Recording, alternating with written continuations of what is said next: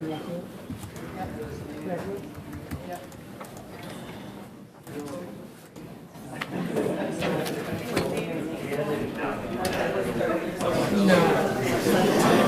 just wiped my whole thing off and now it's sticky. Like the nerve. Yeah.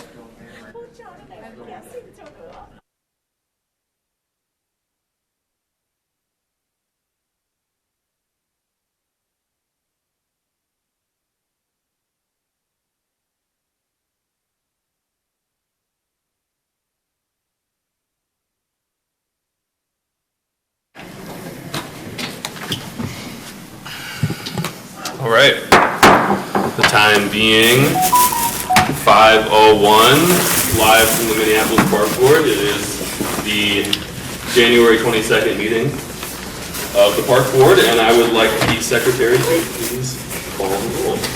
Commissioner Bourne. Here. Commissioner Music. Present. Commissioner Hassan. Here.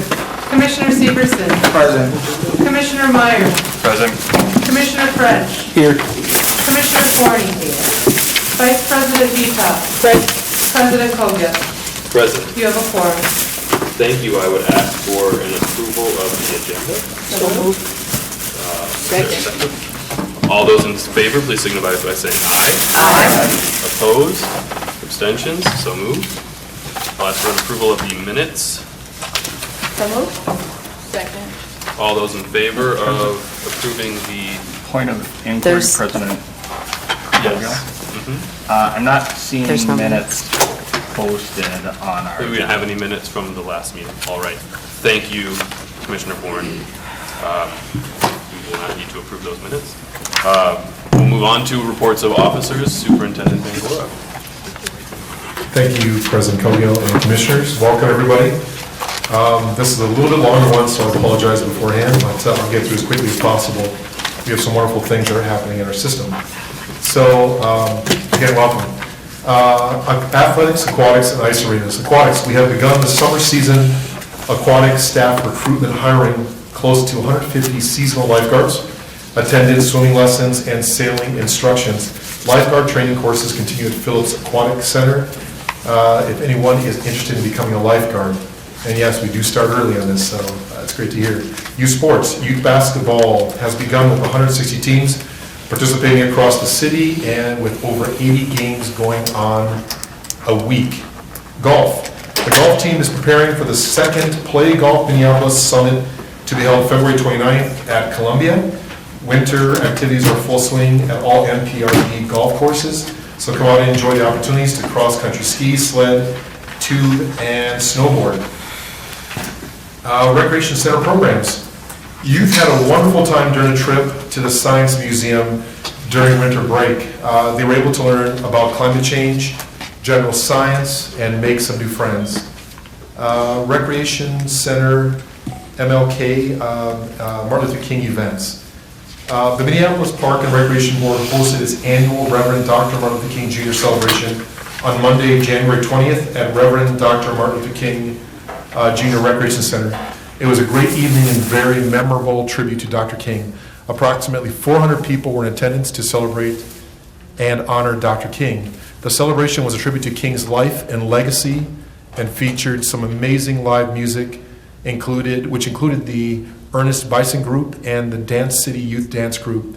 The celebration also included a keynote speech from founding principal and chief cultural producer of Juxtaposition Arts, Roger Cummings, a video tribute to Dr. King that was organized by the MPRB Youth Line program and youth from various rec centers in Minneapolis. The event was emceed by Chad Jackson from the Minnesota Twins organization, and to conclude the program, the Living the Dream Award was given to Lynn Crockett, and so we're so proud of her. Special thanks to Tom Godfrey, Aaron Briner, Erica Chua, and the entire MLK event committee, and Peter Yeager, and the staff at the Reverend Dr. Martin Luther King Jr. Rec Center. Also at Powderhorn Park, hosted its annual MLK celebration on Monday.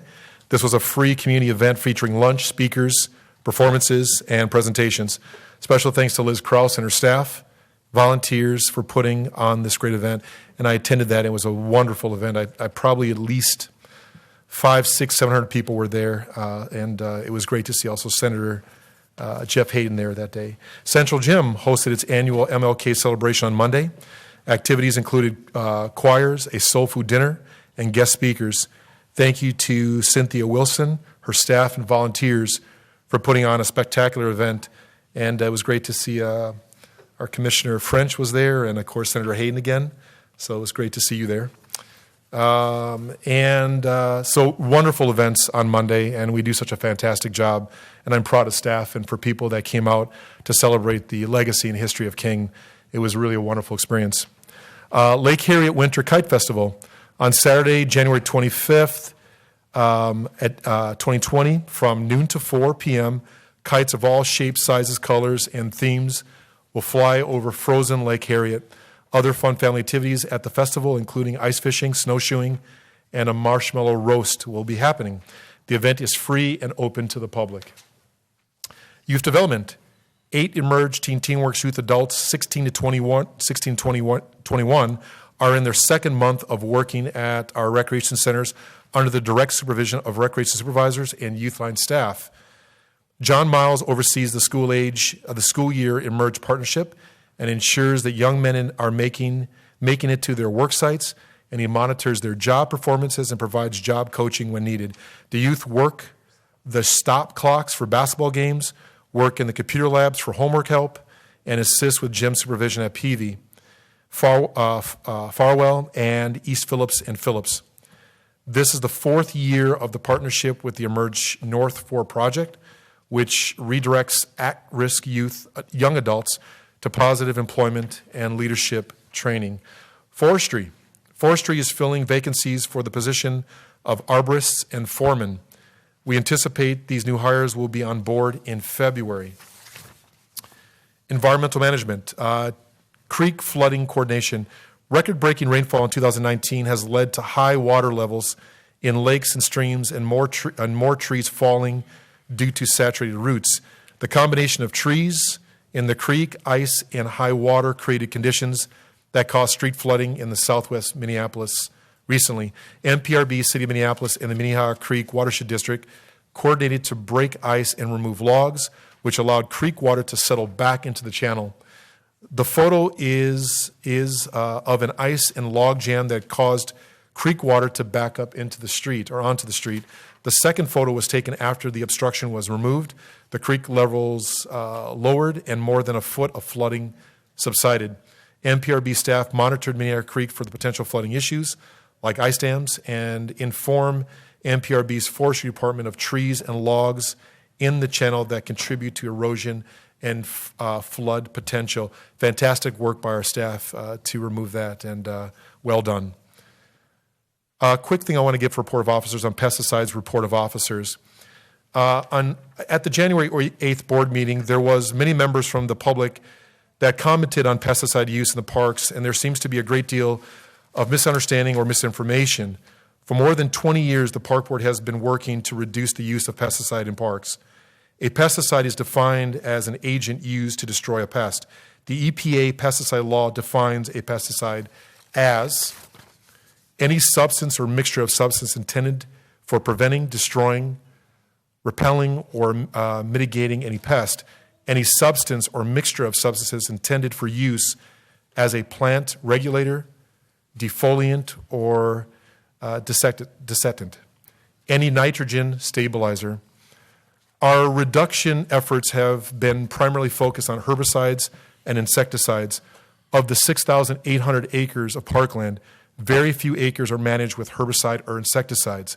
For at least the last 11 years, no herbicide has been used within 100 feet of a playground or wading pool per the MPRB IPM policy. In 2016, glyphosate was banned from all neighborhood parks except for the ongoing cattail control project at Loring Park. In 2019, glyphosate was banned from all parkland within the Minneapolis Park System. The Pesticide Advisory Committee was formed in the fall of 2018 and has held 17 committee meetings since its formation. This advisory committee consists of 15 members, 9 commissioner-appointed members, and 6 staff-appointed technical members. The committee is charged with researching viable alternatives to glyphosate and other toxic pesticides through the MPRB system and to assist and advise the MPRB and transitioning towards pesticide-free resource management alternatives. To date, the committee has reviewed MPRB's current pesticide use and practices, identified park properties that are free of pesticide, herbicides, and insecticides and/or fungicides, reviewed current signage practices, and piloted recommended techniques of coordinating areas and signing in places of cutting and/or treating. Additionally, with the committee's combined knowledge and experience, natural resources management operations have been better documented into a written document able to be shared and referenced for seasons to come. The group has also advised the management of noxious weeds such as wild parsnip and poison ivy and received public feedback.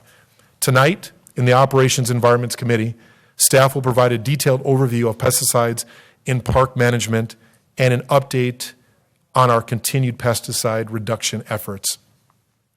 Thank you for allowing me to do that. Finance. The City of Minneapolis Internal Audit Department conducted a contract amendment audit, Phase 1, in December of 2019. A copy of the report is included as a petitions and communications. During the performance of the audit, the internal auditor identified the inconsistency between the city and park board procurement thresholds requiring city and board approval, $175,000 and $100,000 respectively. The internal audit recommends the board update the financial management policies and consider increasing the threshold to provide consistency and alignment with the established process within the city finance procurement and civil rights departments and to better utilize the capabilities of the financial system. The 2020 bonding projects that we're really proud of. Governor Tim Walz released his $2 billion local jobs and projects plans, AKA bonding proposal, on January 15th.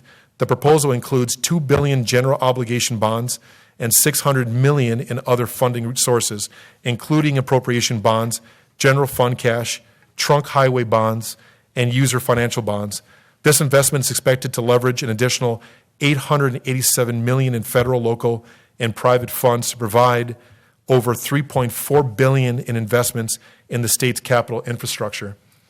The requests totaled $5 billion, including $3.7 billion in state agency requests and $1.3 billion in requests from local governments.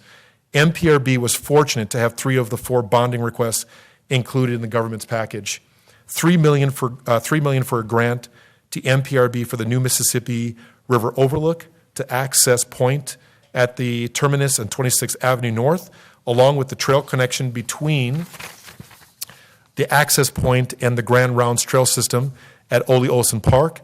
The total project cost is $4.5 million. $12.3348 million for a grant to MPRB to implement a key segment of the Minneapolis Grand Rounds referred to as the missing link. The trail network is a national significance that would run through northeast and the southeast Minneapolis to connect St. Anthony Parkway to the Mississippi River. This project would implement the first phase of development. The total project cost is $17.376 million. $11.25 million for a grant to MPRB for the new recreation art space at North Commons Park that will serve the North Side community as well as host other state and regional arts and sports and community events. The total cost for the project is $18.75 million. This is significant in that it was included as a first-time request. In addition, the governor included $10 million to improve and expand the Metro Regional Park and Trail system. The funds will be partially matched at $6.67 million by the Met Council. The recommended ask for the Met Council was $50 million and would generate a $10 million match. And last but not least, Hockey Day Minnesota 2020. Despite a snowstorm and frigid temperatures, the state of Minnesota's annual celebration on the sport of hockey was a huge success this past weekend at Parade Stadium. For the first time in the celebration's 17-year history, Hockey Day Minnesota was held in Minneapolis. It was a joint venture of numerous local stakeholders who made up the local host committee, including the MPRB. A thank you goes out to committee members Jeremy Barrick, Dave Bergstrom, Mimi Kelb, and Shane Stencil, and to the on-site staff who helped make the event so fantastic, and Fleischhiker, Emily Wolf, and Parade Ice Garden team, and Yari Brin. Lastly, thank you to all of the MPRB staff who made themselves available on-site to support the event, from asset management, trades, and park police. The MPRB should be proud of the strong tradition of outdoor hockey skating and hockey. Fox Sports North paid homage to our MPRB assets management staff and to the MPRB's longstanding commitment to providing outdoor ice rinks in this incredible piece. And the piece, I know I posted on Facebook, it's absolutely amazing if you had a chance to see it. But I can't say enough about the event. I was there. I actually got to drop the puck, and that was really fun. And what a wonderful event, an amazing event that all the partners put on for Hockey Day Minnesota, and it was a privilege to be there. And yeah, thank you for all your hard work. And I don't know, Jerry, are you going to show the video? Okay. I think it was pretty long. I think we'll move. It's okay. We can show it later. So thank you again, President Cogill and Commissioners, and thank you for your time. Thank you, Commissioner Musich, did you have a question? I did. Thank you for letting me ask. Superintendent Bangora, I noticed on our Facebook page that people have been dumping Christmas trees, and I'm wondering if we've been seeing that continue since we brought to the public's attention that that's a practice that they should not be engaging in. President Cogill, Commissioner Musich, I did see that post. I have not heard anything beyond that has been increasing. I do know it was very clear in the decision or the recommendation in telling people not to place their trees on our lakes, and I think there was this idea that somehow it was good for the lake, and it was something about fish and aquatic health, but it is not. Okay. It is damaging to our lakes, and so we're asking the public, please do not bring your trees on our lakes and leave them there. And again, I haven't heard anything beyond that increasing, but thank you for asking that question. Okay, thank you. Thank you, Superintendent Bangora. At this time, I would ask the board to indulge me in suspending the rules because I did not have the correct agenda at the beginning of the meeting to see that staff wanted a few items to be brought up from committee. So I'm looking for a motion to suspend the rules to amend the agenda to have the Administration and Finance Committee 2020-115 and the Planning Committee 2020-122 items to be brought up to the full board. I'll move to suspend the rules. The motion has been made. Is there a second? Second. All those in favor, please signify by saying aye. Aye. Opposed? I'll abstain. One abstention. At this time, I'd like to ask for a motion to amend the agenda to add the Administration and Finance Resolution 2020-115 and the Planning Committee Resolution 2020-122 to be added to the full board. Do I have a motion? So moved. Is there a second? Second. All those in favor, please signify by saying aye. Aye. Opposed? Abstentions? So moved. Want to make a quick couple of notes about my appointments. I mistakenly appointed Commissioner Bourne to the Audit Committee. I am instead appointing Commissioner Musich. Commissioner Bourne has also declined my appointment to appointing him to the Planning Committee. So I am instead appointing myself to that committee. Moving on, we have about 10 minutes until... Point of information. Open time. Is that the planning committee here on the park board, or is that Correct, this? not the Okay. planning commission. The Okay, planning lovely. committee. Thank you. Yes. Thank you for that question. Point of Yes. clarification, Yes. President Cogill, respectfully, I declined the nomination also to the Standards and Conduct Committee. It's not relevant for tonight, but if Okay, I have you not... may want to address Sure, I would like to address that, but since I have not yet found a replacement for you, I will continue to look around and hopefully drum up some interest across the rest of the board. At this time, let's move into consent. We have 7 items on consent. I'm looking for a motion for Resolution 2020-105 through Resolution 2020-111. So moved. Do I have a second? Second. All those in favor of adopting the consent agenda as moved, please signify by saying aye. Aye. Opposed? Abstentions? That carries. On behalf of the Admin and Finance Committee, I'd like to move Resolution 2020-112, resolution authorizing the Minneapolis Park and Recreation Board to enter into Amendment Number 3 to an operating agreement related to the commons being parkland within the Minneapolis Park System between the City of Minneapolis and Green Minneapolis as assigned to and assumed by the Minneapolis Park and Recreation Board. The resolution has been moved. Is there a second? Second. The resolution has been moved and seconded. Is there any discussion?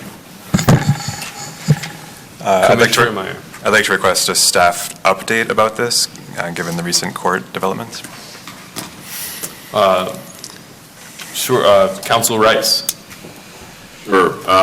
Thank you, Mr. President, Commissioner Meyer, and other commissioners. Yesterday, the Minnesota Court of Appeals issued a opinion in the matter of the Hayden versus City of Minneapolis Park Board, Sports Facility, and Vikings Club. This was an appeal that the Park Board and the city took from Judge Peterson's decision of May of last year.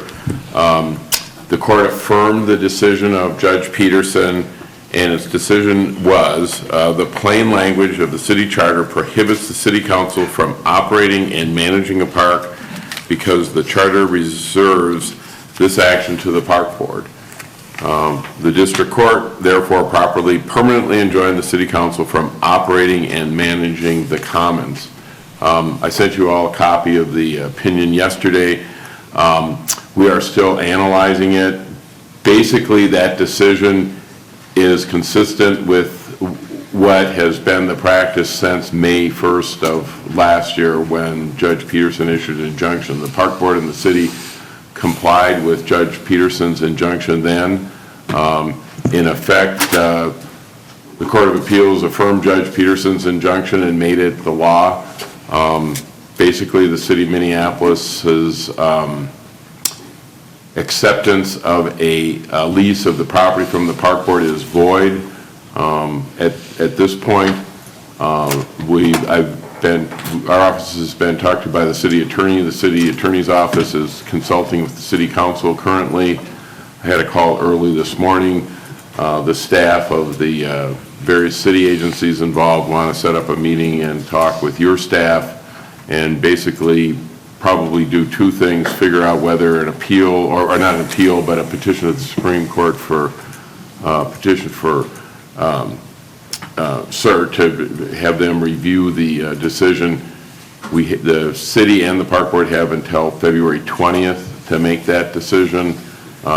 No decision has been made yet. I think that it would be prudent to take at least a couple weeks to confer with our partners in City Hall to see what their plans are. We're still reviewing the decision. I think that's an update on the legal matter. I think as to the issue before the board, there is a 3rd amendment to the operating agreement that was reviewed by our office again just today, that's been handed out at your desk, and that's the matter that in substance went through the planning committee last week, and it's something that we'd recommend that the board adopt as an interim measure until we can sort out all the legal issues that are presented by the case. Thank you, Councilor Rice. Any other questions? Commissioner Bourne. Thank you, President Colgill. President Colgill, I'm just confused, and maybe you can shed some light as to why the board needs to vote on this. I cannot. I believe that the reason the board needs to vote on this is that it came out of committee, and it is being considered because the committee brought it forward. Reliability. Thank you. Who shoveled the last time it snowed? And maybe that's a question directed to the superintendent. I will have Assistant Superintendent Schroeder address that question. President Cogill, Commissioner Bourne, the last time it snowed and the last time there was trash dumped into a container, it would have been emptied by Green Minneapolis. Okay. Does the last time the Minneapolis Park Board approved a interim operating agreement, that agreement had a finite end date of December 31st of this year, and I'm assuming snow has been shoveled and garbage has been taken out at the commons between December 31st and today? President Cogill, Commissioner Bourne, to be clear, the agreement was through the end of last year. Correct. You said this year. Oh, excuse me. Thank you. Thank you. And that's correct. Green Minneapolis would have been emptying trash and clearing snow between the end of that and extending through until today, or according to a permit issued until, I believe, January 24th. I'm a little confused on the permit that was issued, and maybe staff can describe what that was, because I'm looking at, if staff had the authority to authorize a permit, I'm confused as to why we're voting on this evening.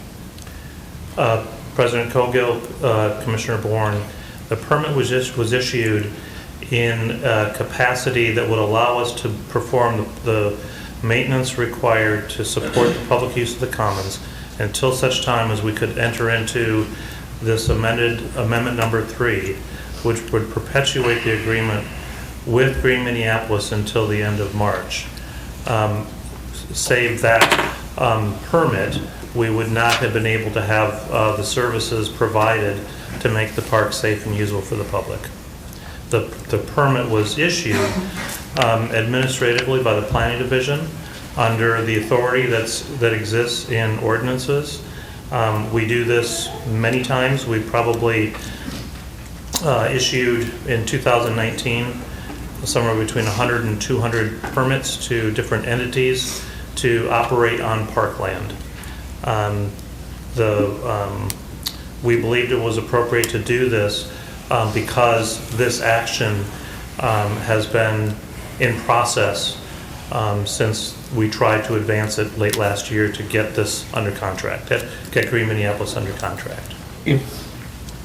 I understand that we've issued some permits for third-party operators to operate on Minneapolis parkland in the past. Have we, as I'm familiar with the city charter, the Minneapolis Park Board of Commissioners has the sole authority to authorize people to maintain and operate Minneapolis parkland. Do I have a misunderstanding of the city charter? Mr. President, I think that's a question for me. Commissioner Bourne, you're right, the Park Board does have the authority under the charter to operate, maintain the park system, but the Park Board also has the authority to delegate that authority to maintain those parks in certain cases. And that would be an authority that is reserved to the Board of Commissioners to delegate that authority? Correct. Okay. So did the Board of Commissioners authorize this administrative permit to operate the commons for the last 22 days? Maybe I could answer that. I've conferred with Mr. Schroeder, and his understanding of the authority granted to him under your ordinances would allow him to do this, and that's why the permit was granted. Okay. I would also say it was granted in conjunction with the understanding that there was an action to come to the board, that there was a case pending in court, and that there's been a general understanding between the city and the Park Board to maintain the status quo pending the outcome of the final outcome of the court case. Thank you, Council Rights. I think the understanding between the Minneapolis Park Board and the City of Minneapolis expired on December 31st of last year. And Assistant Superintendent, can you cite for me the ordinances where where the planning staff is perceiving that administrative authority to issue permits to operate Minneapolis parks? Actually, President Cogill, Commissioner Bourne, I reviewed it with Council Rice, and he could cite the area. Council Rice, can you cite that? I believe that what the planning department is operating under is the authority that they feel they've been granted under 13.5 of the Code of Ordinances. 5:30. Yes, and with that, for dramatic pause, we will move into open time. Thank you, Assistant Superintendent Schroeder. We have, I believe, 17 speakers, and I will allocate a minute and a half to each speaker. Oh, maybe we have a few more. Oh, I have it. Yeah, great.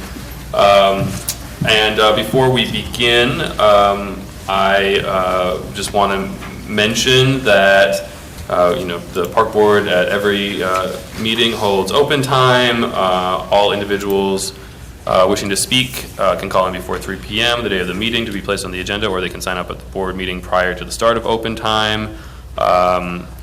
Open time is for public input and shall not exceed 15 minutes. We may be exceeding 15 minutes here, but we want everybody who signed up to speak to be able to speak. And I also want to note, you can speak on any issue. We don't respond. We're here to listen and hear from you. The only two issues that we're not allowed to speak on are personnel issues and litigation matters, pending litigation matters.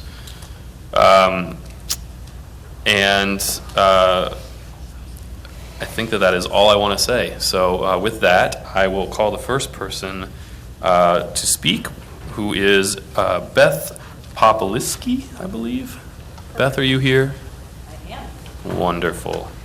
Please state your name and, if you're comfortable, your address for the record, and you have 90 seconds. 90 seconds? Minute and a half. Oh, yeah. Think about it that way. Oh. Does my name and address count for that? Because my name's really long. Hi, my name is Beth Popoliski. I live at 3821 Aldrich Avenue South. I live in Park District 6. I'm here to express my support of the continuation of public access to the Theodore Wirth home and tours offered by the Minneapolis Parks Legacy Society. I also serve on the board of East Harriet. We did just pass a resolution last night to also ask for the same support. The Minneapolis Parks Legacy Society has done an amazing service to the public in getting the house entered into the National Register of Historic Places and sharing the history of the house and Theodore Wirth with the people from all over the city. This house is a local, regional, and national treasure and should be accessible to all people. I am concerned with the process of expanding the superintendent's lease. It is my understanding that the Minneapolis Park Legacy Society has had a permit to conduct tours and has been asking since September how to renew this permit. It was not until December that there was a meeting and then an inkling that the superintendent was hoping to expand his current lease, and only last week we found out that there would be a resolution tonight. This is very short turnaround time, especially considering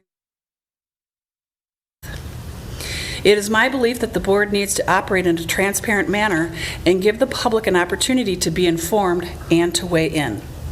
This publicly owned house is a community treasure, and as such, the community should have a say in how it is used. Please keep the terms of this lease as they are, and barring that, please extend the superintendent's current lease for 3 months and Minneapolis Park Legacy Society's permit to conduct tours while the details get figured out. Maintaining the status of the Theodore Wirth House is in the long-term interest of the park system and keeps the legacy of Theodore Wirth alive. And in order to keep this legacy alive, it is important to keep the house accessible to all. Thank you, Ms. Popoliski. Appreciate it. Our next speaker is Jim Proctor. Is Jim here? Not seeing Jim. I will circle back. Our next speaker is Mary McGuire Lerman. Mary, if you would state your name and, if you're comfortable, your address for the record, and you have 90 seconds. My name is Mary McGuire Lerman, and I live in St. Paul, but I served you and the taxpayers of Minneapolis for 32 years as the environmental coordinator of horticulture. I have spent only $5 on each of you today because that's the limit you as a public official can receive. So I've given you a number of handouts for you to review regarding six-legged frogs, invasive species, and a few other items. And if you would like me to come back to do an educational seminar, since I started the invasive species removals back in the late 70s, so we're getting on quite a few years since then, I will do that. But I'm also here to talk to you as what I also did as another part of my job. I also served as the go-to person when the staff from the park board or the commissioners or citizens requested historical information on the parks. I would dig through the available archives and find the answers. The most important archive I used was the Theodore Wirth History of Minneapolis Parks, which I hope you have all received a copy of and had a chance to start reading. It's well worth the effort. Since retirement, I have volunteered during open houses at 3954 Bryan Avenue South to relay the great park development that occurred in the planning engineering offices at this place. I'm asking you to continue the lease for the Legacy Society because this is a great way to teach children about our history. Thank you. Thank you, Ms. Lerman. Our next speaker, I apologize if I get this wrong, is Jesse Bunden. If you could please, Jesse, say your name and if you're comfortable, your address for the record, and you have a minute and a half. Okay, my name is Tessie Bundick. I live at 3927 Bryant Avenue South, right across the street from the Theodore Wirth Park house. And I'm also known as Mrs. Theodore Wirth because I'm a costume tour guide at the Theodore Wirth house. And as such, I am privy to all of the comments that people make when they come through those tours. And I don't think I'm exaggerating when I say that most everyone loves those tours because most everyone loves their parks. And they want to know how they got started and how it all got started. And it all got started basically with the genius of Theodore Wirth. And so they learn all about him. They learn that those parks were designed in that house in the basement, and they love that. And the house is such a wonderful gem. It's just a historical gem.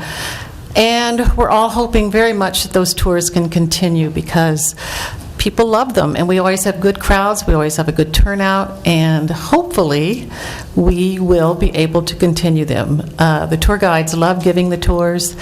There's so many wonderful little historical details that we talk about, the life of Theodore Wirth, his wife, his children, and his wonderful children, because his children, two of them went on to be park designers, especially one, Conrad Wirth, who became head of the National Park Service for 4 presidents. So anyway, thank you very much, and that's it. Thank you, Tessie. Our next speaker is Mike Lynch. Mike, if you would. Oh, okay. Mr. Proctor, we'll get you in next. We'll get you next. Yeah. Mike, will you state your name and if you're comfortable, your address for the record, and you have a minute and a half. Commissioners, thank you. My name is Michael Lynch. I am the co-chair of the Pesticide Advisory Committee. First of all, I want to thank you for appointing the new committee members to fill the committee, and pending the staff appointment, we hopefully will have a full committee at our next committee meeting. Since I last visited with you in December, there's been a lot of pressure to force a timeline on the committee and the outcome, and I'm here to request that the committee should be given an opportunity to even discuss timelines. We haven't met since December, and hopefully once we get the 14 new committee members' schedules all worked out, we will be able to schedule a meeting and then begin the discussion of what a reasonable timeline would be for pesticide-free parks. And it is my commitment that the committee is able to give you guys good quality evidence-based advice, and that you can have good informed consent on what the right decision might be. I alluded to last month, one of the items that we tried to do was a organic conversion pilot at Fort Snelling Golf Course and Neiman Fields. And hopefully, if that is a 3-year pilot program, that would give us a really good guidance on what transitioning the premium turf in the Minneapolis Park Board would look like. Thank you. Thank you, Mike. Our next speaker is Jim Proctor. Jim, if you would state your name, if you're comfortable with your address for the record, and you have 1.5 minutes. Did you say phone number too? Or no, you don't. No, okay. Jim, if you'd like. Jim Proctor, 3725 15th Avenue South. I'm a volunteer leader and board member for the Friends of Eloise Butler Garden. I started the Garden's Invasive Species Program 14 years ago. Volunteers and staff have put thousands of hours of non-chemical manual work weeding invasive species. Volunteers have created a buffer zone surrounding the garden, reducing the flow of invasive species into it. Yet, if staff hadn't used the cut stump herbicide treatment method on the largest buckthorns, we would have covered less than half the ground. Most of the area we've covered could now be considered organic. Volunteers adopt and weed these areas, and it gets quite easy for them. Herbicide may never be needed in these areas again. If we make the mistake of assigning catastrophic toxicity to the minimal temporary uses of herbicide in habitat work like this, we will lose the ability to restore enough land to make a significant difference in the extinction crisis.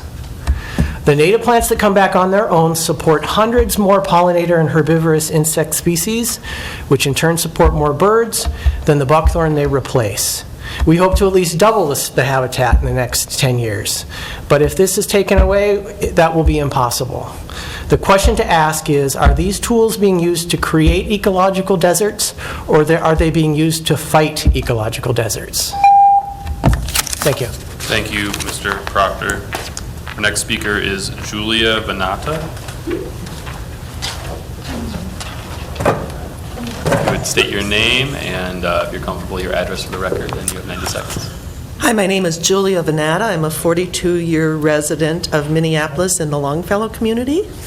I'm here today to speak to the same support of Michael Lynch and Jim Proctor in how the Pesticide Action Committee is working to find a feasible way to reduce the use of any kind of pesticides, with that caveat that we do need to understand that in best management practices and that the IPM utilized by the Xerxes Society, which is there to protect and restore insect and invertebrate populations, is all about creating from the bottom up. The very last resort is to use pesticides. But there are times, as Jim Proctor just so eloquently stated, that in order to restore habitat, you need to have tools at your disposal.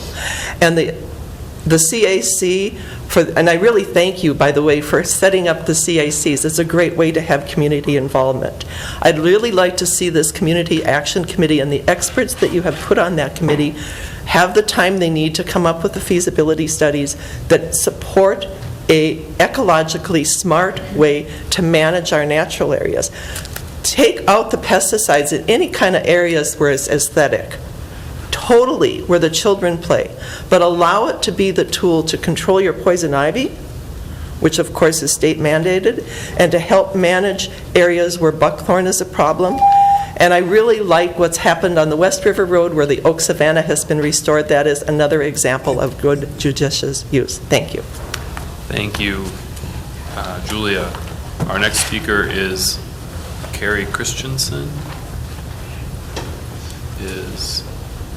Hello. If you would state your name and if you're comfortable, your address for the record, and you have 1.5 minutes. My name is Carrie Christensen. I live at 1125 Washburn Avenue North. And I just want to echo the comments of Jim Proctor. I'm a beekeeper. I'm an organic gardener. And I help co-lead the volunteer efforts around Eloise Butler to remove buckthorn. You also may know me as a member of the Pesticide Advisory Committee.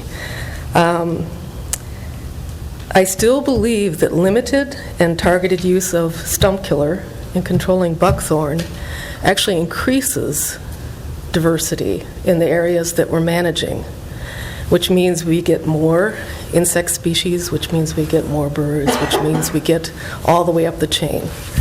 And I believe that human-made chemicals have to be handled with a great deal of respect, and they have to be handled very carefully, and they should only be used as a last resort. So I would urge the board to allow the Pesticide Advisory Committee to continue its work and to come up with recommendations on how to move towards as little pesticide use in the parks as we can. Thank you for letting me speak. Thank you very much.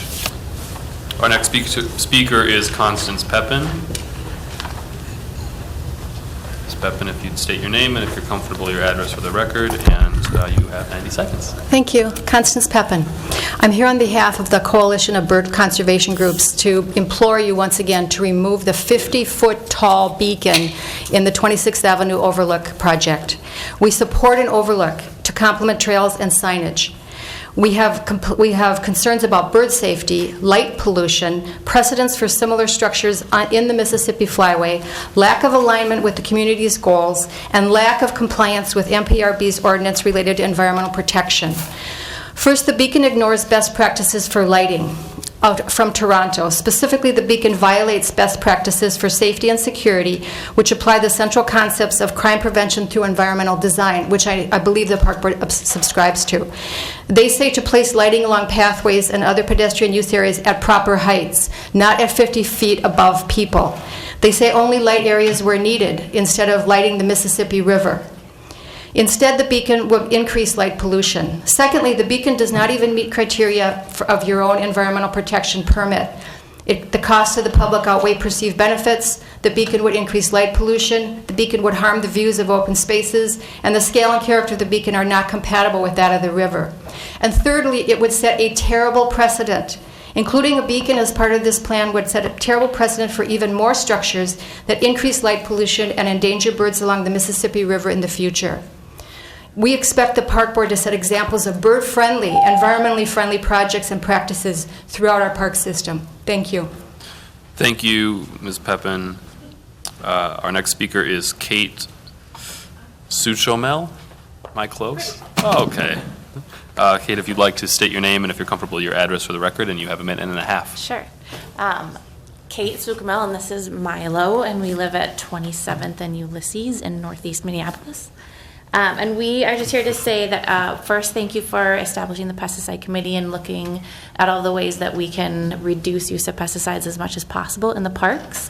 We use the parks a lot. My older son goes to the Great Rec Plus program in the summertime, so he is literally in the parks every day, all day, and after school during the school year, and I assume he will be too.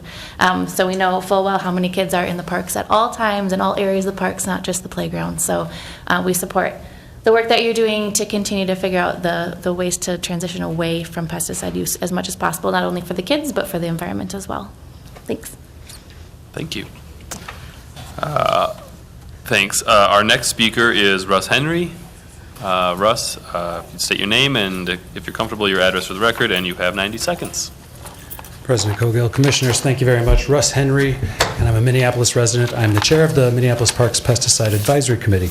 Kind of some bad news, good news tonight. Bad news. We are still using pesticides in several areas where children play in our parks. So that would be in premier ball fields, in golf courses. We have programs to bring kids into golf courses. In our woods and wild areas, in our wilderness areas. Definitely children running through the woods in our park system. Then in our wetlands, we're still using herbicides to kill cattails in wetlands, which is an absolute travesty. And then we're using in gardens where we can expect kids to be running through. And indeed, I've participated in Parks Gardener Training Program for youth.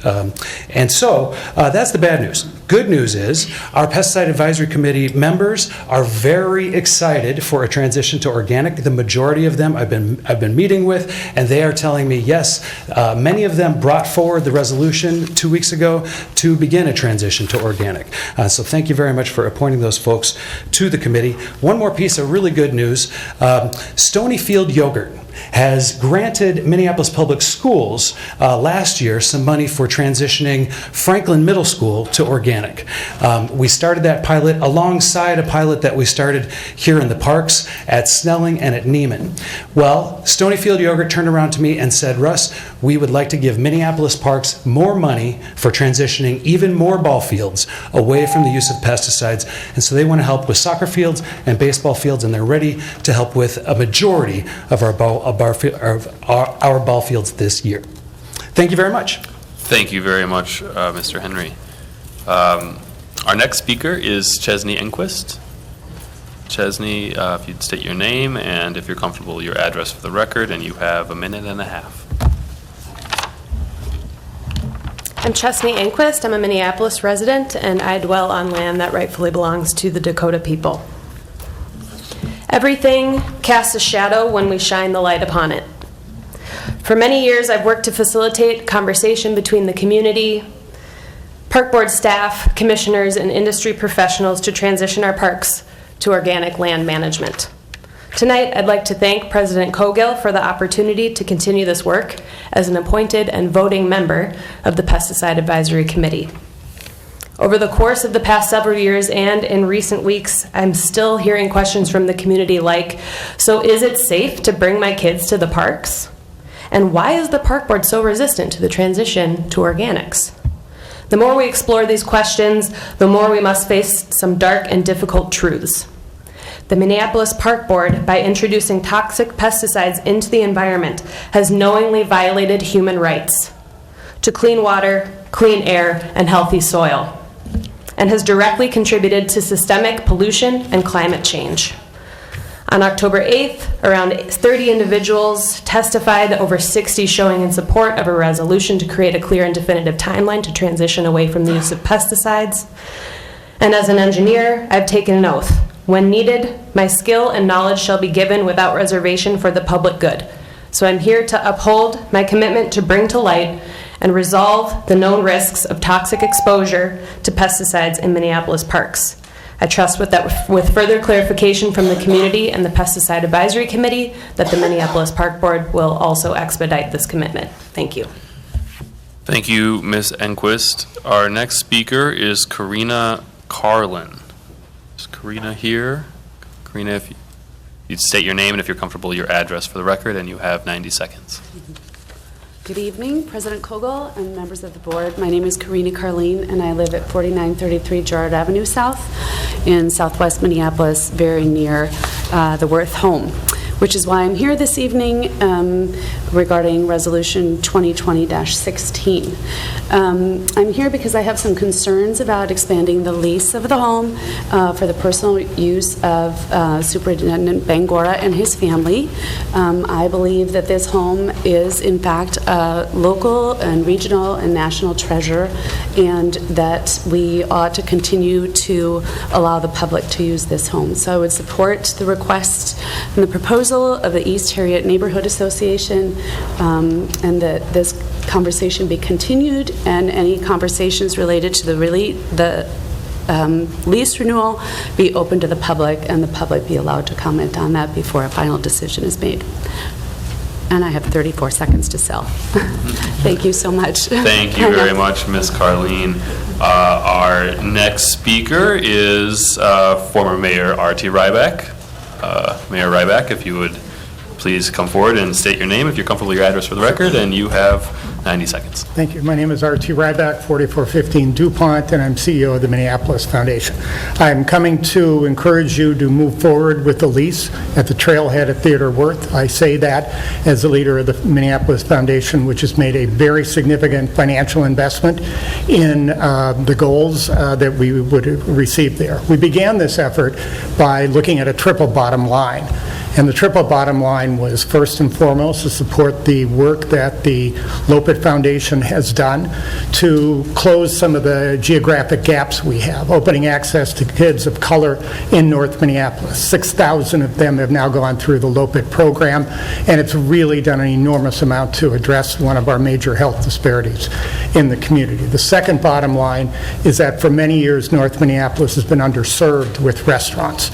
It is really not right right that we have a city where people can walk to so many, and yet you can't in an enormous part of the city. So we wanted very much to support a restaurant there. The third is that we had an entrepreneur of color.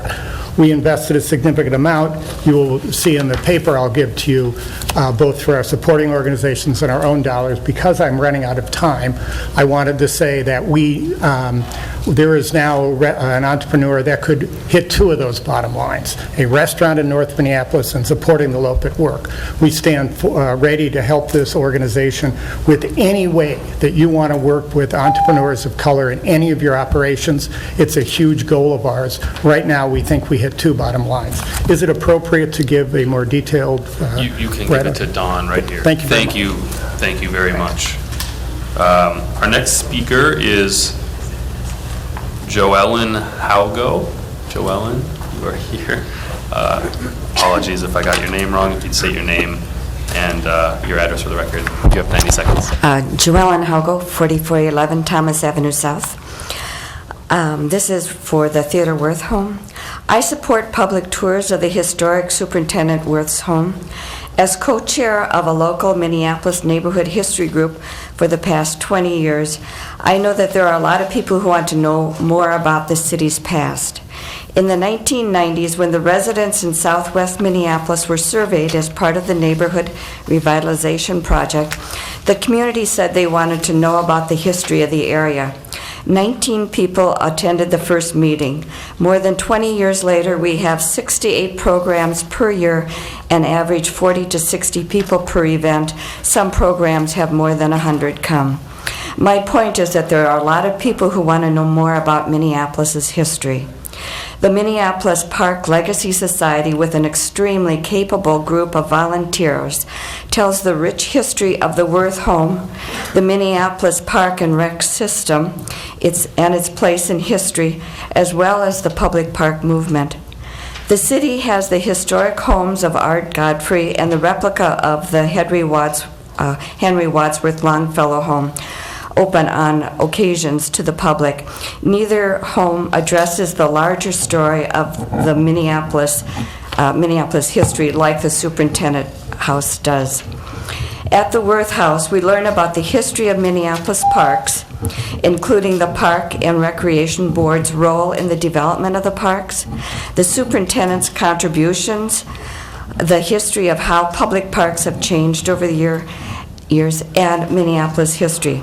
Considering the pride Minneapolis takes in its parks, it is only fitting that this historic structure help bring our history to the residents and visitors. Thank you. Thank you, Joellen. Our next speaker is Joe Hessla. Joe's here. What was it? Joe Hessla? Yeah, it's me. All right. Joe, if you could state your name and if you're comfortable, your address for the record, and you have 90 seconds. Sure. My name is Joe Hessla. I live at 3519 23rd Avenue South, Minneapolis. And I'm here to speak for the 100% pest management system. We have the technology, the materials to implement that. And there's a mandate in Minneapolis for doing that in our parks. I do not believe in the rationale for using non-organic pest treatment, and I stand with the research that compels us to use a 100% organic system. The issue is the health of our children, the health of our fish, our frogs, our waterfowl, and the health of our precious pollinators. We want to see a vote on this crucial issue so that we can see where each of you stands on this. Thank you. Thank you, Joe. Our next speaker is Joan Barthum. Joan, if you would state your name, if you're comfortable, your address for the record, and you have a minute and a half. You want my address too? You don't need to give it. It's up to you. My name is Joan Barthum. Good evening, President Cowgill, Commissioners, and Superintendent Bangora. I'm speaking tonight on behalf of the Minneapolis Parks Legacy Society. Our mission is to preserve and protect the historic Theodore Wirth House and to provide on-site interpretation of our nation's Wirth legacy. Parks are for the people. We have worked to fulfill our mission for 20 years. We have invested more than $100,000 and thousands of volunteer hours so that thousands of people, especially children, have been able to learn about what happened there and why it is so important to Minneapolitans, Minnesotans, and people from across the country. The Minneapolis Parks Legacy Society is uniquely qualified to tell the Worth story because we own Theodore Worth's library and his primary material. To quote Matt Wrench, the Worth story is truly the American story. Worth himself was an immigrant artist, embraced and recruited by Charles Loring with the promise of building a home in a park where Worth could design and build our park system. That is the place we're talking about. It was from that house that Worth expanded, embellished, and refined the Minneapolis parks to become the best in the nation by 1928. It was from that house that Worth grew his staff, mostly immigrants, to become the best parks department in the country. Another part of the Worth story is the gold medal he was given by the Interracial Council Award in 1938. His policies, parks are for the masses and not the classes. Another policy, to develop a park within 6 blocks of every child. To quote W. Harry Davis, Theodore Worth helped us understand that we could grow up and be somebody. Mary Merrill confirmed this when she told me that when she played in the parks as a child, she knew that she could grow up to be whoever she wanted to be. Our continued presence in the Worth House is essential to our continuance of our mission. We would appreciate if we could continue to coordinate with the superintendent and his staff. Thank you very much. Thank you, Joan. Our next speaker, actually our final speaker, I believe, is Josh Schuneman. Josh, if you could state your name and if you're comfortable, your address to the record, and you have 90 seconds. Thank you, President Cogill, Commissioners. I am Joshua Schuneman. I am one of the chairs of the Minnesota Green Party and chair of the Minnesota Green Party's Environmental Committee. I'm here in support of the resolution for timeline for pesticide-free parks, which I have a copy for all of you, the Green Party endorsed version. So that's supported by Be Safe Minneapolis, pesticide-free parks, Friends of Lake of Hiawatha, and the Walrus Bird Sanctuary, and many more. But since 2017, I've been working with some of you to work on this issue to get the pesticides out of our parks. And it saddens me that our new board has some hesitation to it, and it seems like by the end of the first term, it seems to look like we re-elected some of our people from the previous board too. So I urge all you to take a hard look and with what is right and support the resolution. Thank you. Thank you very much, Josh. Are there any other people here to speak? Anybody else here to speak for open time? Seeing nobody, we'll close open time and move back to, I believe the issue on the table is Resolution 2020-112. And back to Commissioner Bourne. Thank you, President Cogill. I'll release the floor very soon in interest of time. I don't have any more questions, but Council cited the staff authority to issue an operating permit under Park Board Ordinance 13.5. And the purpose, which is the first provision of that ordinance that says what it governs right after that, the purpose very specifically says that the purpose of the ordinance of this chapter is to effectively administer requests for access for non-park uses that impact parkways or parkland. I have the copy of Green Minneapolis' 990. Their mission statement is very clear that their purpose is to operate the commons as a park. An agreement was expiring to have them operate the commons as a park during a lawsuit. This has already happened. Green Minneapolis had approached the park board in December to ask for something to be added to the agenda in the last minute.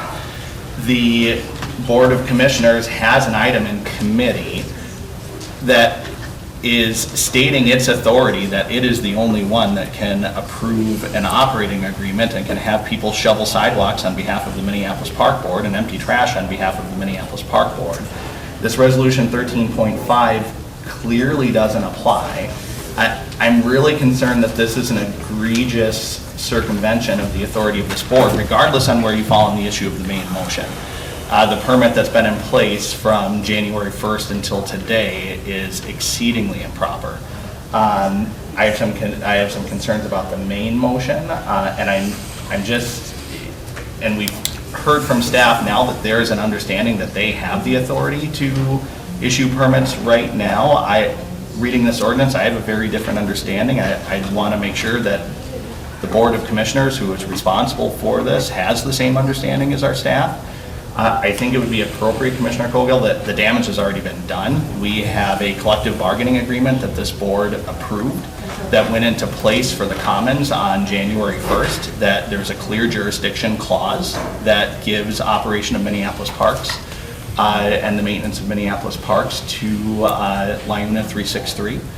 I'm concerned that they might not have been approached before this permit was issued.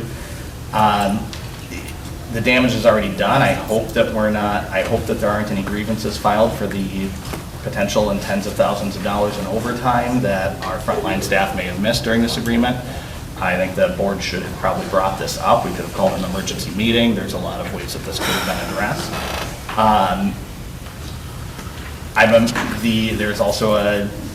There's also a clause in this ordinance that also says when it's used under emergency powers that the superintendent has an obligation to report to the board as soon as possible that has been done. I've only heard about this permit yesterday from an email from council, so I'm not sure when that report happened. I'd ask that the president would consider scheduling in near short order a closed session to discuss personnel issues, and maybe we can all get on the same page as to what authority that staff has and what authority that the Board of Commissioners has in the operation of Minneapolis Public Parks. Thank you, Commissioner Bourne, duly noted. Commissioner Meyer.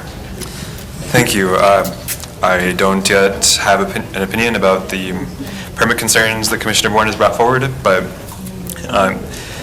seeing that Hayden has prevailed in his court case, looking forward to the future on that, I think that we should assume that we're going to have responsibility for this park, and that I would like to see us transition to having park employees managing the space. I also, at the same time, want to provide adequate time to transition and to hire more employees who would be needed to operate that. So I wanted to ask staff if the March 31st date is going to be adequate to do that, especially considering that there's going to be some time where you're going to need to work with our other partners with the city, and wanted to ask if you wanted to change that, like what day would you be able to be confident to be able to hire new people to operate that? President Cogill, Commissioner Meyer, I'm speaking a little bit for environmental stewardship, but we held a meeting, I think last week or the week before, with the leadership from environmental stewardship and the service area manager that will be covering this area to discuss how we would make that transition. And one of the primary concerns of staff was transitioning during winter conditions, and we could still be under winter conditions on the 31st of March. An April snowstorm falls, we don't know yet, based on familiarity, where walkways are, where other improvements are that might otherwise be damaged by our careful but potentially errant clearing of snow. We went through this same exercise when the decision was first handed down by the lower court, where we were about to go through the process of beginning to hire people to take care of the park. I believe those discussions happened about a month or maybe even 45 days before the May 1st turnover of the park in 2018. We need time. We're working on it. We're putting together a plan. We're not only putting together a plan of staffing, but we also want to do a substantive verification of the costs of maintaining the park. We're not simply presuming that Green Minneapolis has it correct with the $750,000 a year to operate the park. We're going through a full process of understanding what the maintenance is and how we would do it in alignment with the urban park use agreement.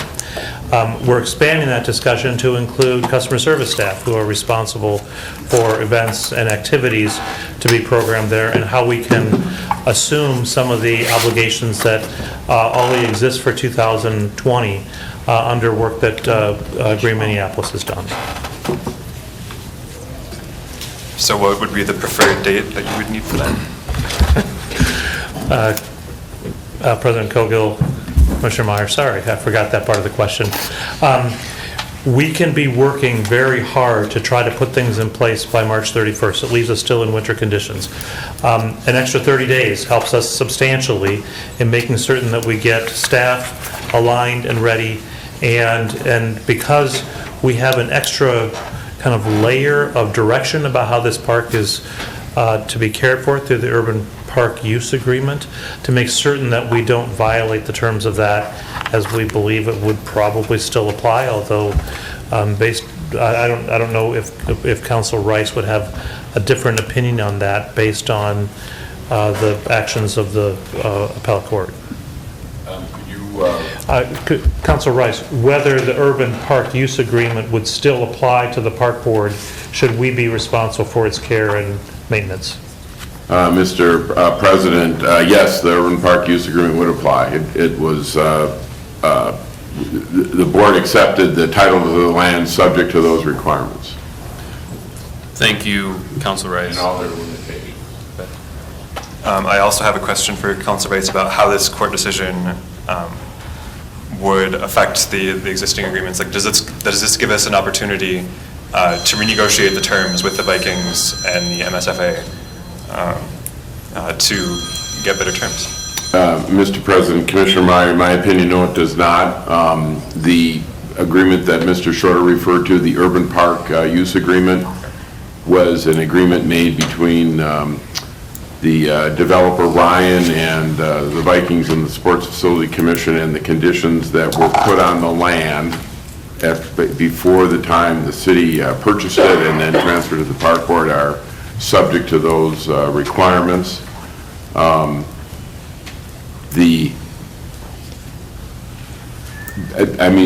land is taken such as it is, and unless you had the consent of both the Metropolitan Sports Facility Commission and the Vikings, those terms remain. It's possible they could voluntarily renegotiate it, but there's no authority of this. The board has to live with that agreement. When the board accepted the land, the board knew what it was taking. I looked at that as a legal opinion. We also engaged co-counsel. Greg Soul has done other real estate work for the board, and he's developed an opinion on that as well, and at some point we can share that with you. Okay. Yeah, I look forward to hearing more about that. Regarding the timeline for this, when you're ready, President Cogill, I'd like to propose an amendment. You can finish the discussion first, but I'd like to propose an amendment when you're done to extend the agreement to May 1st of 2020. To when? May 1st. Oh, thank you. Thank you, Commissioner Meyer. Commissioner French? Oh, Commissioner Musich. Thank you. Thank you, President Cogill. So I had a similar question about extension, and I thank my colleague for asking that. I'm wondering, though, if we would also need to adjust the compensation component of the amendment accordingly, because this is a specific date and amount currently for that particular duration of time.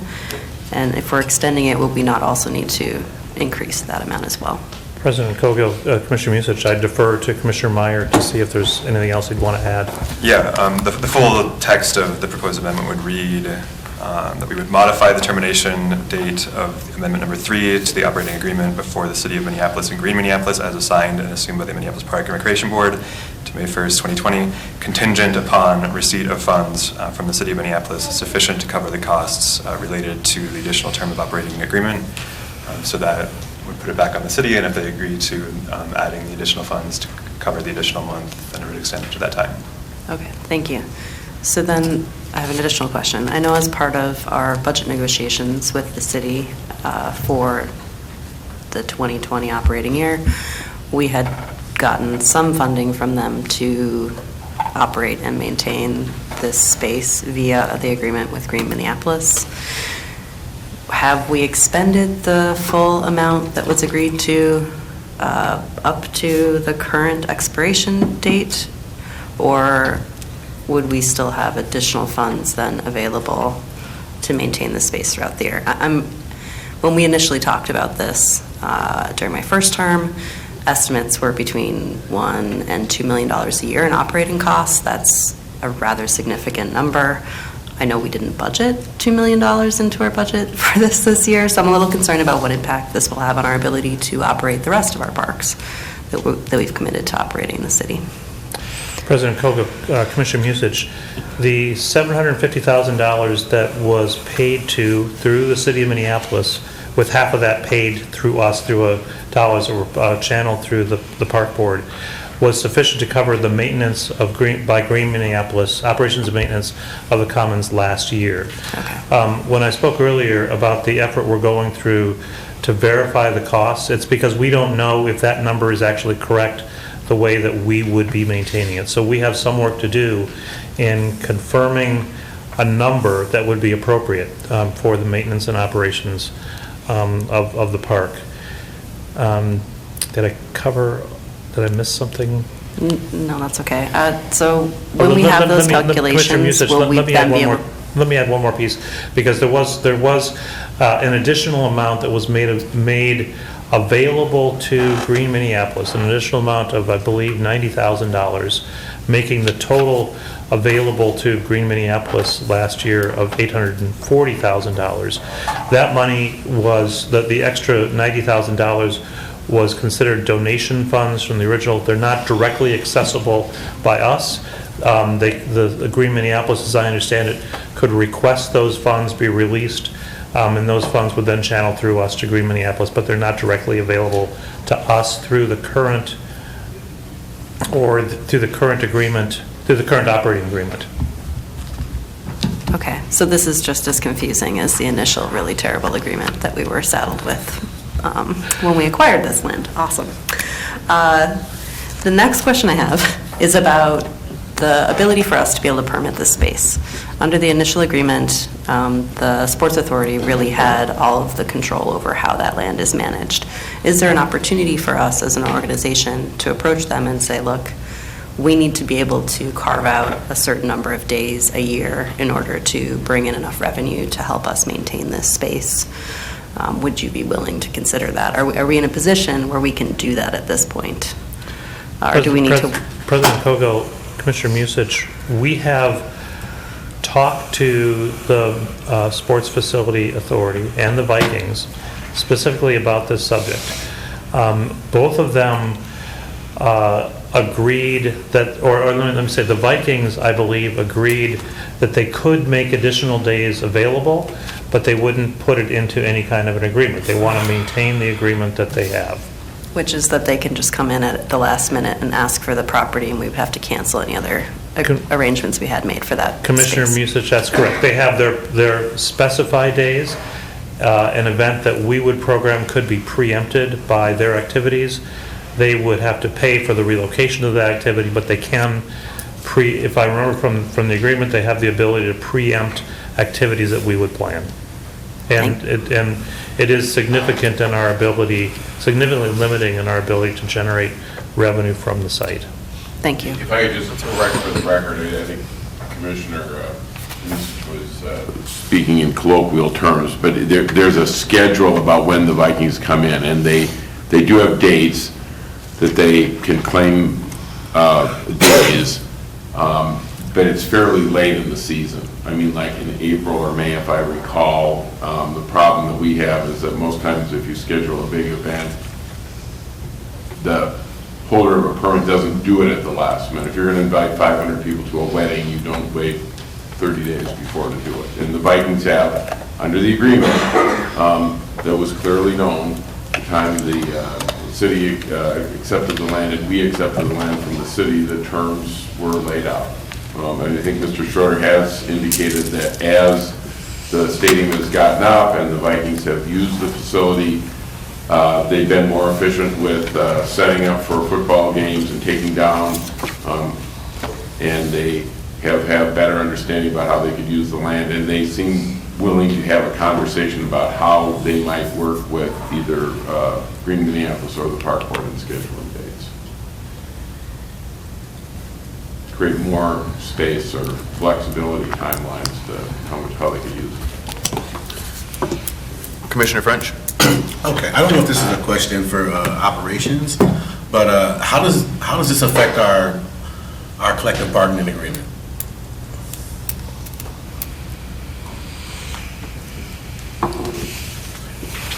President Cogill, Commissioner French. I don't know that it does.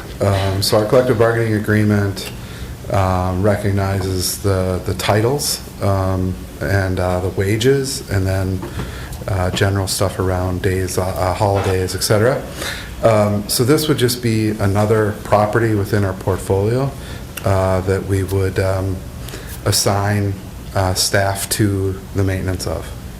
I guess I'm asking this question is because I think Green Minneapolis is a non-union shop. Are those union jobs? They're union jobs. It's my understanding they are union jobs. Are the wages comparable to what we pay here at the park board? I can't speak to that. I don't. President Cogill, Commissioner French, I just want to make certain that we portray this as best we can. I don't know the specifics of how Green Minneapolis operates. I know that they employ contractors for mowing and snow removal. They have two different contractors they use. Both are union shops. I guess the rationale is, the reason I'm saying this is because if we have people that already work for the park board who do this work, why are we hiring folks outside of the park board to do this work? I mean, there's probably people who are waiting for more hours or a different position to work in the city. I just don't understand why we're allowing other folks to do the maintenance in these places.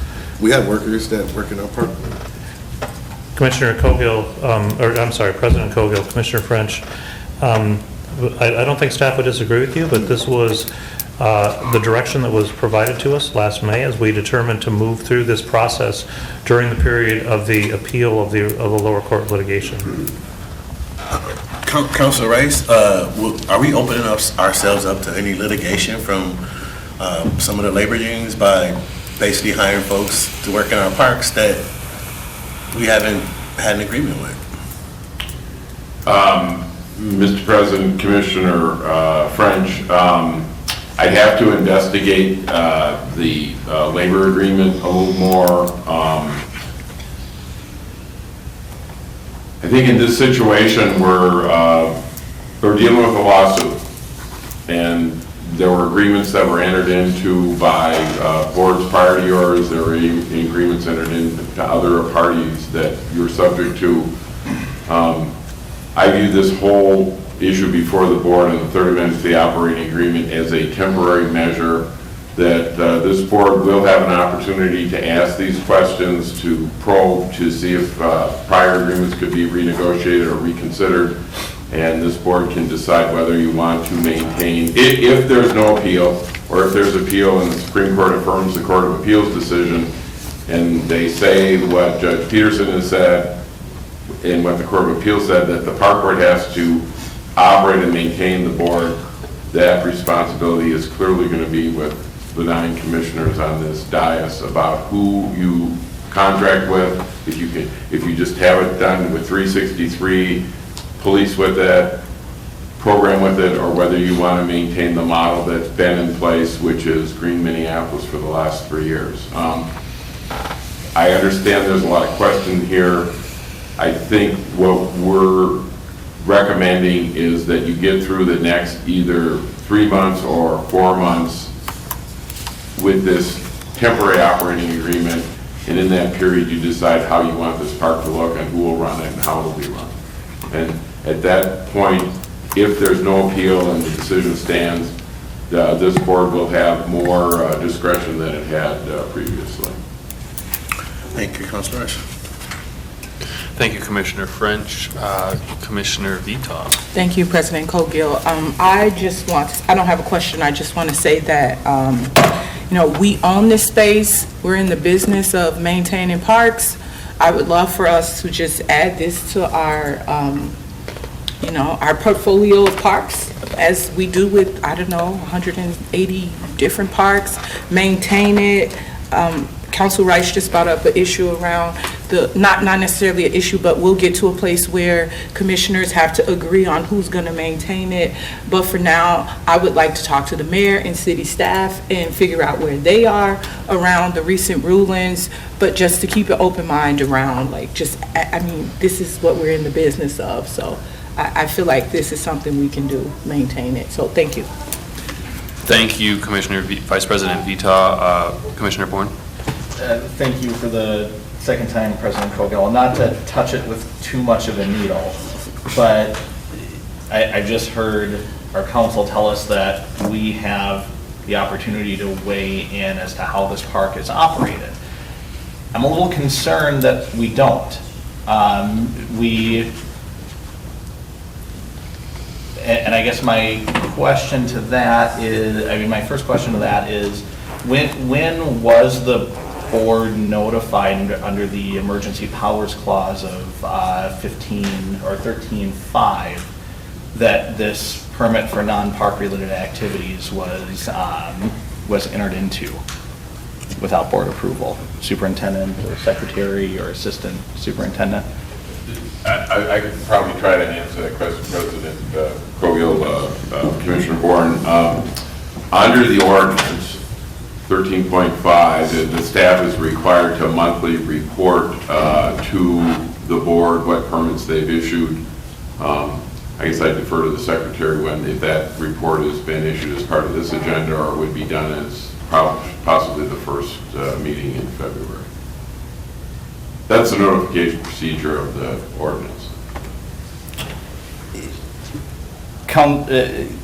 Council Rice, that's if a permit is being issued for non-park uses that have impact on parkland, which is under the purpose of the first clause of the resolution. So can somebody describe to me what the non-park purpose of this permit was for the last 22 days? Superintendent, assistant superintendent, deputy superintendent.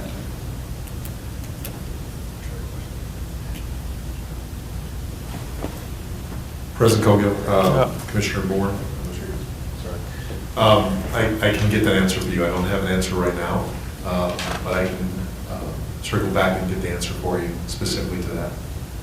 That there's a non-park use under the reason that the permit to maintain and operate the commons was issued without board authority. Okay, I'll look forward to that response. Okay. I'm not sure if I can support this until then.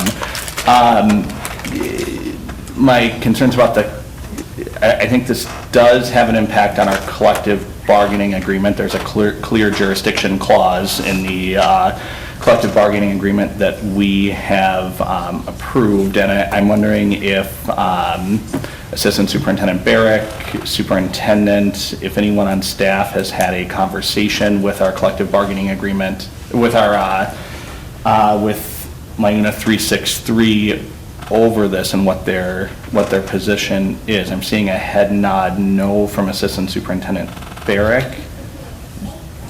Deputy Superintendent. Deputy Superintendent Ringgold.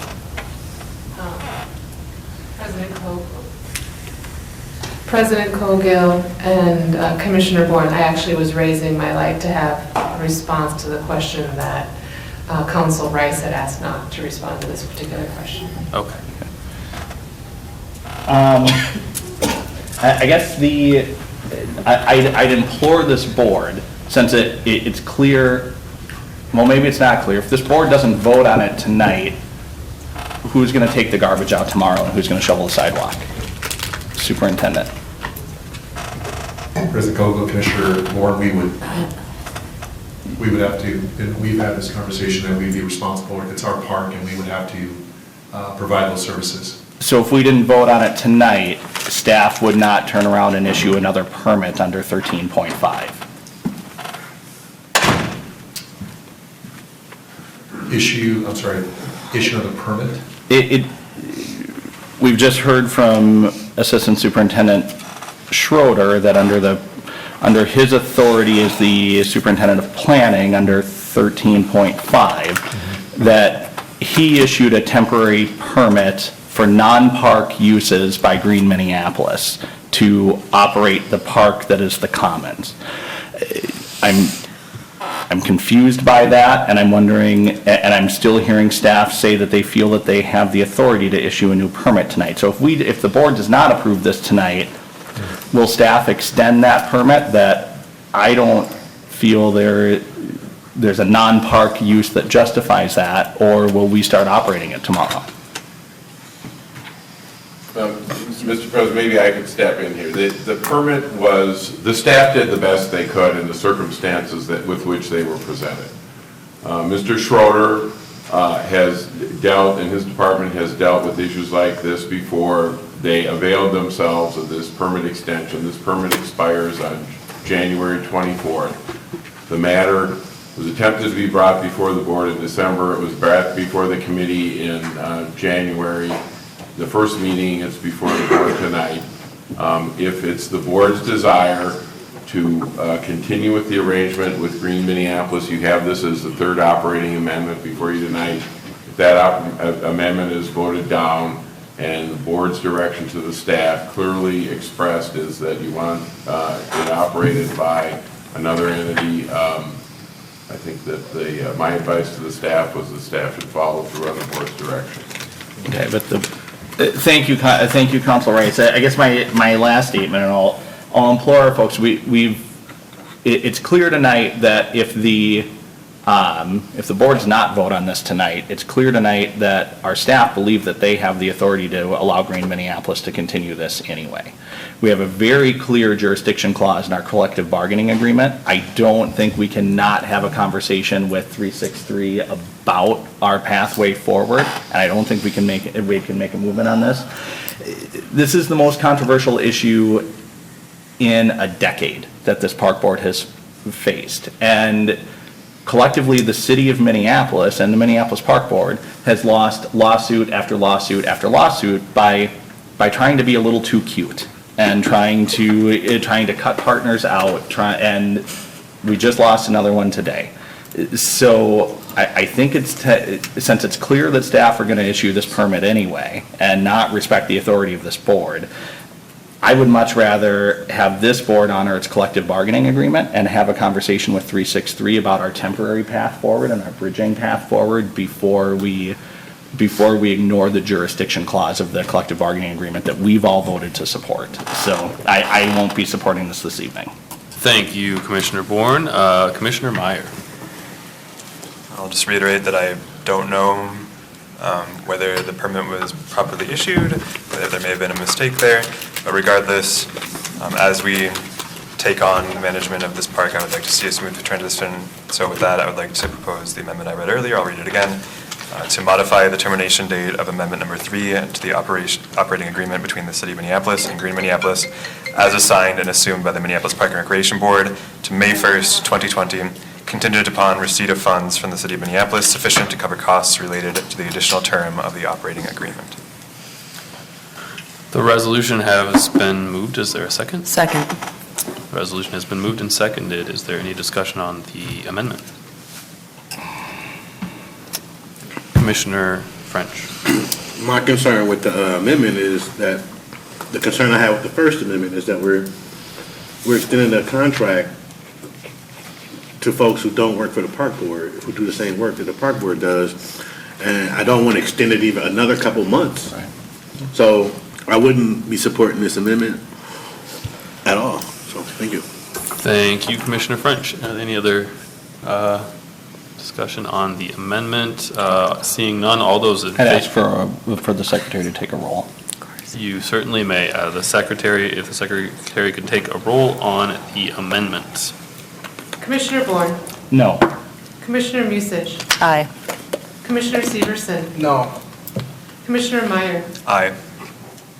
Commissioner Hassan. No. Commissioner French. No. Commissioner Forney. Aye. Vice President Vita. No. President Cogill. No. You have 3 ayes, 6 nays. Thank you, Secretary Ringgold. That amendment fails. Back to the original resolution. Are there any other lights on? Seeing none. Okay. I guess the last thing that I'll say on this is I just think about the people that we're talking about when we're having this discussion. There are people who are currently employed, union folks that probably live in our city and have been working to keep up the commons while folks, courts determine what ownership should be in this space, and we haven't known. And if we end our relationship suddenly today, those folks don't have a job. They aren't going to be cleaning up that space anymore. And I truly believe that it's very important that our staff keep this space up, and that is the transition that we're moving towards in a responsible manner. There are questions that are still to be figured out between us and our close partner, the city, and to be honest, between us and Green Minneapolis, which has been a partner in the last year as this has unfolded. So to that point, I think that a short extension that honors the workers that have been doing this work and gives us some time, given a ruling that happened just yesterday, is a prudent, responsible, and respectful thing to do to all those who have been involved in this process. Again, with the goal of having our union men and women keeping up this park as they should. So with that, I'll ask the Secretary to please take a roll on Resolution 2020-112. Commissioner Bourne. No. Commissioner Musich. Aye. Commissioner Severson. No. Commissioner Meyer. Aye. Commissioner Hassan. No. Commissioner French. No. Commissioner Forney. Aye. Vice President Vita. Aye. President Cogill. Aye. You have 5 ayes, 4 nays. Thank you, Secretary Ringgold. That carries. Moving into unfinished business. I'll move Resolution 2019-426, that the board take from the table Resolution 2019-426, resolution consenting to, pursuant to Section 5.2 of the lease agreement with the Lopet Foundation, Mill Valley Kitchen, as the sub-leasee and subtenant of Lopet Foundation at Theodore Wirth Regional Park within the Adventure Welcome Center building, the Trailhead. Second. The resolution has been moved and seconded. Are there any questions or is there any discussion on this item? Commissioner Severson, followed by Commissioner French. Thank you, Chair Cowgill. Thank you, Chair Cowgill. So, this has been an interesting take for myself, representing North Minneapolis. I want to start with that I took a lot of phone calls and lots of emails about this situation.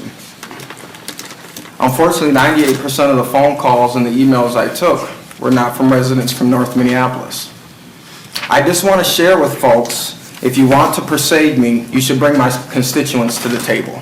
That is first and foremost important for me, representing District 2 in North Minneapolis. I must say, listening tonight to former Mayor Ryback, who was our mayor for 12 years, if I'm not mistaken, talk about not having restaurants in North Minneapolis. This is someone who served as our mayor for 12 years. I lived in North Minneapolis my whole life, born and raised, choose to live there, choose to stay there. And everybody knows the solution for North Minneapolis except the people that live there. Everyone knows the solution on how to fix North Minneapolis, except the people that live there. Even the new people that moved to North Minneapolis, they know how to fix it.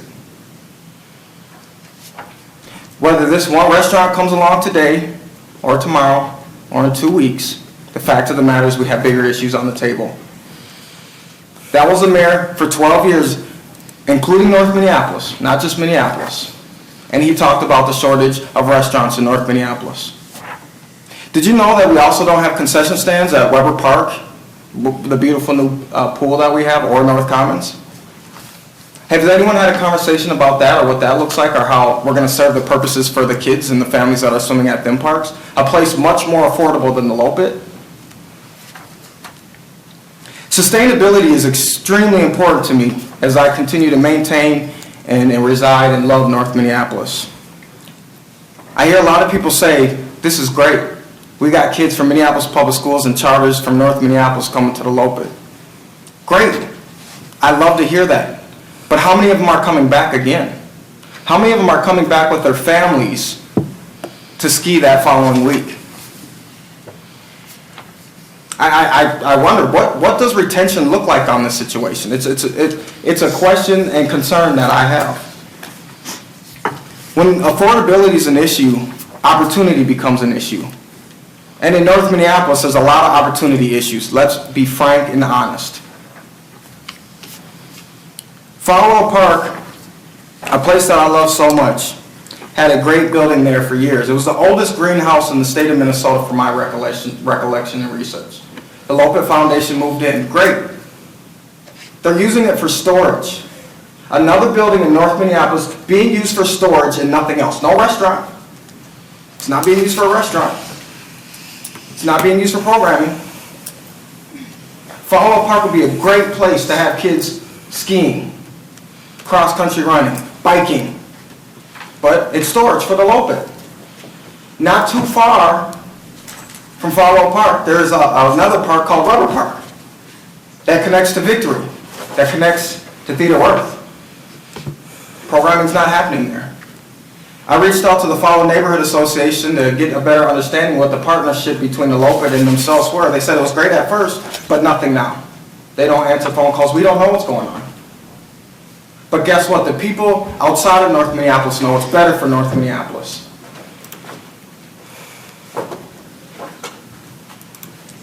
Does anyone know that council members that represent North Minneapolis didn't know that Cajun Twist closed? Do we know that the city of Minneapolis loaned Cajun Twist, from my recollection and research, $50,000? And it's not in Minneapolis. This was a new thing that the city of Minneapolis is loaning money for a restaurant that's not in Minneapolis. It's actually in Golden Valley. We own the property, but it's in Golden Valley.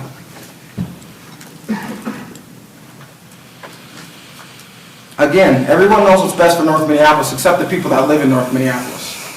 My ask is this evening, I need more time to complete research into this and get further answers. I want restaurants too. Every day I leave with my family to Northeast Minneapolis, downtown, Robbinsdale, to spend our dollars. I would love to spend our dollars right here on the north side. There's nothing more in the world. That is what I'm about. That's what I want to see in my community. I would ask this board to give me another week to figure this out. Yes, I understand that importance is the essence. I get that. I apologize. I didn't think I needed to share my medical record with the world. I've been out. I had a pretty invasive surgery in December. I apologize. I've been trying to recover the best that I possibly can. I am going to make a statement this evening. I am in no way former President Brad Board's beating bag or his boy who's going to do everything for him. I'm not Londell's. Commissioner French's. I'm not Commissioner Board's or Hassan's. I make decisions in the best interest of North Minneapolis. I would ask this board to table this for another 2 weeks so I can get more answers. I left a paper on everybody's desk here of an email and concern that I received. I do not hate the Lopit. I do not hate John Munger. I just want to make sure the community in North Minneapolis has the same opportunities as everyone else. I want us to see the people in North Minneapolis in that park that's in our community. And if anyone takes issue with that, that's fine. I don't have an issue with that. Thank you for my time. Thank you, Commissioner Severson. Commissioner French. I just want to thank Commissioner Severson for those words. I don't want to, I'm a Southsider, so I don't want to speak for North Minneapolis, but I have a great affinity for Northsiders and North Minneapolis and the folks who live over there. And when I decided I was going to run for office, and me and Kel sat down, I said, I will try to be your biggest ally to make sure North Minneapolis gets what it wants, gets what it wants, and gets what it needs. I don't hate the Lopet either. I think it's an opportunity for our kids to go and see other sides of life. I never grew up cross-country skiing. I'm pretty sure a lot of kids in North Minneapolis don't either. My biggest concern is the trailhead isn't designed for folks who live in North Minneapolis. I don't think it's accessible. I don't think the prices are accessible. I don't think there's enough people there that reflect the neighborhoods, and not just the way they look, but just who comes there. It needs to change. I've had some conversations with former employees and heard some really, really disturbing things about management. And like Commissioner Severson, I want to wait a little bit. I want to have some more conversations with some more people and get different sides of the stories. So I would champion Commissioner Severson's plea to put this off for a couple weeks. Thank you. Thank you, Commissioner French. Commissioner Bourne. Thank you, President Cogill. I think the first thing I want to say is the Lopet does some incredible work in the community, and I've received tons of phone calls and tons of emails as well, and a lot from my constituents. So I understand it's a beloved citywide amenity that sometimes that people from across the city want to see investments in, and they're providing a valuable amenity that we all want to see continue. I think at different points, different members on of this board have been critical about different points of our partnership, but I think that there's a universal agreement on this board and among staff that we want our partnerships to be successful. And to that, I want to make sure that we make a very reasonable decision around the motion that is before us tonight. There have been some, I think that there's been some disturbing allegations, both on some level, the Lopet's lack of commitment to diversity and equity in Minneapolis, and I think that those are very unfair allegations. I've seen the work the Lopet's done firsthand.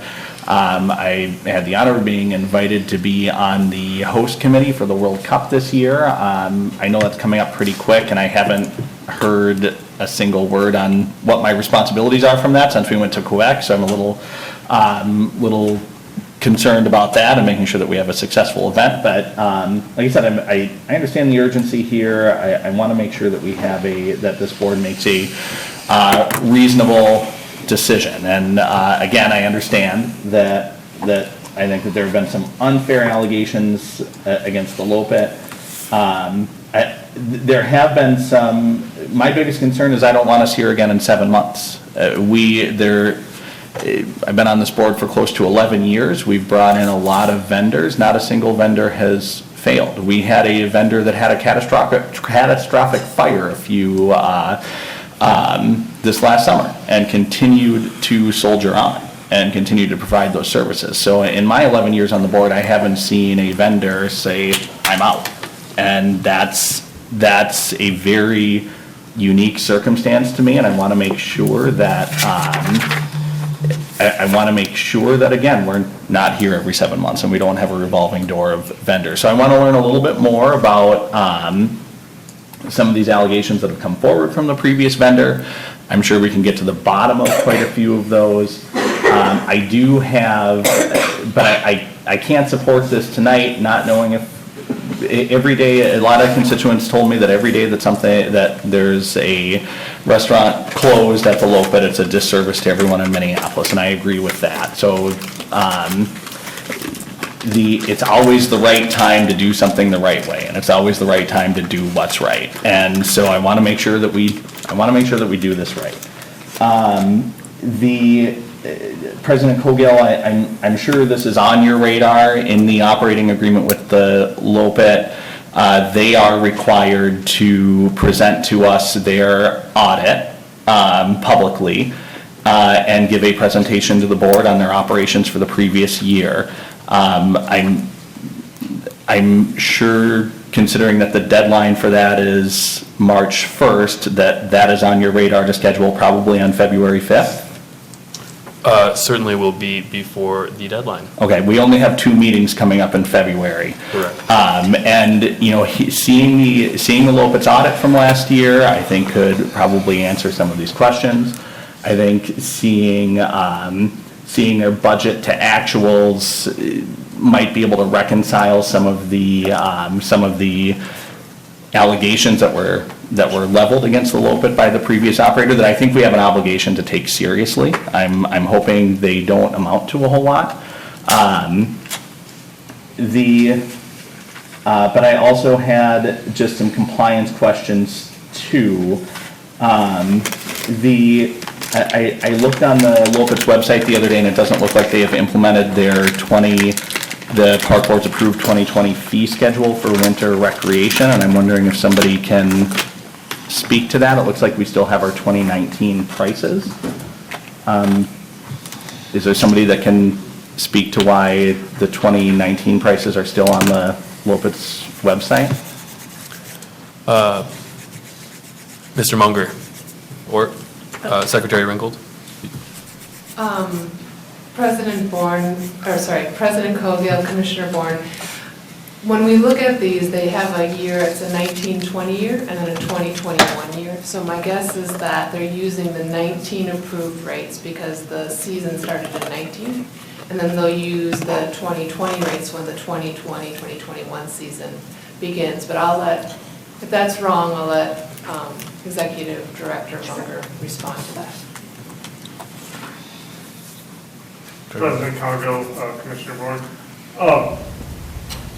The rates that are on our website are the exact rates that were last approved by the board. So I'm not sure what it is. Mr. Munger, are you aware that the board approved a new rate schedule in December of last year to be implemented in 2020? December of which year? When we voted on we vote on our fee schedule every year. Right, a few weeks ago. December of 18 or December of 19? December of last year. December of what year is it? December of 19. A few weeks ago, we made a change to winter recreation fees, and those aren't. I understand the season passes, but you have daily passes, and that's not reflected yet either. No, I think the passes are.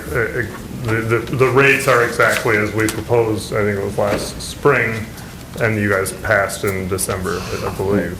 But we can certainly look into it. It feels like very much a gotcha question, but. I don't think it is. I mean, if our partners are communicating, it's alarming to me to hear that part of the operating agreement is that the park board sets our fees, and that the Lopet might not be abiding by that fee structure. I'm sorry if it feels like a gotcha question. It's a due diligence question on my part, so I'd like to make sure that we're in compliance with the fee schedule. President Cogill and Commissioner Bourne, what exactly does this have to do with the matter at hand here tonight? President Cogill? Right. What? Yes. What are you asking for? I'm just looking to, if I have. You want to debate our partners? I think we don't debate our partners in this situation. To quote you, we don't do that. Thank you. Thank you, Commissioner Bourne. Do you have other questions? President Cogill and Deputy Superintendent and Superintendent, who are representatives to the Lopet, I do have some concerns that if we are not following the letter of our operating agreements, that there's just certainly an opportunity to clean this up, and that might, variations to our operating agreements could be what led to a vendor to be less than successful, and I just want to make sure that we are working as partners and continuing to work as partners, and that we're giving operators that come into the site every opportunity to be successful. And it seems like there might be a lack of oversight in our partnership right now. So I don't think that that is a very unreasonable concern. Thank you. Thank you, Commissioner Bourne. Commissioner Vita. Thank you, President Cogill. I've spoken about this a few times already, but I just want to say again tonight that the issue at hand here is about the lease agreement, not about how we feel about the LOPIT or their services or which neighborhood, what kids are over there participating in ski activities. That is an issue. That's something we should address, but that has nothing to do with this lease agreement that has been on the agenda for about 2 months now. The other thing is, I remember getting an email about Cajun Twist leaving in September or October. I probably more than any other commissioner here will admit that I frequented Cajun Twist a lot. I was sad to see it go. I recall when it happened, when I got the email, I spoke with the owner of Cajun Twist, who told me out of her own mouth that that space was not a good fit for her, that she had an opportunity to go to South Minneapolis and own and operate her own restaurant, and that is what she wanted to do. She did not say to me at that time that anything was wrong with she has shared concerns with me over the year that she was there about some of the administrative issues that I, as a park commissioner, have nothing to do with. That is her agreement with the LOPIT. But she shared with me when I went to go ask, when I pleaded, why are you leaving me? This is where I come for my work meetings. This is where I bring families. This is where I get catering from. That she had a better opportunity in South Minneapolis, and she could serve me in South Minneapolis just as well as she could in North Minneapolis. So I don't want us to keep talking about like what the LOPIT has not done or what they should be doing better when it comes to this matter. This is about a lease agreement, and this is about folks who were given the opportunity to apply for RFP, a process that we have in place as a park board, a process that we agreed on as commissioners. They followed it. It is our job to further correct this situation at a later date if that's what we feel needs to happen. Sometimes you bump your head before you realize, you need to change things. We've bumped our head, commissioners. We realize now moving forward that we need to change our policy. We need to change how our partners reach out to the community to have more people of color in these spaces. Of course, we want more people of color. Of course, we want to have, women, people of color operate in these businesses. Before I worked in public health, I was a restaurant manager for many years. The restaurant business is not an easy business. It is a very hard business. I worked almost 24 hours a day for somebody else's business. It was not my restaurant. I was just a staff person.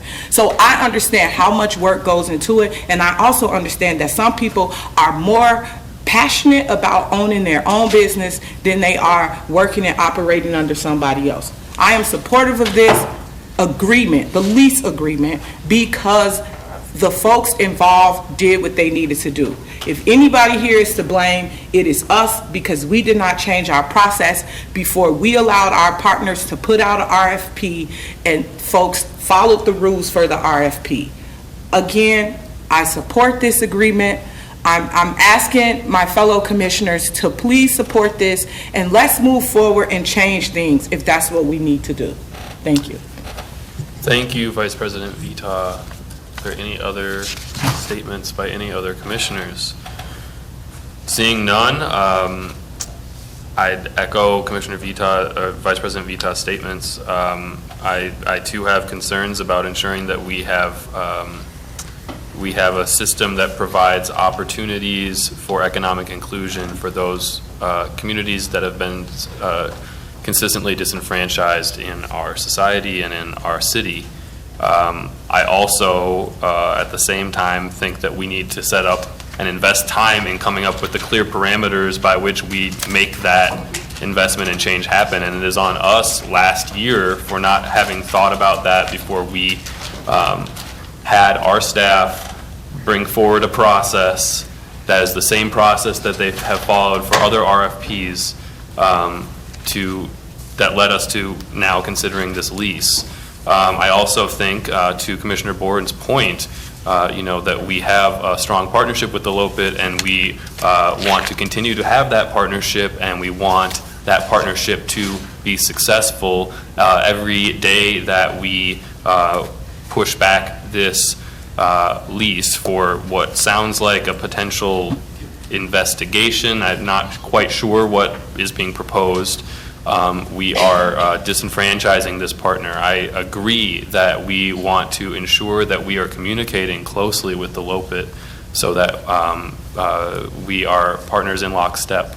I feel as though the entire conversation here has been circular and has done damage to that connection, and that's too bad, I must say. I'm very supportive of moving forward with this lease. I really appreciate the LOPIT and supporters and folks from Mill Valley coming out to multiple meetings to be here for this discussion. And with that, I would like the Secretary to please call the roll. Can we table? That's a motion? What's that? I'd like to make a motion to table this issue. I would second that motion. All right, the motion has been made and seconded. All those in favor of... Don't get to have a debate on it? You can. I'd ask the secretary to take a roll on tabling. All those in favor of tabling the... He's asking for a roll. You have to do a roll call. Do I have to have the roll call? Yes, it's not debatable. Commissioner Bourne, Aye. Commissioner Musich, No. Commissioner Severson, Aye. Commissioner Meyer, No. Commissioner Hassan, Aye. Commissioner French, Aye. Commissioner Forney, Pass? Vice President Vita. No. President Cogill, No. Commissioner Forney. Aye. You have 5 ayes, 4 nays. All right, the motion, or the resolution has been tabled. Moving on.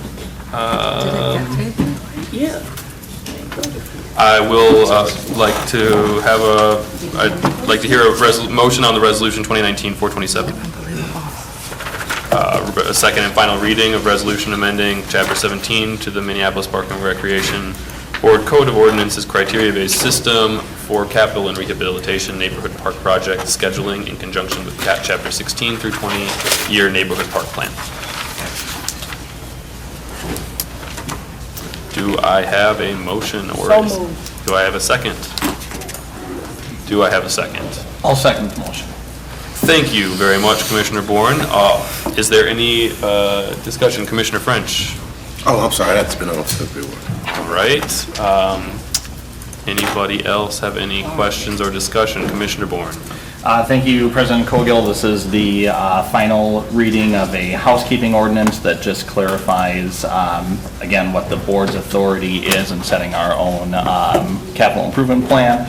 I'd ask for commissioners to support this housekeeping measure. Thank you, Commissioner Bourne. Any other discussion? Seeing none, all those in favor? I'd like to request a roll call vote on this, please. All right. Roll call has been requested. Secretary Ringgold, please call. Commissioner Bourne, Aye. Commissioner Musich, No. Commissioner Severson. Aye. Commissioner Meyer, Aye. Commissioner Hassan, Aye. Commissioner French, Aye. Commissioner Forney, No. Vice President Vita. Absent. Apology.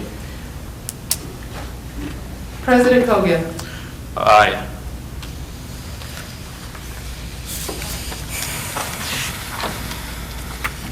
You have 6 ayes, 2 nays, 1 absent. Secretary, a member returns. Vice President Vito. Aye. You have 7 ayes, 2 nays. That carries. I entertain a motion on Resolution 2020-124. So moved. Is there a second? Is there a second on Resolution 2020-124? Second. There's a second. Is there any discussion? All those in favor of Resolution 2020-124, please signify by saying aye. Aye. Opposed? Abstentions? That carries. It's come to my attention that Assistant Superintendent Cox is not here this evening to be able to provide us with the Recreation Division program updates, so we will have to push that back to our February meeting. At this time, I'd like to recess the board to go into operations and environment. Did we want to do planning first? No. Okay. The time being 7:05, I will call the Operations and Environment Committee to order. Secretary Ringel, if you could please call the roll. Commissioner Meyer. Present. Commissioner Hassan. Here. Commissioner Forney. Aye, here. Vice Chair French. Here. Chair Musich. Present. You have a quorum. Thank you. This time, I will entertain a motion for the agenda. So moved. All those in favor, please signify by saying aye. Aye. Opposed? Abstentions? That motion carries. We have some minutes from Wednesday, December 18th. Could I please get a motion to approve those? So moved. All those in favor, please signify by saying aye. Aye. Opposed? Abstentions? That motion carries. This evening, we have a presentation helping us to understand pesticide reduction efforts in the Minneapolis Park System for 2019. Welcome, and thank you for joining us this evening. Thank you, Chair Musich, Commissioners. We wanted to take an opportunity here at the start of the year to share where we're at with our pesticide use and our efforts to reduce the use of pesticides. And so I'm joined here with Kate Ryan, our horticultural supervisor, who joined us about a year and a half ago, 2 years ago, and has really been charged with tracking our pesticide use and guiding our gardeners and others in alternative ways and again, reducing the amount of pesticides. So I'll turn it over to her to walk you through everything we've been up to. Hello. I'm going to go over a few things here for our pesticide use report for 2019, Commissioners. First, we're going to talk about how we define pesticides, share the MPRB's current use of pesticides, and how they're utilized in our park land management practices. We're going to discuss how we protect park users, share the work of the Pesticide Advisory Committee and how it connects to our land management practices, and talk about our next steps. So what is a pesticide? According to the Environmental Protection Agency, a pesticide is any substance or mixtures of substances intended for preventing or destroying, repelling, or mitigating any pest. That's a very broad umbrella term. It's broken down into categories focused on the type of pest targeted. So ones you'll hear very often are herbicides, fungicides, insecticides. We also have bactericides, rodenticides, and then so forth down the list. There are a lot of pesticide products used within our park system, our homes, and many of the buildings we probably frequent day to day. These are kind of some common products you'll see, from pool chemicals to household cleaning products, indoor pest control, maybe even outdoor pest control. But what I'm going to really focus on tonight is our landscape products. So we use a variety of landscape pesticide products within our system. Mainly, you're going to see a variety of herbicides listed there. Those are common brand names, as well as some insecticide and fungicides, and that's what I'll be really focusing on of what we use in our landscape. Know that these products include not only synthetic pesticides, but we do also use organic and some biological ones in our programs too, and they are included on this list. Our current land management, MPRB manages over 6,800 acres of land, including a wide variety of features, which you guys are very well know about all the different things we have within our park system Pesticides are not used in many or maybe even most of these spaces, and with the same intention throughout these different land types and spaces. When we determine that pesticides are needed, it is very site-specific. We don't have this is the herbicide we use no matter where it is. We look at what our target pest is, what our desired outcome is, and what we need to meet maybe legal or goals that we have within our system. I'm going to talk a little bit about pesticide-free sites. Please note that pesticide-free, I'm referring to landscape pesticides only. I won't talk about pool chemicals, cleaning products, or any of those sort of indoor pest problems that we may encounter and use products to maintain in our buildings. So our current IPM policy dictates that there's no herbicides used within 100 feet of a playground or wading pool site. That has been in policy since '08. Pesticides aren't currently utilized for cosmetic purposes on general parkland, so that includes general parkland. We don't treat turf, we don't treat landscape shrub beds, we don't treat areas within our unmanaged natural areas. We have specified managed natural areas that we would then work actively in, but the majority of our natural areas are unmanaged. And then as bee lawns become more supported by the public, clover, dandelions, and other flowering weeds, as many people would refer to them, are more accepted in our general turf. This kind of public support has helped us kind of change our policies along with what the public wants to see. And then the glyphosate ban has been in place in neighborhood parks since 2016, with the exception of Loring Park for that cattail project completion. And then since the 2018 moratorium, nothing has been treated with glyphosate system-wide.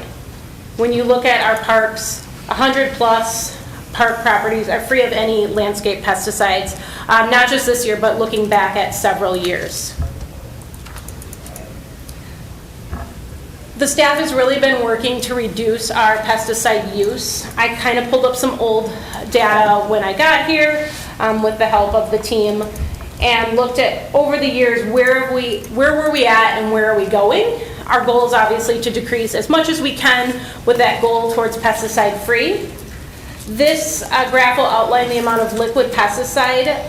Just to note, that doesn't include like granular like weed and feeds. That would be the thing that's kind of excluded on here. Those are hard to measure in the same math equation because we have something that has a fertilizer, maybe a weed killer, granular combined, versus something that's measured in liquid ounces.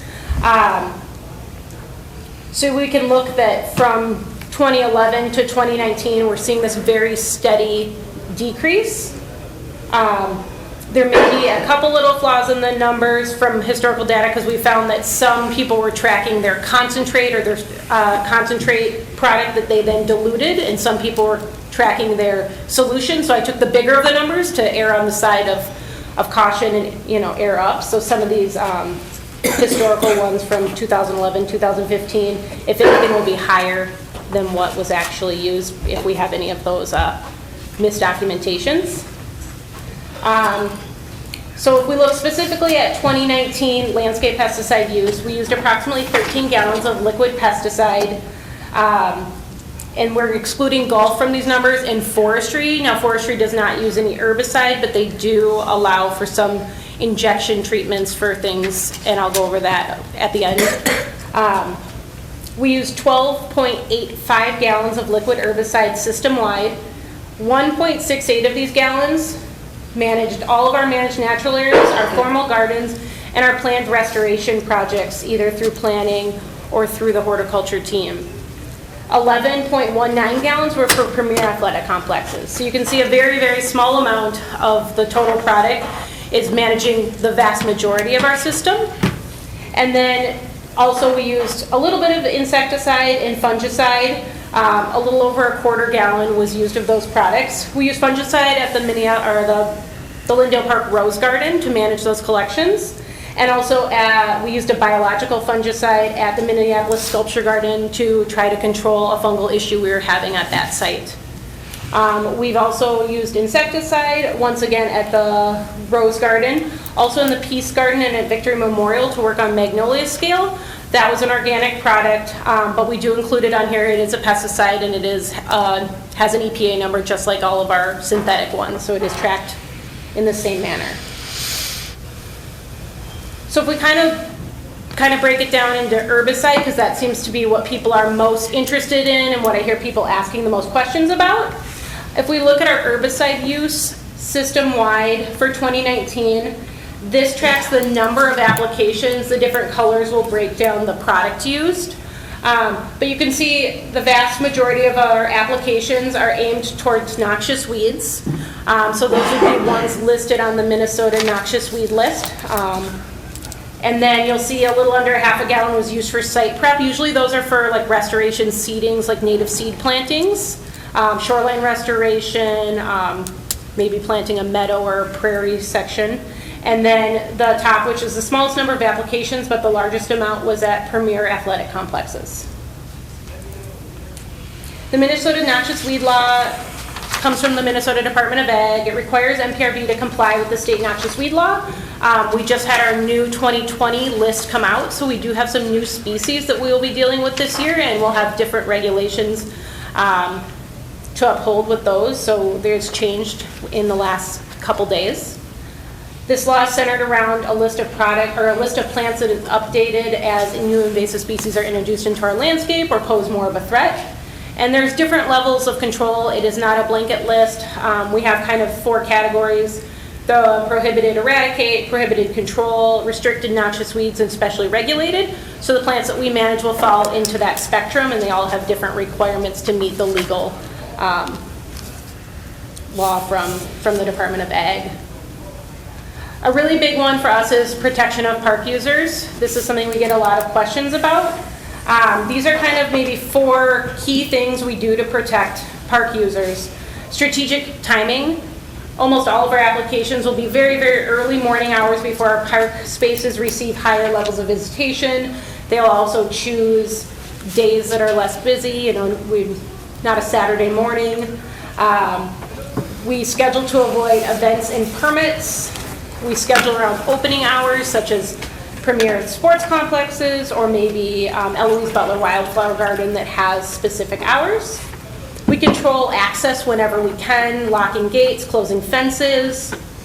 And then product selection is a very big topic, and a lot of work goes into it by our staff, trying to choose things with lower toxicity, organics and biologicals when they're available. And then signage. We are in compliance with the Minnesota Department of Agriculture along with the Minneapolis City Ordinance that reflects the signage of treated turf, but we obviously use that for all applications. Product selection. Pesticide products all have signal words to warn users of their toxicity. Danger, warning, caution, and then not required, so things that don't meet the threshold to hit caution. So for example, household bleach is warning. The insecticide we use at the Rose Garden for Japanese beetles is not required to have one. So there's a big range of products and different varying levels of toxicity, and we really need to keep that in mind when we select a product. We need to consider multiple factors, including but not limited to the following: ecological and worker and consumer safety, but also our target pest, level of threat, and use of space. When we pick a product to use, we aren't just saying, okay, this is going to be our lowest toxicity product, we're going to use it. We need to factor in, okay, is that going to take 3 applications, so we're exposing our park users and our staff 3 times? Maybe we use something else that's maybe a little bit of a harsher product some people consider, but we can use far less, and we can target that treatment to use to less exposure to people. Those are some of the factors we do. Our rose gardener is really, really excellent at kind of diving into this information, because he's probably, in my department in horticulture, probably our biggest user of treatments. And the rose garden, historically, probably most people are aware of the finicky nature roses have. We have currently 200 plus members. I think last I counted it was 203 members of our staff are licensed to apply pesticides through the Department of Ag. This includes forestry staff, asset management, like park maintenance staff, horticulture, golf, and environmental management staff. They are required to do 8 hours of continuing education every other year to maintain their license. And while this is a lot of, this is a high count for people who have licenses, very few of them actually actively use their license each season.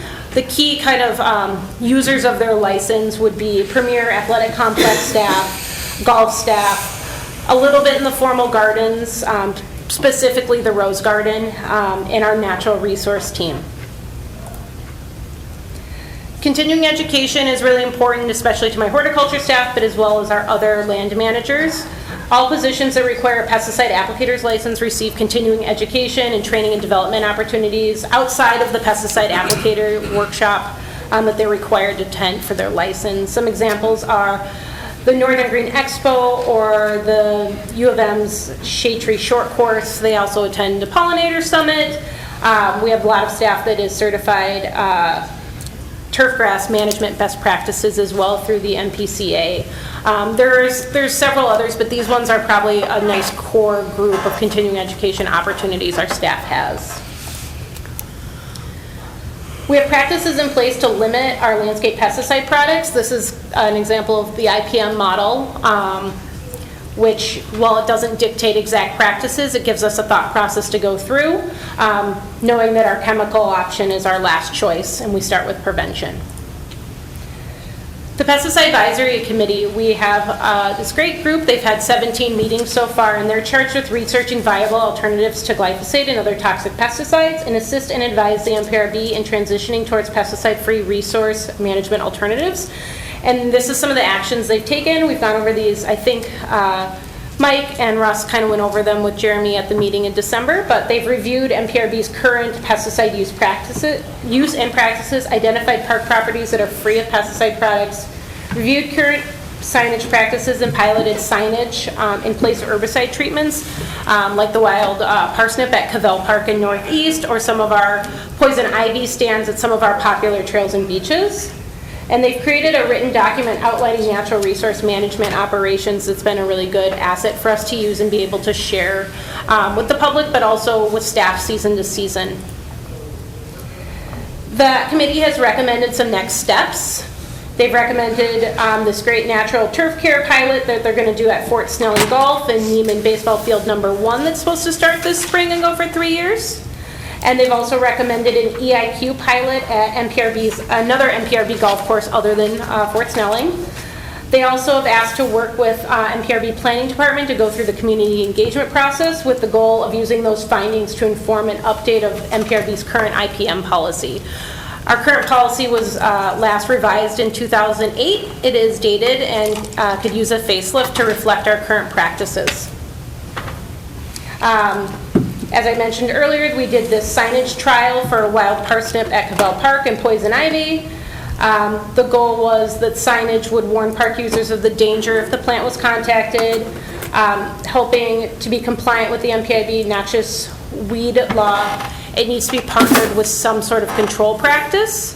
Signage does not replace MDA legal requirements to implement control measures, whether that be herbicide treatment or some manual removal of some of these plants, but it's a great partner and it's a great education opportunity. And then we've talked a little bit about the natural turf care pilots at Fort Snelling and Neiman Athletic Complex, which are going to be led by Chip Osborne of Osborne Organics with a grant funding through Beyond Pesticides. And we're hoping to begin those implementation of those this spring, and they will last for 3 years. Results will be observed as the pilot is implemented, and the learnings can be applied to other sites as they become known. We can't really give you a timeline for the outcome because we have not started implementing the process yet, but and each site is unique. So what we learn there, we can't instantly implement at another site. We'll have to see how it fits and how we can phase it in and trial it and make sure that we do this in a sustainable manner. But I'm hoping we learn a lot from that and we can quickly pass these learnings on to other sites. The second one is the EIQ pilot, Environmental Impact Quotient pilot. It's been proposed to do at a golf course led by Dr. Paul Cook of the U of M Wisconsin-Madison. He works in the plant pathology department, specifically with turfgrass. It was developed by Cornell University and aids in a more thoughtful product selection. As I said earlier, we have to weigh number of applications versus toxicity versus exposure versus environmental impacts, user impacts, worker impacts. It's a lot to try to put in an equation, and they've done it for us. And it gives us some math to kind of back us up in some numbers so that we can feel like we're not missing anything. And that it's just one other tool in our tool belt that we can have to work towards reducing our pesticide use and choosing the best product for the job. Forestry uses, as I mentioned earlier, we do use some fungicide and insecticides in some forestry practices. Property owners or neighborhood groups can work with the NPRB to get approval to pay for injection treatments of boulevard and/or park trees by licensed contractor. Popular ones are oak wilt, emerald ash borer, and Dutch elm disease. Also, we've done a lot of work with oak preservation. I think somebody mentioned it earlier about West River Parkway, but also at Eloise Butler Wildflower Garden. They've been working on this for almost 2 decades. This work is a combination of manual techniques partnered with fungicide and growth regulator injections, and we've really seen great outcomes to be able to preserve that oak canopy that's really special at that site. So we've kind of gone over defining pesticides, an overview of our landscape practices involving pesticides, looked at some data, outlined the protection of park users. Our next steps really are to document best practices and update our IPM policy to reflect current and future best practices, utilize pilot project findings to inform practices at other athletic sites, and to continue to work to network and seek out advancements in landscape management in order to reduce our pesticide use into the future. If you guys have any questions, I'm available and I'll answer them the best I can. Commissioner Meyer. Thank you. This presentation is extremely helpful. I've gotten a lot of calls about pesticides over the last couple months, and many of the people who have called me seem to have misunderstandings about what we're doing, not aware of all the steps we've already taken to reduce and in many cases eliminate the use of pesticides. We have a lot of people calling me still concerned about pesticides in neighborhood parks, for example, where we're not using them. I know we had previously discussed putting up signs to say that they were free of that. Do we have any update on where we are on that, or what's holding us up from posting that information? Commissioner Meyer, are you referring to like a sign that would say that it's sign for the areas pesticide-free? that are, yep, exactly. I know that the Pesticide Advisory Committee has discussed that. We've also looked at how we make signs more readable, more available in other languages. So we have looked at that. Part of the issue is we need to make sure that when we put the message out there that we're very specific, that we're talking about landscape pesticides, so there's not any confusion around that. I don't want somebody to go to a park, think there's no pesticides, and then we have a wading pool. It seems obvious that chlorine is used there, but we don't want to give people false information. Also, we have to look at what's the duration, like how long does a space need to be free of pesticide before we deem it pesticide free, and I think that information is not totally clear for us to feel comfortable putting up a sign and advertising something when we're not clear what the message is. Is it 3 years? Is it 5 years? Is it just landscape pesticides? Is it herbicides? Is it synthetic fertilizers? All of those things have kind of come to our attention. So it's definitely something that we can discuss further and kind of get a gauge, but we're open to suggestions. Yeah, and I would hope for suggestions from staff and the committee about what guidelines we should have, how many years it has to be before a place deserves that sign, but I hope we can move forward on putting those signs up so we can better educate people about where we're already at.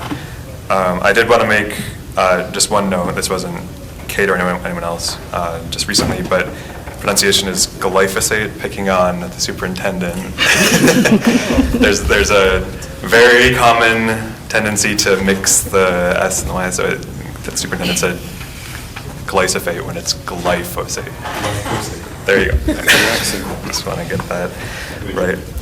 So my overall goal for this issue is to maximize individual health and ecological health, and in the vast majority of cases, that means reducing or eliminating pesticides. But there are some cases where it's not completely obvious, and it's those cases where I really value the guidance of people who have a lot of expertise on that. I was alarmed on December 18th when we learned about poison ivy. When I think about people's health, poison ivy is something that is very bad for people's health. I have had a number of people reach out to me and say that poison ivy is also a great habitat. It supports like 40 different birds, and it's only harmful to humans. It's not harmful to other mammals. It's not great for all the other ones. So, maybe poison ivy does have a place in our system, but I think that's something if we're going to start just tolerating it and roping it off, especially in areas where people are going, that's something that I really feel it's important to have a broader conversation. And if we're going to take that step, I don't want to be doing it like inadvertently through inaction, but I want to bring the community along with us. Also, in terms of creating pollinator spaces, like we had one speaker today talk about the importance of removing invasive species in order to have a diversity of pollinator species. And in terms of carbon pollution, I hear things from both sides of the ledger on this one, and this is something where I could really use the help of the committee and of staff, perhaps with our climate analysis team, to really weigh which things have greater impacts. And I know it's very difficult to do. I know there's limited science on these things, but even if we had an order of magnitude of how many pounds of carbon were generated or removed by different actions, that would be extremely helpful, because on one hand, I've been told, and I've done some of the reading that I've been offered, that when we use pesticides, that reduces the soil's ability to capture carbon because you're killing microbes. On the other hand, I'm also told that buckthorn is extremely bad for the climate, that it increases the decay process and also prevents trees from growing. Some of the alternatives to pesticides use a lot of carbon in the process. I was surprised, for example, when the Pesticide Advisory Committee recommended burning, but I've also been told that that's, before we came along, it was a very natural process, and it only affects the ground cover. And if you have prairie plants that have roots that go deep in the ground, then it doesn't affect those roots. Another thing that you can do to manage invasive species is to mow more. That also has carbon pollution. So if we could have some analysis of that, that would really help me. We had on December 18th a request from the committee to start doing community engagement. And then shortly after that, we started getting pressure for a resolution that, in my view, seems to be bypassing that community engagement and moving just towards a Point of information. Yes. Did the committee really want engagement, or was that something that just one of the co-chairs decided to bring forward?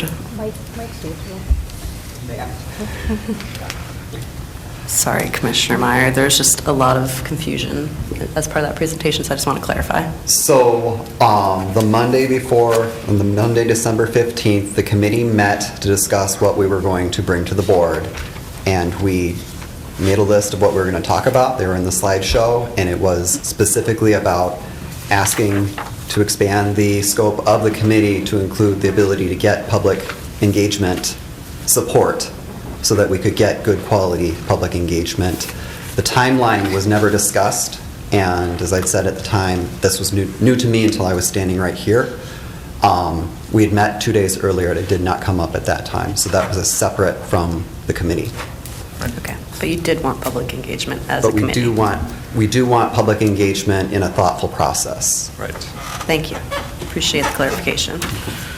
Yeah, so Continue. That was the first request. And as soon as I heard that, prior to the meeting, the staff brought it up to me. My first questions were how are we going to go about doing that? Because I think if you ask people do you want toxic pesticides in your parks? Everyone's going to say no. If you ask people, do you want poison ivy in your parks? Everyone's going to say no. Like, we need to have some, if we're going to go down that path, we need to, give people some education first, I think, as we do that. But in the discussions we've had, we've also talked about broadening the scope of the committee, and I do think that we should do that. And I would really like the committee to evaluate the feasibility of transitioning to organics or pesticide-free by different category, and how much time it would take. We had some really great news presented to us at Open Time tonight that Stonyfield is interested in giving us grants to transition our athletic fields, which by the chart that Kate showed was the large portion of what we were using. The parts that I've had the most qualms about turned out to be less than 2 gallons last year, even though that was the vast majority of applications. So it sounds like we have an opportunity that we could transition our baseball fields. You excluded golf from your charts, and that seems to be like a really big one, and I'd like to hear more about that at some point. I don't know if you're ready for it. But I do have some historical data on golf, but I don't have the records from 2019. A lot of the golf staff is off for this time of year, so it's hard to get their data as quickly as the rest of us. But we'll work to get that and make it available. Okay. Well, I would like to have the committee and staff present to us information about the carbon pollution, about the different trade-offs that we have by source. Give us some timelines about what would be viable for us to do. And then I just want to emphasize that to people of all opinions on the committee, that you don't necessarily need to win a majority vote on the committee to bring something before the board. All you have to do is persuade a majority of the board members, and you can be persuasive even if you didn't get a majority on that committee. So if you have something that didn't get to a majority, you can present a minority report. I will read it, consider it, but I do think that regardless of that we have this committee of people with tremendous expertise. I want their input on it before we make a commitment to go 100% pesticide free, because there are some areas where I think that they could potentially be a useful tool. Thank you. Commissioner Forney. I just want to say thank you so much. This information is so helpful. And I think that Commissioner Meyer is indicated very well. There is so much misinformation out there. And I applaud the committee for moving forward and wanting the community engagement. I support them wholeheartedly. And I think that is really a responsibility of us, the Park Board, to educate the community. What are we using, and what is toxic and what is not? And I think those things are very, very important for us to share. And so I support the efforts that we are moving forward with, and applaud the work of the committee. Okay, not seeing any additional lights. I have sort of a lot of questions. I'll try to be as brief as I can be. I was really glad to see that we have our staff going to continuing education opportunities that are heavily focused on the changing best practices that do typically involve the reduce of pesticides. We've heard a number of times from members of the committee that we don't have any experts on staff that understand how to reduce pesticides, and I think that that's clearly inaccurate based on the fact that we are both actively reducing the amount of pesticides we're using, and we're continuing to educate ourselves on how to do so. So thank you for supporting our staff in continuing to learn. That's hugely important to me, and I would hope all of my colleagues. You mentioned that we are beginning a 3-year pilot to determine the effectiveness of organic landscape management on our premier athletic fields and golf courses. We're also being told by some members of the committee that we need to start implementing a transition plan to implement that more quickly. And I guess I'm wondering why the pilot study is 3 years in duration and what we hope to learn from that length of time. I can't answer specifically about why 3 years and not 2 years and not 5 years, but we do really want more than a year. Every season is different. The challenges are different. As you know, this year we received the wettest season in history. So we aren't going to be able to in one season capture what we might experience over a longer period of time. I think 3 years is conservative but also aggressive in our timeline to see outcomes. 3 seasons, we could be going through a wet period. We're never going to experience a drought. We're going to see very different disease pressures in a hot, dry summer than we will in a cool, wet summer.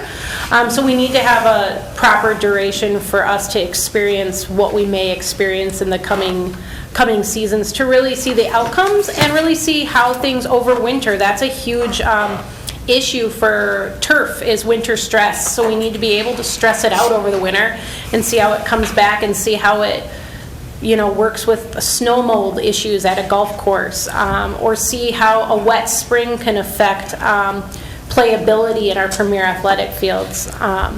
So I think a 3-year timeline is conservative yet pretty aggressive to see really true outcomes of a pilot.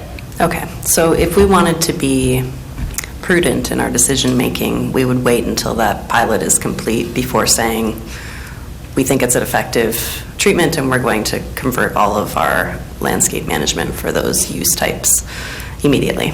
In my opinion, yes. Okay, thank you. I've had a number of people tell me we need to go organic and only use organic herbicides because they're not toxic. During my training at the University of Minnesota to become a master gardener, that wasn't the message I got. I'm wondering if that is still accurate, that organic herbicides are still toxic. Water is toxic if consumed quantity. in the right level. So Yeah. when we talk about toxicity, it's a pretty complicated topic. What we see a lot with, let's say, organic herbicides is we're not going to see systemic effects, which is the primary use of herbicides in our system. We wouldn't use a synthetic herbicide product if it didn't have systemic qualities. When we are trying to eradicate oriental bittersweet in our natural areas, MDA requires that we remove all above and below ground parts of the plant. To comply with that, we really need to use a systemic. So using an organic herbicide like horticulture vinegar would just top kill, and we could go about other ways of top killing a plant without going down that route. A lot of it, we still have to worry about staff safety. Horticulture vinegar, just using that as exemplar, the citric acid products, can burn your skin just like, maybe you would see dermal effects of a synthetic herbicide. So we really have to weigh all the factors, staff safety, and then also what our outcome is. If it's not going to do the job at hand, and we have to go back and do repeated applications, really we probably could find a better way that doesn't use any herbicides if that's the route we would go. Okay. So organic herbicides can have a level of toxicity to humans similar to a synthetic chemical? Yeah, they definitely would have safety implications. Okay, thank you. We had a rather significant claim that we were dumping pesticides into a park space and that was causing amphibians to grow additional eggs. And I'm wondering if the Minnesota Department of Agricultural investigation is complete and whether or not they had any findings related to that we should be aware of. I spoke with Aaron from the MDA actually earlier today. They're still investigating. I'm still getting them information and context. Those investigations, I was told, can take anywhere from 6 to 8 months to to go through the process, so I don't expect to see results, especially still giving him contact information and additional follow-up questions at this point. I won't expect to see results until probably after the summer season at the earliest, would be my guess. Okay. And I had reached out to the University of Minnesota after that meeting and to inquire whether or not there are any peer-reviewed scientific studies that indicate pesticides and not parasites cause amphibians to grow multiple appendages. Are you aware of any peer-reviewed? They were not aware of any, but I'm wondering if you are aware of any peer-reviewed studies that demonstrate that pesticide is the cause of that physical manifestation in amphibians? I am not aware of any peer-reviewed studies. The information I've got kind of goes back and forth that there's lots of causations, and I wouldn't be able to determine the causation of that one, nor am I aware of any research that's been done specifically on it. Okay, thank you. I was wondering if there are any effective organic pool chemicals.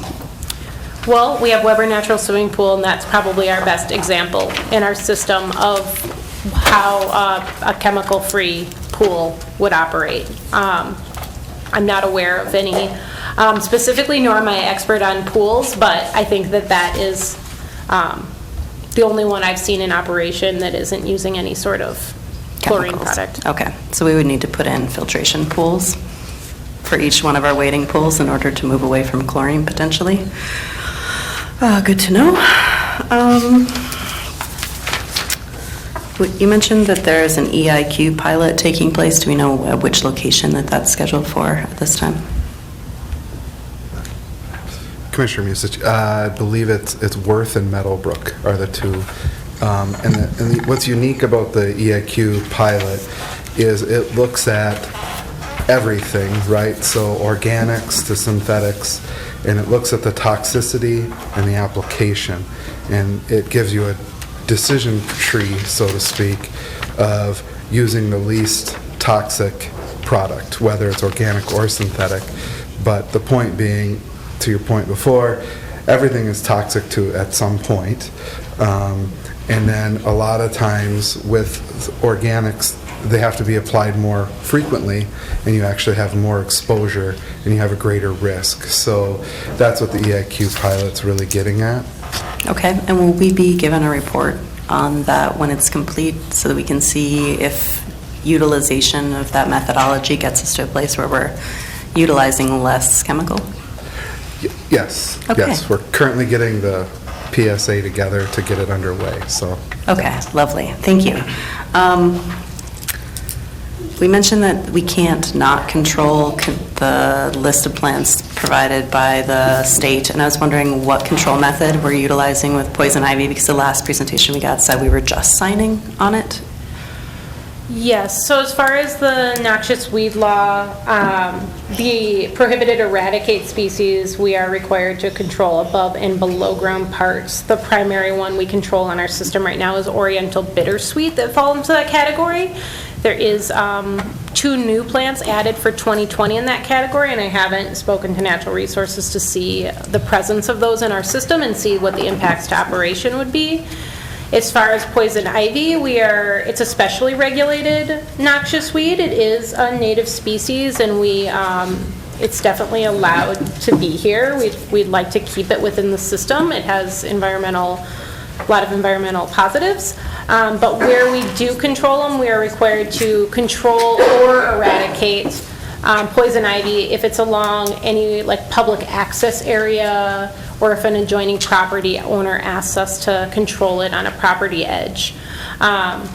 We have treated poison ivy. Some of the areas where we do treat it are anywhere we do a prescribed burn. We do need to treat and remove the poison ivy before the prescribed burn, because if you burn poison ivy and inhale that, it can be lethal to some people, and it can cause very serious medical conditions. So we do use herbicide to control and prescribe burned areas.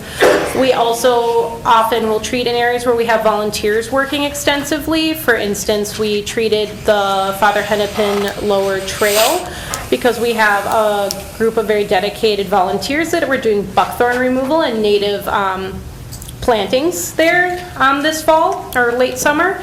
And we did control it along there for make sure that they were safe doing their work. Other times, if we're able, we'll go out in the field and paint it so volunteers can see where there are large patches. If it's in a situation where there's patches that can easily be avoided if somebody could identify them or be aware of them. So we kind of do a mixture of treatments. We did try at some sites using the signage this summer, but we did not control or eradicate according to the MDA. So we're looking at how we will meet that requirement and partner with the signage to help do public education, and it's still a work in progress. Okay, and are we looking at doing signage in multiple languages and finding pictorial ways to communicate that? Because as someone that's lived with a toddler, they're not really great at reading, and sometimes even the pictures don't help. So my main concern is for people that a sign's not going to help, and maybe a picture might, or just how do we make sure that people are not exposing themselves to a very painful rash is one of my big concerns. A lot of parents in my district reach out to me after our last presentation and we're like, how can you do that? How can that be safe? What are you thinking? So I would like us to get to a place where we're doing the best that we can to protect people from exposure. Yes, and it has been discussed, the multiple languages. The Pesticide Advisory Committee has brought that up, and it is something that we've looked at and we will continue to look at. Okay, wonderful. Could we be provided with a list of the properties where pesticides are not used, if one has been compiled, please? Yes, but my follow-up question to that is, do we have a duration that you want me to look at? You know, is it 2019? Is it, you know, is it a 3-year span? Because that's the challenge with it, is when do we determine something's pesticide-free? Whatever analysis you've done, Okay. if you could provide us with that raw data, that would be perfect. And then my last question is, how can the public tell the difference between a managed and unmanaged natural area? That is a good question. Our managed natural areas are mapped out, and they're usually where there's funding in projects in place. It's probably not very apparent to a person walking in as to walk into a site unless you see active restoration work going on, or it's, you know, a recently reestablished prairie. The public may not be able to tell what is managed and unmanaged. Okay, so that's why we're looking into signage that can be posted that helps people with that understanding. Okay, excellent.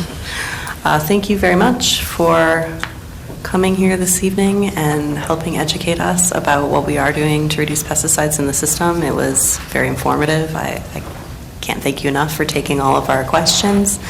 Commissioner Meyer and I clearly are a little bit of overachievers on the question piece of the presentation. But thanks again, and I look forward to hearing from you about the updated integrated pest management policy in the near future. And with that, I will entertain a motion to adjourn. So moved. All those in favor, please signify by saying aye. Aye. Opposition, abstentions, that motion carries, and we are adjourned.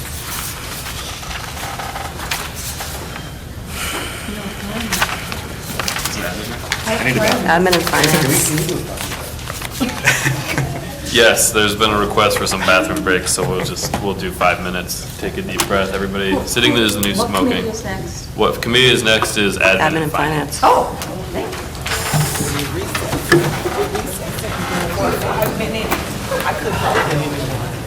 I needed to go. I had to leave.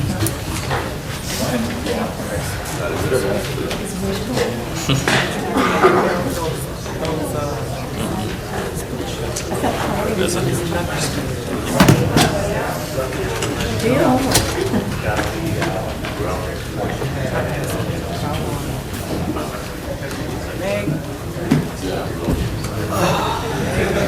guess we all good. We're gonna just have another meeting next week.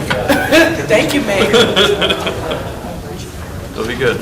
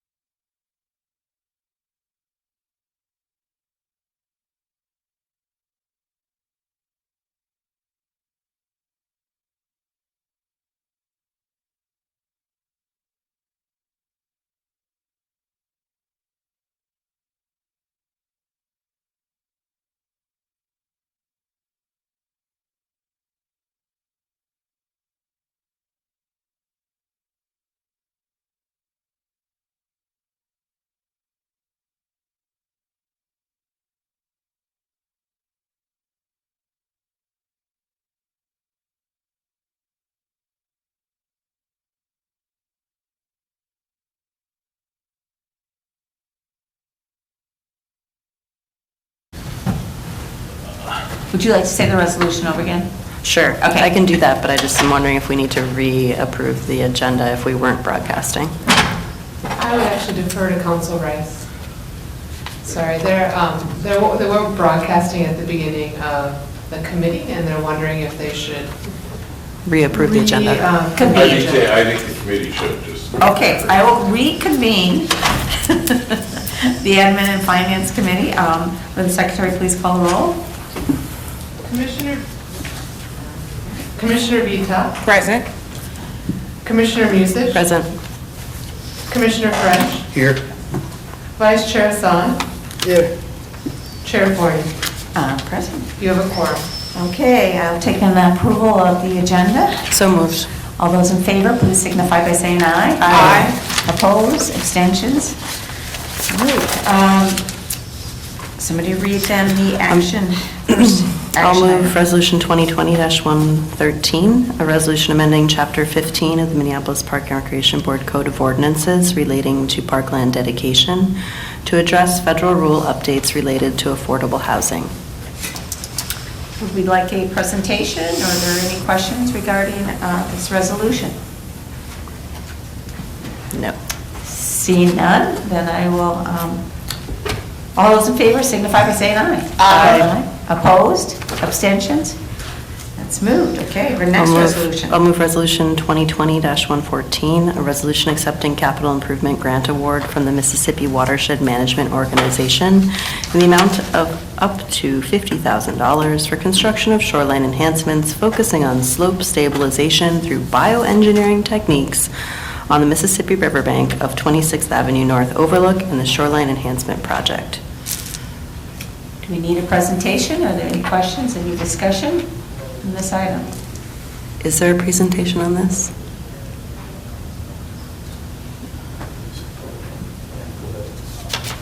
Would you like a presentation? I'm just curious if there is one, if someone could step me through how this will work.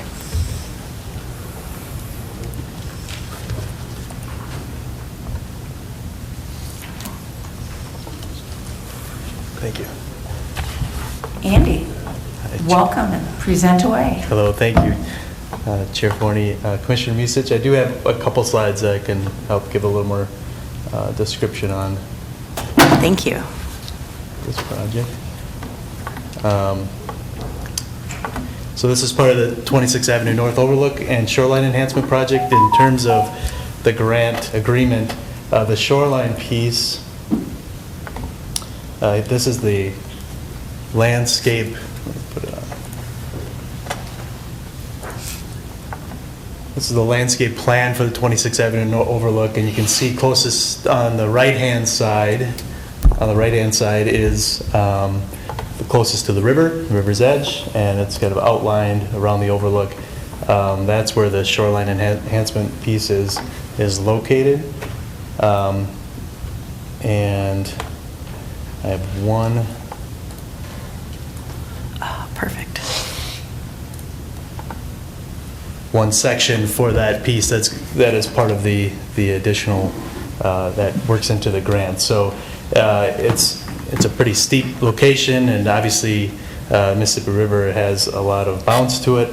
So between the ordinary high water level, which is 801 on this graphic way at the bottom, up to the top of bank, there's going to be different bioengineering techniques in order to get stabilization to occur there. So there's a process or a technique that is putting these little individual lifts with erosion control blanket in between that you can actually plant into or in between those individual lifts with live stakes of native shrubs is mainly what we're looking at here.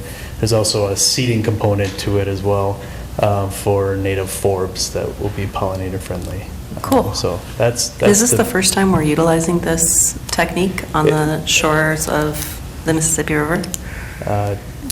Chair Forney, Commissioner Musich, to my knowledge, it's something that MWMO, the watershed organization that's providing this grant, is really keen on seeing, because it is a pretty new and adaptive technique using bioengineering on a big river system like this. I'm not sure if it's the first in our system, but that's something that they were really keen to have on the project, be included and provide the grant for. Okay, wonderful. Well, thank you for the information and sharing this slide with us. I really appreciate it. I'll be curious to see how it works.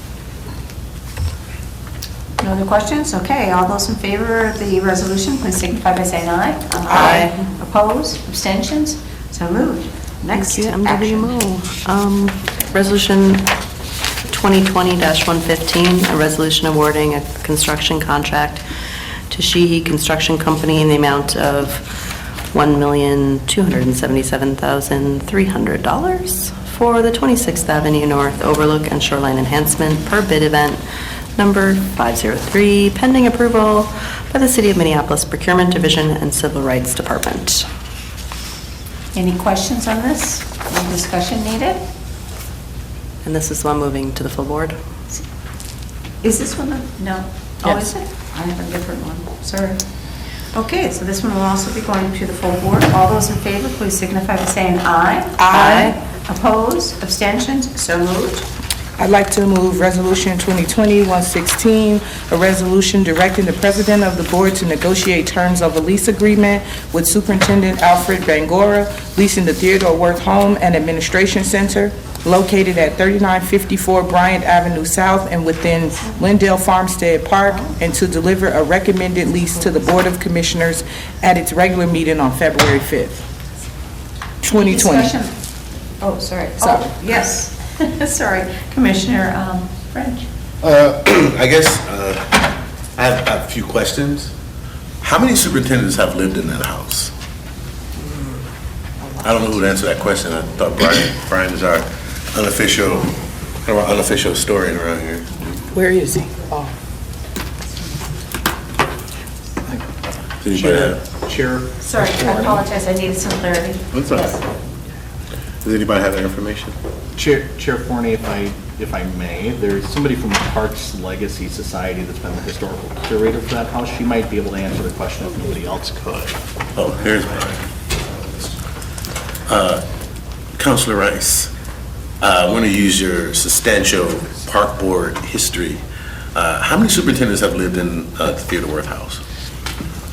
We have 13 superintendents, I think we've had, and 12 with Superintendent Bangor tells me.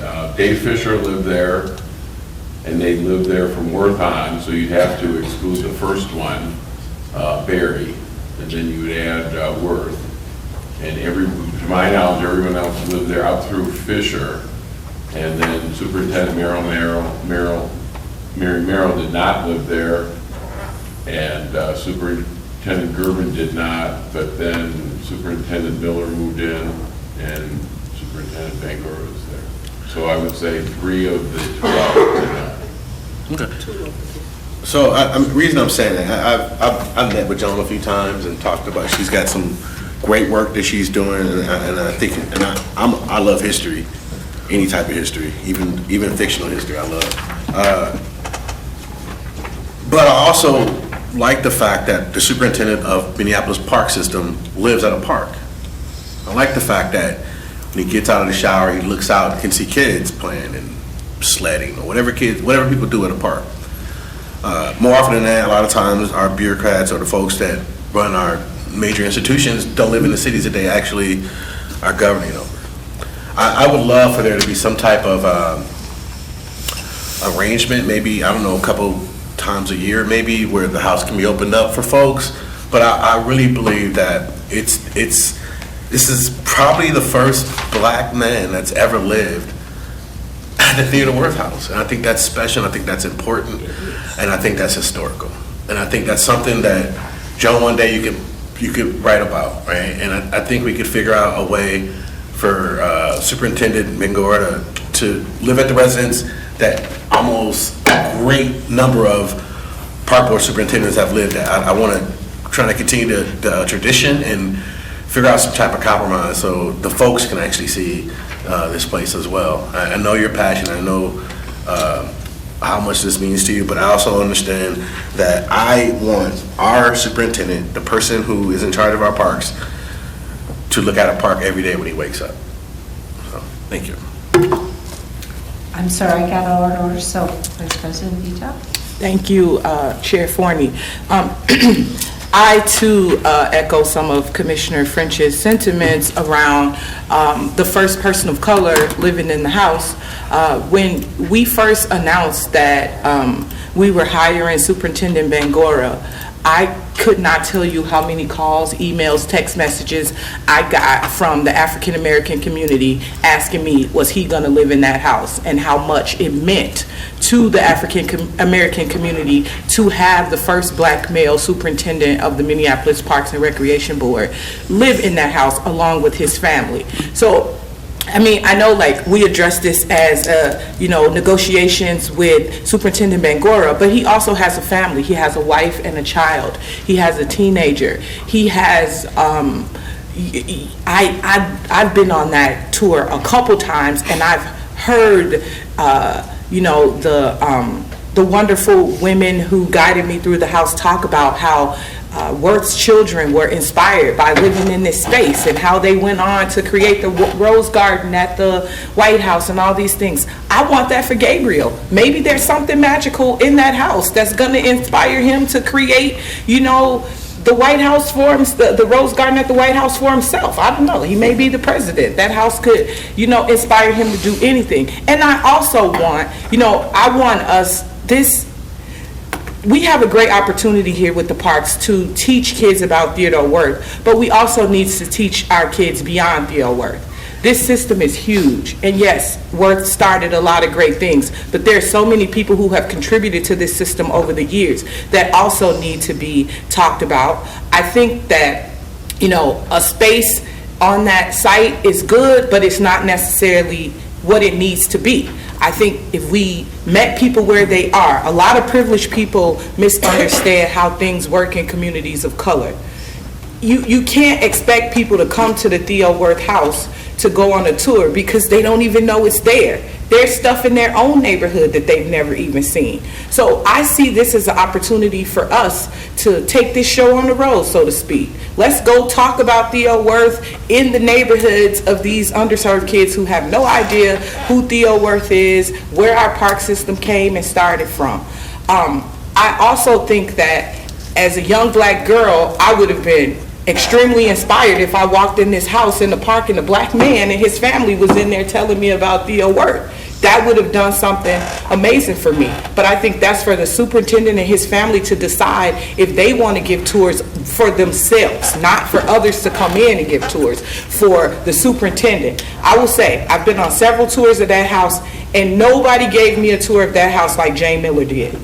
When I first got elected to the park board, I went over there to meet with Jane Miller, and she took me on a wonderful tour and explained everything to me, even down to the Theo Wirth's office, the closet, there's a little hidden space where he hid liquor or something. I don't know. I mean, I think that's what I was told. He hid liquor in the wall. Jane opened up the compartment and showed it to me. There was there's Mrs. Wirth's dressing room, and where they kept the kids out to freeze in the middle of the night so they didn't catch diseases. All this stuff.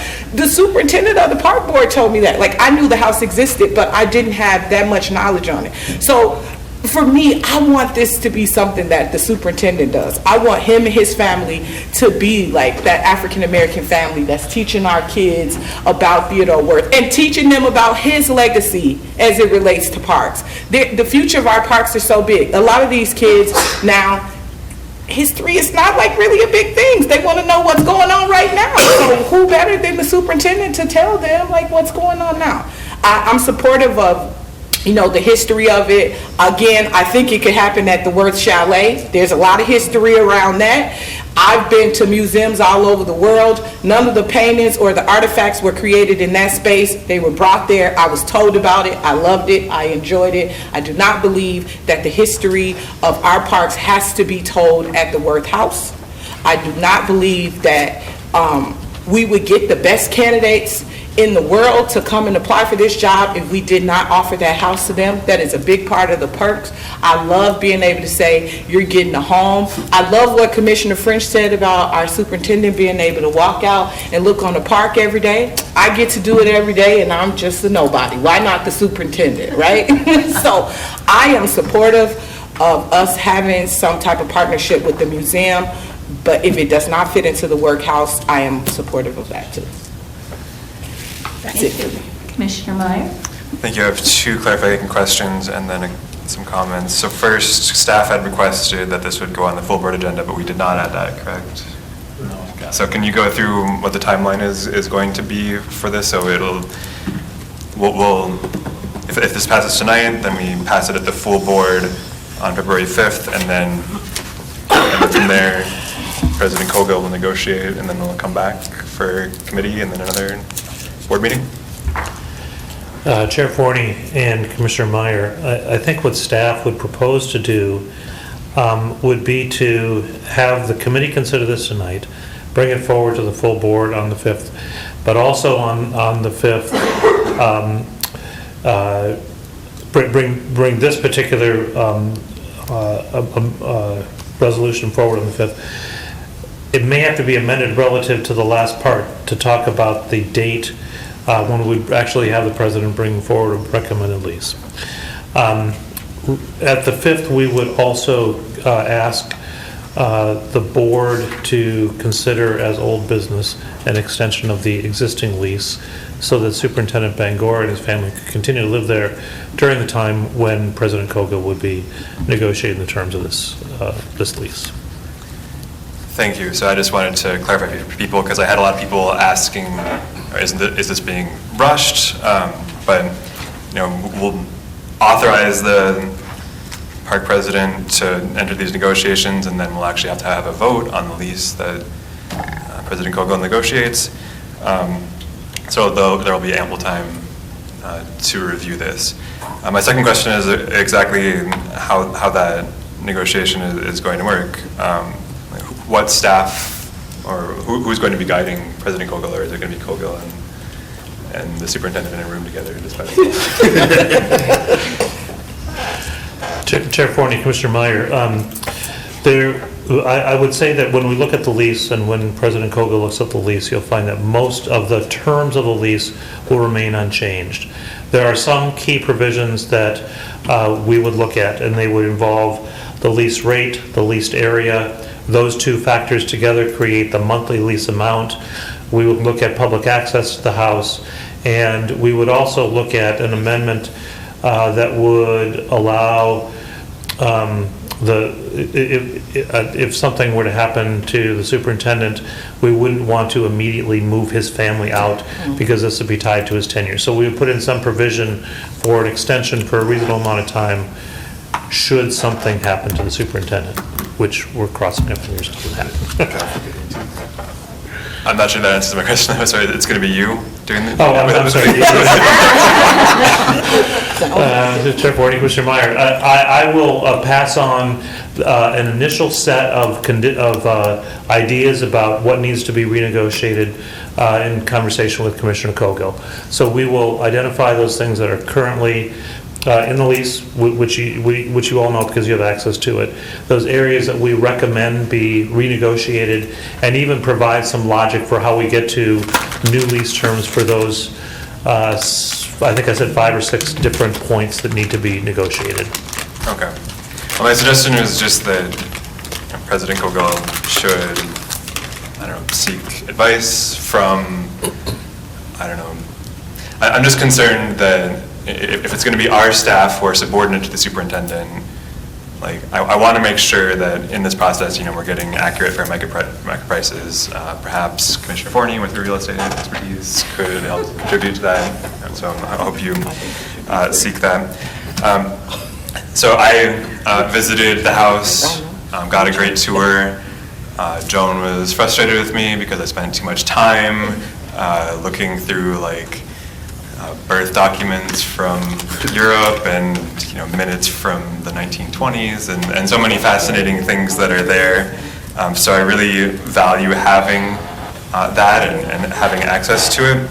But at the same time, that we're, protecting and valuing this history, I want to build on that history and make sure that we keep having superintendents living there.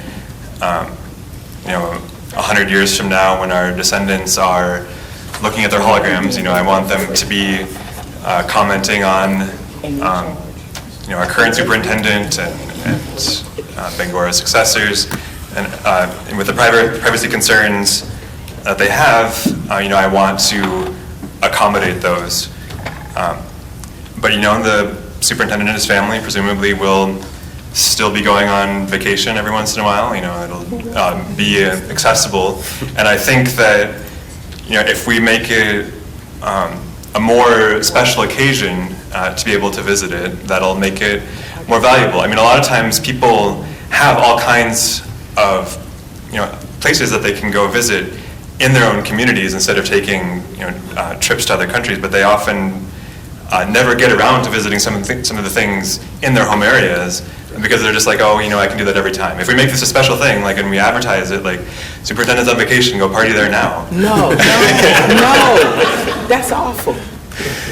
Is that not part of what we're talking about in the deal? The superintendent would have some control over when the house is accessible? I'm not on this committee, but a lot of people emailed me in the last couple days, and then we got the email this afternoon saying that this was requested to be on the full board. So I dug into it a little bit. But I want to make sure that the superintendent stays there. That's my bottom line. So I want to accommodate his requests. Thank you. Commissioner Bourne? Thank you, Chair Forney. I guess I am echoing one of Commissioner Meyer's process questions, and I was a little bit confused by the response. So there's a committee action directing the president to act that is in committee tonight. That resolution, it's not direction to the president until it's passed by the full board. This resolution is coming forward tonight, and we are voting on a resolution to authorize the president to begin negotiating. Otherwise, it's an action that's sitting in committee that the full board hasn't acted on yet. So we do have a resolution. I just want to confirm, is that on the agenda tonight, and we are taking a vote at the full board to authorize the president to begin negotiations? This is not currently as amended. I got two responses, and I was just confused. There was a proposal to bring it forward tonight, but that was rejected, as I recall, the setting of the agenda at the beginning of the meeting tonight. Okay. So this would come up at the next regular board meeting for the board to consider the action. I understand that the language, President Cogill, Chair Forney, the language that this committee is considering tonight is an act directing the president to carry out an action on behalf of the board. A committee cannot give an action to the president. The full board must give an action to the president. That resolution isn't on the full board tonight. So if this passes in committee tonight, Chair Cogill will not have the authority to go start negotiating now to bring something forward on the 5th. Right. Correct. So, okay. I just wanted to make sure I have a full understanding. Point of information, I think what was discussed earlier was that they were bringing forward an extension along with whatever we pass out of committee tonight. And that at that point, negotiations on new lease would move forward. Thank you. I think I have a better understanding of this process. So I'm a little confused also about the conversation about the value of the history piece with the house, because the item before us is consideration of the lease. So they're two separate items. But I will say I'd like to thank the Parks Legacy Society for, I think, teaching every one of our superintendents the history that they are then able to convey to other commissioners, whether they're new or whether they're not. So I just want to thank the Parks Legacy Society for sharing those stories with Superintendent Miller. So to the lease, and then I'll speak to the historic access of the home, and there's something that came from the East Harriet neighborhood that I submitted to Secretary Ringgold to go into petitions and communications. We are living in history right now, and I would have to imagine in uglier points in our history, Superintendent Bangora would not have been, and his family would not have been welcomed in that house, and whether explicitly or implicitly. So one of the greatest honors I had was negotiating a lease when when the superintendent said that he wanted to have a landing pad in the city of Minneapolis while his family was considering what they wanted to do. At that time, the superintendent was very much looking at houses, and we had negotiated a temporary lease, and I'm ecstatic that his family has seen the value in the Worth House and wants to stay there. I think that superintendent living in that home, and that was something, I think that was a gift that was left by Superintendent Worth to put that resource there for future superintendents. So that said, the negotiations that this board authorized me to enter into about a year ago were explicitly temporary. I still think we have some real questions about the fair market value of what that rent would be. One of the other pieces that I'm really proud of, and the other piece of history that we're living in right now, is Superintendent Bangora is one of the highest paid public officials in the state of Minnesota, and we all saw to that for the incredible amount of quality that he's bringing to the job. When we negotiated a lease for a little bit less for Superintendent Miller, at the time I was living in a basement apartment 4 blocks away in southwest Minneapolis, and was paying more for a 1-bedroom basement apartment 4 blocks away than we were leasing to the previous superintendent. And we had on paper that it was open to the public, but it was exceedingly clear it was not open to the public. I think that there is a way to honor the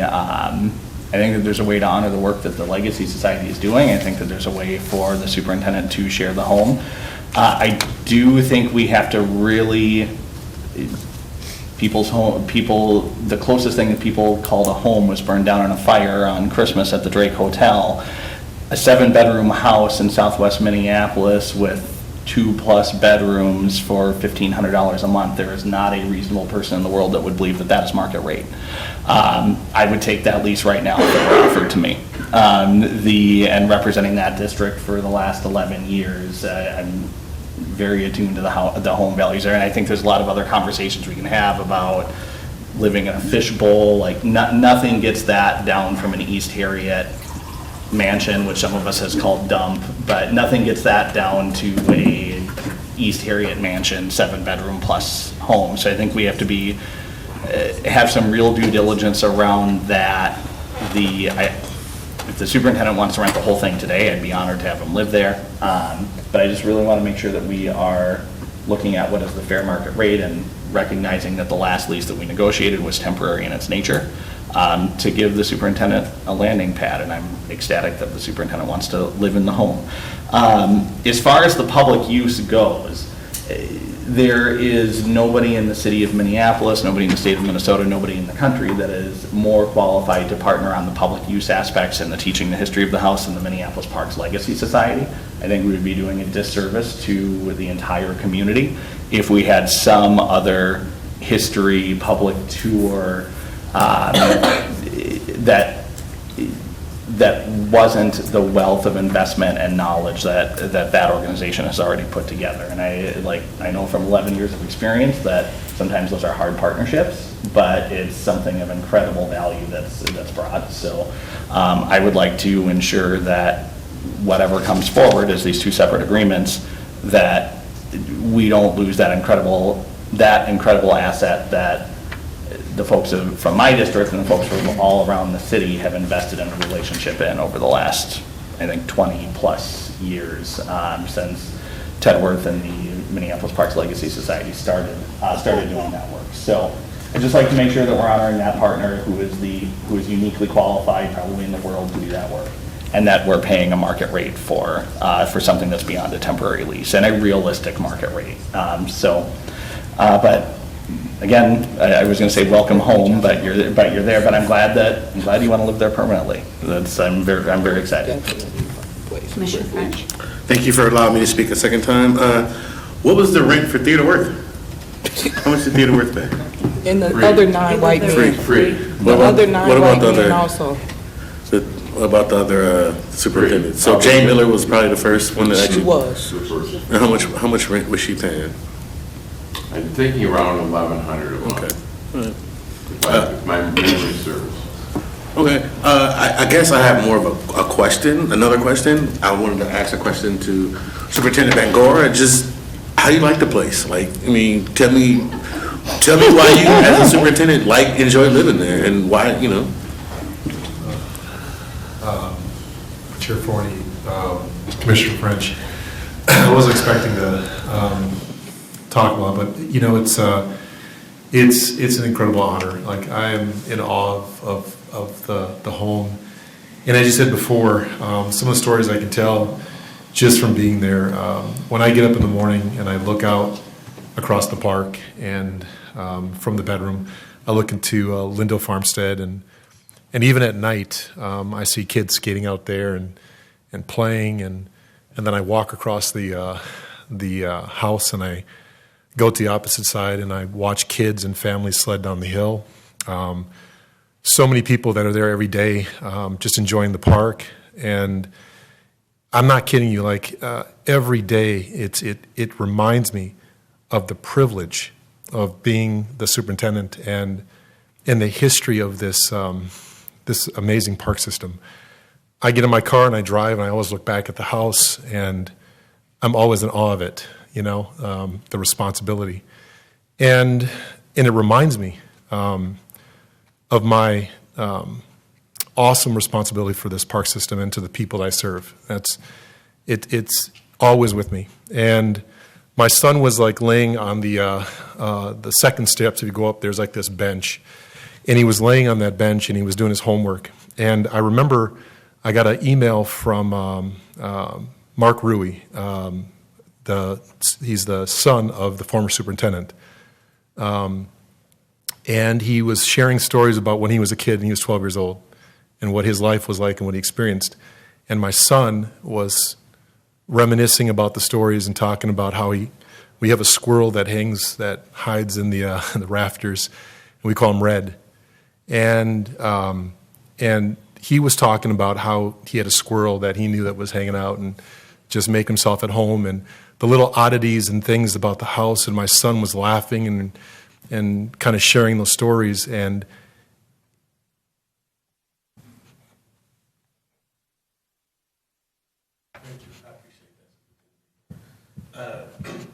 that kind of sums it up for me a little bit.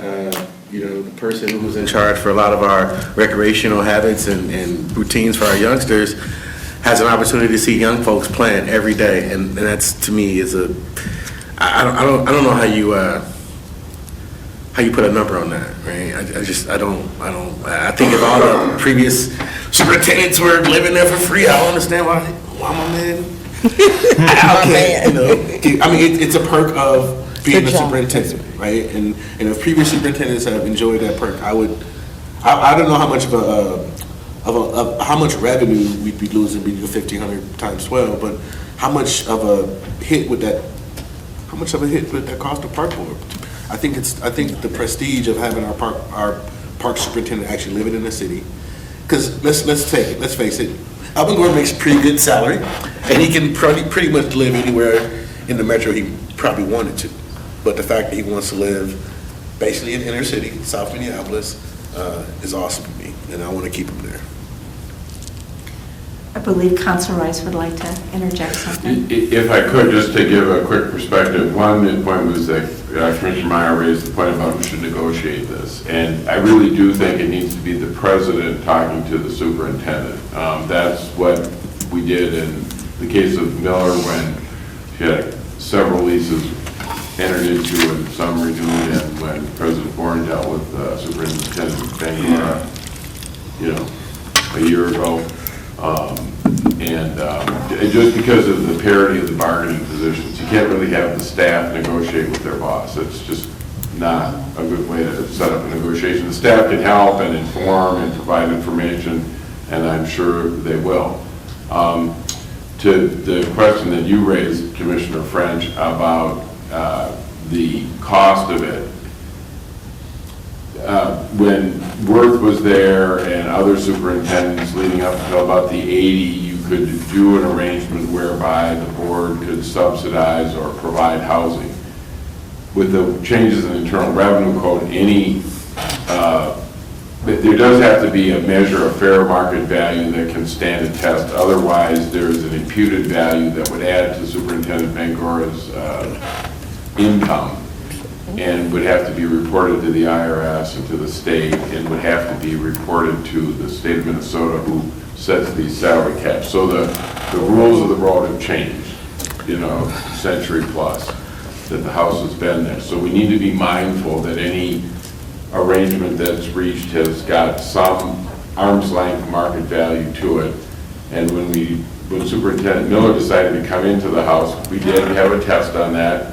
I've heard what Commissioner Bourne said, but we did retain an outside expert to wind up with the value, and people can talk about the value of the rent, but you can't consider the condition of the house. You can consider that it doesn't have a garage, it's the age, it's the improvements, there is the accessibility argument, and that was factored in. So I think the desire of the board, you expressed something, Commissioner French, that former Commissioner Young always advocated for literally decades, about wanting the superintendent in that building for what it meant to the system. Superintendent Merrill and Superintendent Irwin declined. Superintendent Miller, I think, maybe started out and did very much appreciate the place, and you've seen what's happening here. I remember a year ago when Superintendent Bangora was coming, it was like, okay, I'll try it, but what will my wife say, what will my child say? Well, I think we're hearing what the verdict is from them. But then you have to enter this negotiation about what can he afford, what does he think is reasonable, what are the terms, and that's why I think President Cogill is best suited to try to work those details out. I know that Mr. Schroeder has identified a few issues. Maybe the superintendent wants to bring something to the table too about how he views it. What does he need? So, I mean, I think that our firm was involved in the other ones, although more just to make sure that the legal requirements are there. And as Superintendent Schroeder said, a number of the terms are clear, but it is historic. I mean, the board, the prior board Commissioner Young saw no one in the building for well over a decade, and it broke her heart. So anyway, that's the background. Vice President Vito. Thank you, Chair Forney. I just want to go on record saying do not have parties at the superintendent's house when he is on vacation. As a homeowner, that is the worst thing that can happen to you on vacation, is knowing that people are in your house going through your kitchen cabinets and your closets and everything else. So please not do that. And then the other thing is, Commissioner French, I'm just really feeling, this synergy we have over here around this house, because I mean, 10 people have lived there for free. I didn't vote on the previous board for rent to be charged. I would have never voted for that, because I think it is a perk of the job, and it would be for the superintendent to figure out their own tax situation. I have to do it, so the superintendent would have to, do it as well. This is odd to say, but I feel very embarrassed that the first same-sex couple and African-American couple who lived in the house, we've charged them to live there. It's kind of embarrassing. Like, here we've had all these privileged white men living in this house for years and years and years, and then we get to Jane and her family and we charge her, and now we're at Al and his family, and we're having a conversation around charging him even more, after possibly charging him even more, doing a study on like what the lease amount should be. And I recall last year us saying that this was exactly what it should be. It sounds like it's not that much, but this is what it should be. I mean, we haven't really invested a lot of money in this property as far as I'm concerned. It is a mansion in Southwest.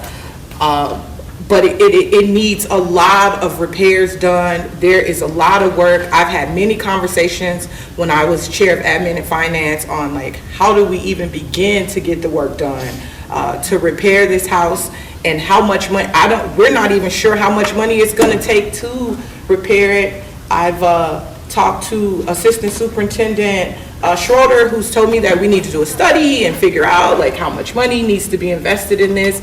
I'm just hoping the superintendent doesn't come back and ask us to fix it before we release it to him, because we're gonna be out of a whole lot of money, people. But again, I love the idea of the superintendent having the opportunity to live in this house if they choose to, if they come from somewhere else. And you know, I really appreciate your heartwarming story, Superintendent Bangora. I love that you and your family have decided that this is the place you want to be. Thank you for sharing with us. Commissioner Musich. Thank you, Chair Forney.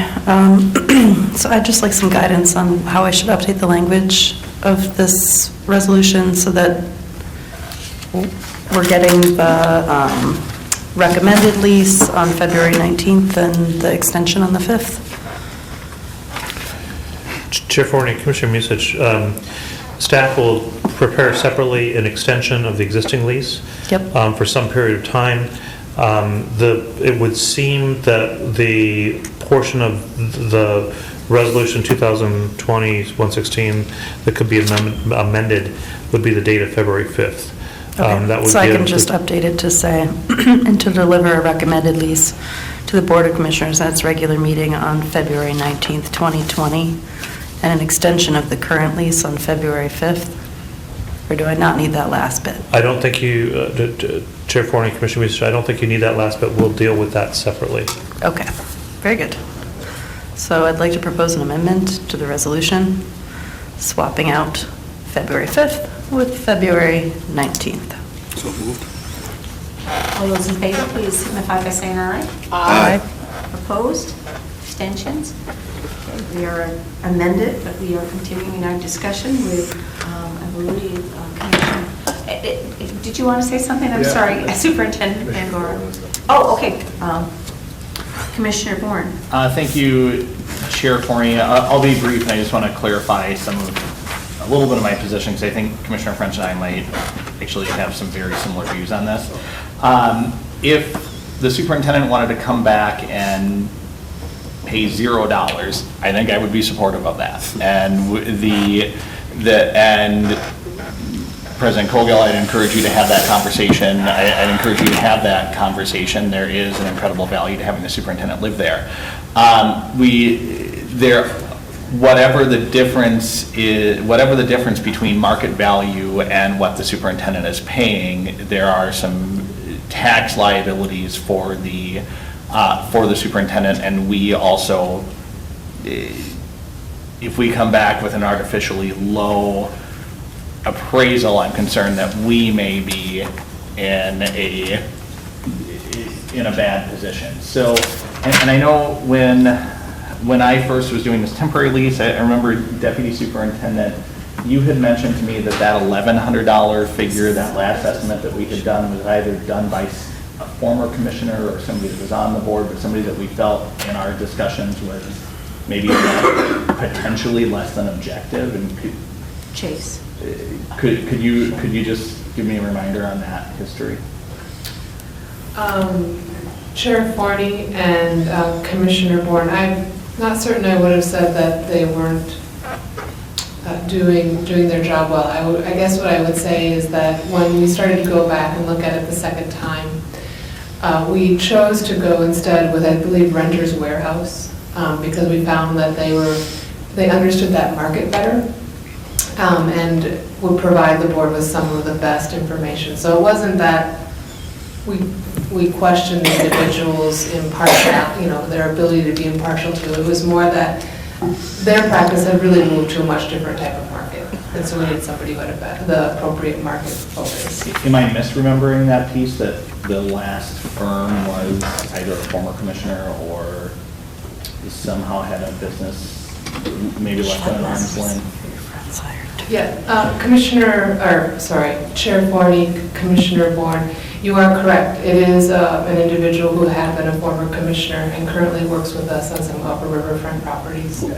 I'm almost wondering, and again, like, I would actually be very excited to negotiate a $0 lease to have the superintendent live in the home.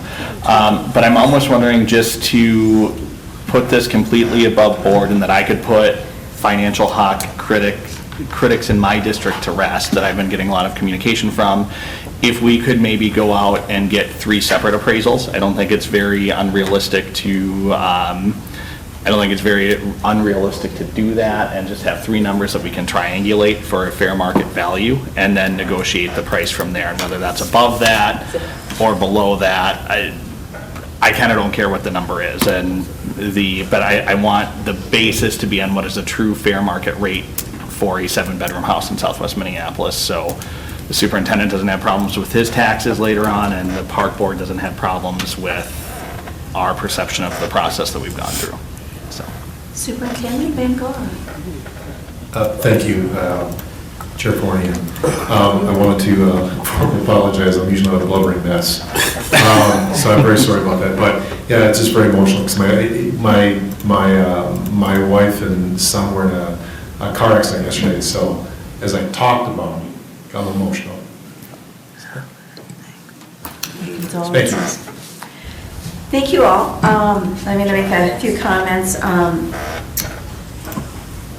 I think that Council Rice did talk to the fact of, whatever is the rate, we need to honor that. That is the law today. Unfortunately, there has been a change up in the IRS in how they look at the superintendent's salary and the rent. And if they were not separated and everything, the superintendent would actually be receiving less salary. So that's just the way that the IRS works. So unfortunately, that's reality. I want to speak to keeping this as exclusive use for the superintendent and his family to use. It's honoring of why this building was built in the first place. So I'm delighted. I feel actually kind of shivers twice now, sitting in what was traditionally Commissioner Young's chair, and Commissioner Young actually stated, I want it to be a condition of whoever we hire as superintendent, that they live in the house. So I think this is appropriate, the move that we are going towards, and I'm so excited though that the family wants to stay there. I've advocated in the past for quiet enjoyment, and I believe that that is something that we need to honor and want that extended in our next lease with the superintendent. I'm terribly concerned, though, that the condition of that property is really, really bad. Already, Superintendent Bangor has spoken of their other tenant that they have affectionately referred to as Red. Squirrels are incredible hazards.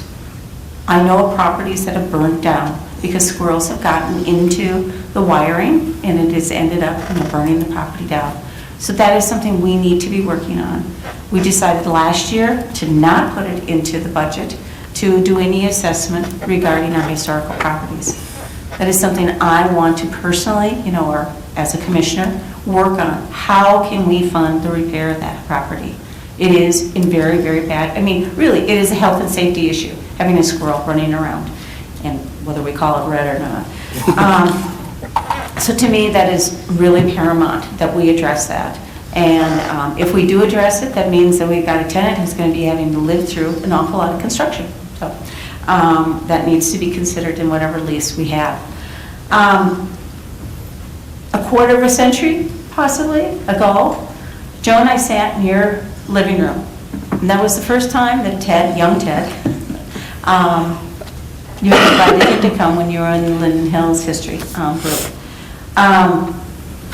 Though I have to say, in that quarter of a century, we really haven't done anything with this house as far as keeping the upkeep. And so I think that is really one of our higher priority to me. It's on the National Registry. We have to make sure it's still standing 100 years from now. So that is a priority to me. As far as though the Legacy Society, I so appreciate that you have raised the awareness of the word legacy. I had the opportunity to speak with the executive director of the Hennepin History Museum, John Crippen, to ask him about, how is history interpreted, in today's day and age, okay? If you read the news, you're hearing about museum after museum after museum closing down because there's not the funding for it. What he indicated is that the way that we interpret present our history and everything is something that particular profession is needing to change up. And so I think the question that I would like to put to the Legacy Society, because I feel in a lot of ways that this was kind of a we-they discussion, and I don't feel that we're pitted against each other. I would like to challenge the Legacy Society to is there another way that you can bring that history, that volume of history, to the public? Take it out into the neighborhood. More importantly, take it out into the parks. I think Commissioner Vital and Commissioner French have spoken very eloquently about that. That really, the majority or a good portion of our community and everything like that doesn't even know where the Worth House is. And so we need to take that history to them. So I would encourage you to do that. Do not close up your doors literally and figuratively. So I would encourage you to continue to do that work. I'm also grateful that John Crippen, as I indicated, is sitting on our comprehensive plan. And what he would like to do is to work with the Citizen Advisory Committee about how we can forge a way to present our historic properties. I think that's something that should be a community conversation of how is it that we would like to present, these properties that we have. So this is an opportunity, I feel, and so I'm very appreciative of your work, but I hope that it won't cease, and I hope that you'll find another venue that you could be able to present it. Lastly, I just want to make sure everybody realizes that in the past, this past time, we did have a market rate done by an outside entity. Whether or not we do 2, 3, or 4 companies to do that, I just want you to know that's one thing that is very difficult, is understanding what are rental rates. They're not something that are recorded. They're not public documents. So it is, in some ways, a speculative thing. I can be a resource, but I know in my own profession that it is difficult to know what is really a market rate because that documentation is not, like I say, a public record.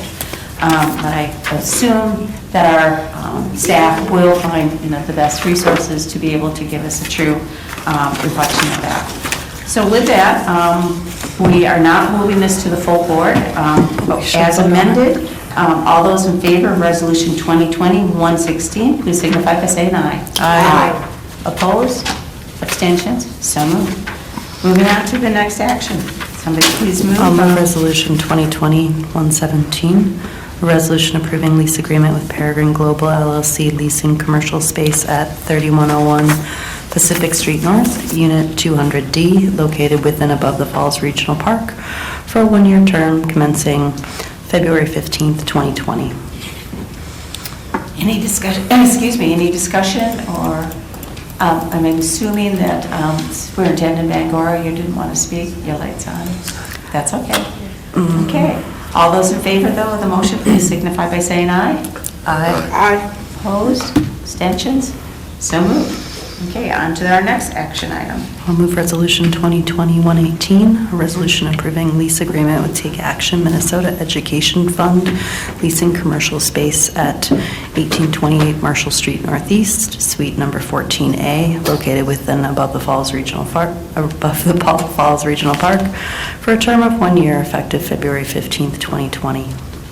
I'd like the secretary to be recused. Okay. Thank you. Any discussion on the item?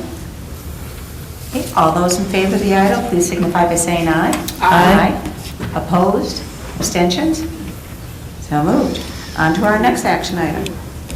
I'm just a member. I'd like to move Resolution 2020-119, a resolution approving the second extension of the lease agreement with St. Anthony Real Estate Company for 30 31st Street Avenue North, Unit 300, located within the Above the Falls Regional Park through November 30th, 2020. Thank you. Anybody need a discussion on this or a presentation?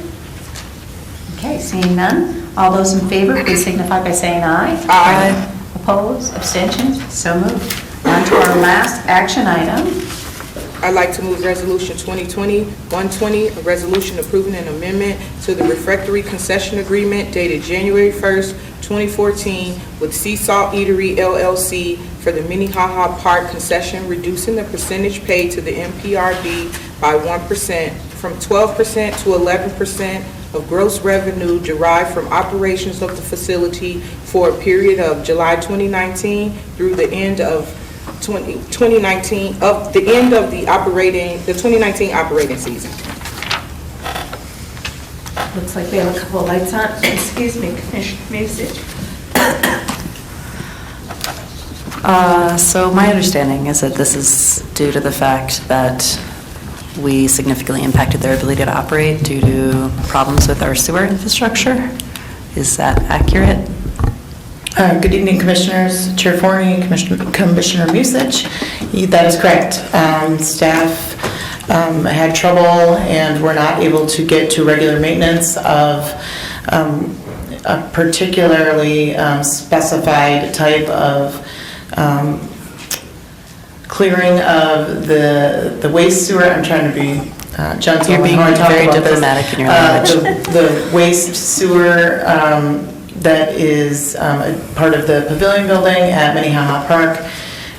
That resulted in a backup of raw sewage that was adjacent to the patio at Sea Salt Eatery.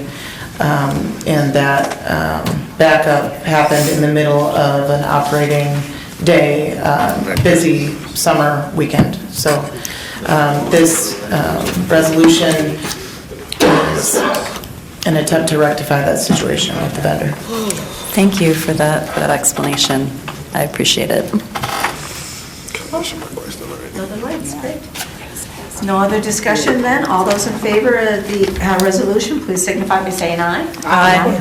Opposed, abstentions? It's so moved. I will take a motion then for us to adjourn. So moved. All those in favor, please signify by saying aye. Aye. Opposed, abstentions? We are adjourned.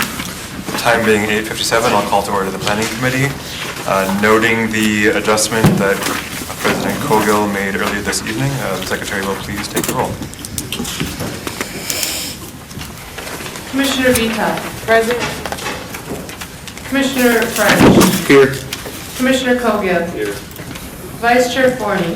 Here. Chair Meyer. Present.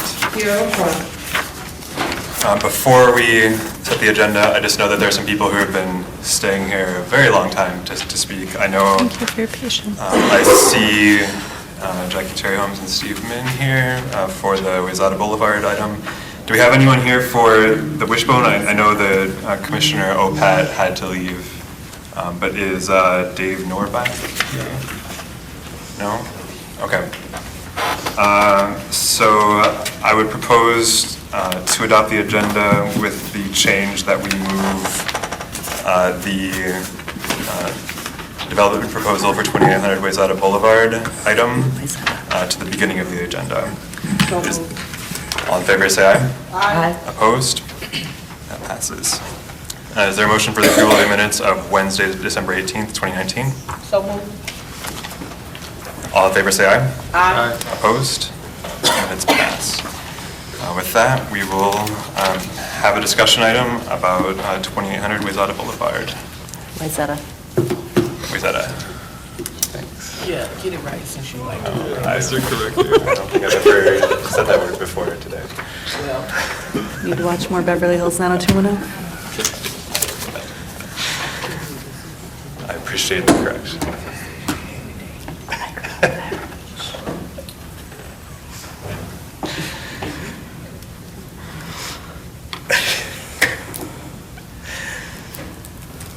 Chair Meyer, I can't actually find the presentation at the moment, so I'll work with staff and see if we can get it on here quickly.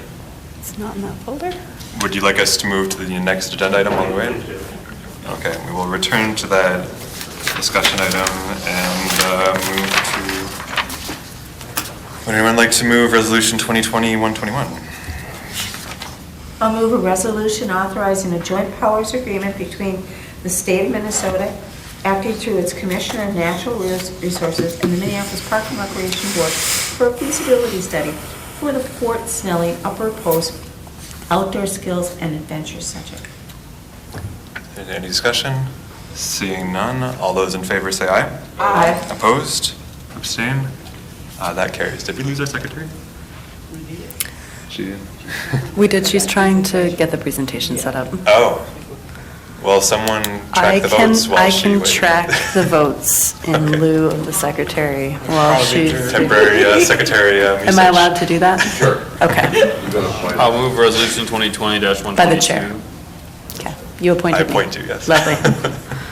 Resolution approving the charge of a community advisory committee for the Cedar Lake / Lake of the Isles Master Plan, a part of Minneapolis Chain of Lake Regional Park, and setting a deadline of February